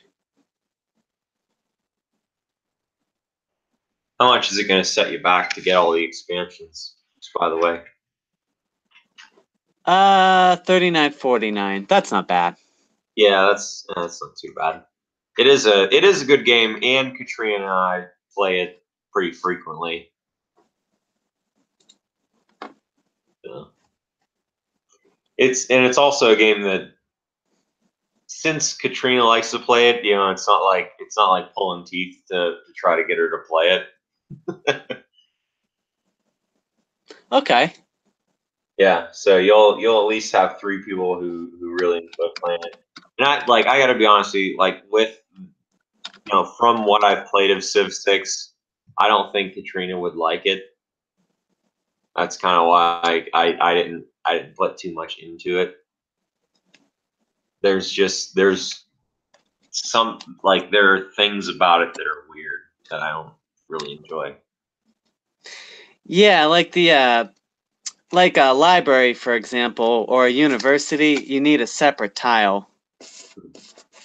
Yeah. So in that game, what I like about this one, just from what I've seen, is you don't have to, like, all those improvements are just like automatic.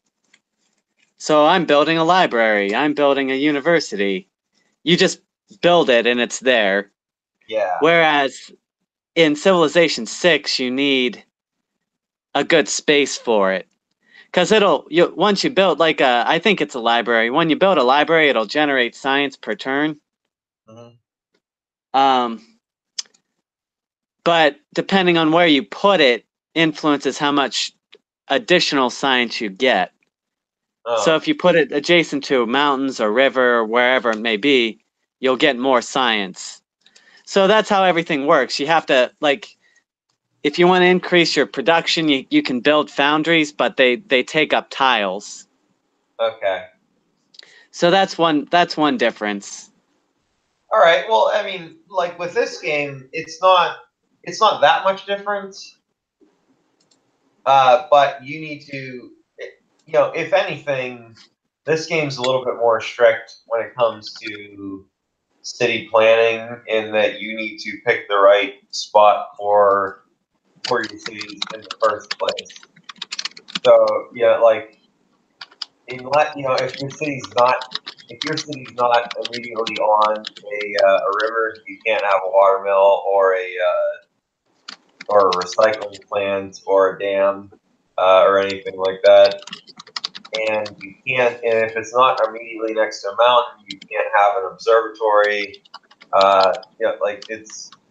So this game can kind of be a little bit more strict in that way.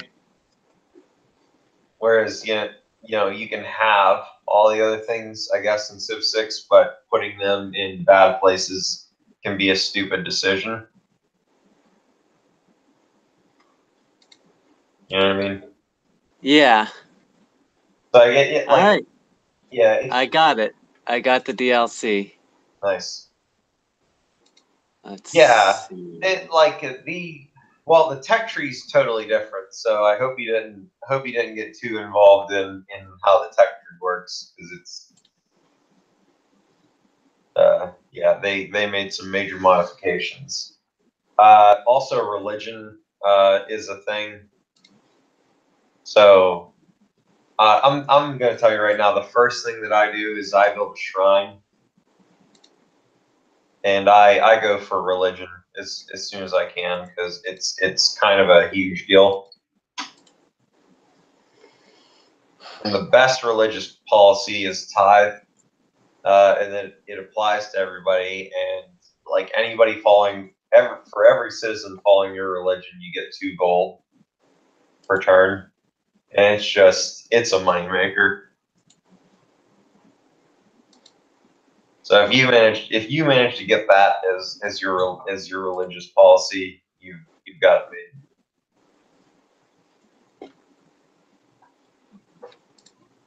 All right. Do I have to exit and re-enter Steam to update the game I don't know. to download the install the downloadable content? Well, did you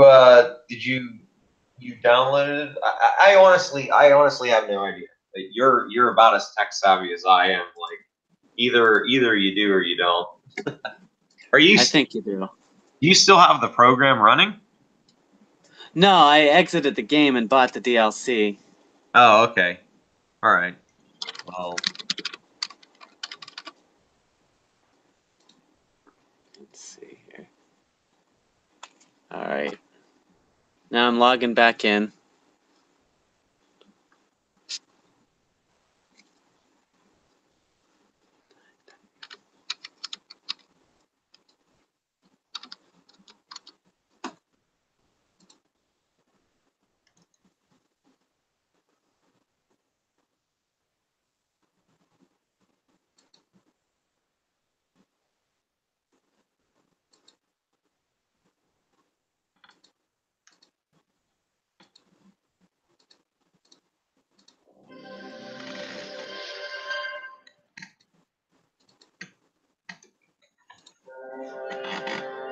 sure.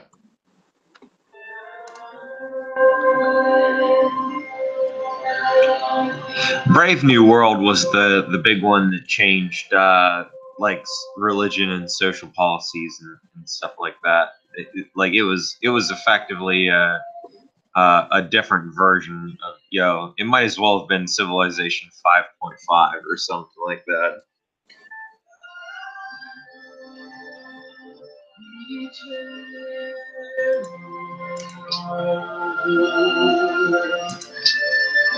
All right, it's downloading the DLC. You're downloading the DLC. Is that going to take a while for you? It'll take 3 hours or 49 minutes. 3 hours or 49 minutes? Well, it was still ramping up its speed. All right. So it said 3 hours, but then it switched to 49 minutes. Well, yeah, I guess I'll. Yeah, we'll play we'll play at some point. Yeah. Yeah, either tomorrow or just whenever. Yeah, tomorrow, next weekend, whenever. Yeah, it doesn't matter. Yeah, I'll text you or if you're sitting there and you got nothing else to do, while I'm here, just text me. Yeah. I'll catch you later, bud. Yeah, talk to you later. See ya.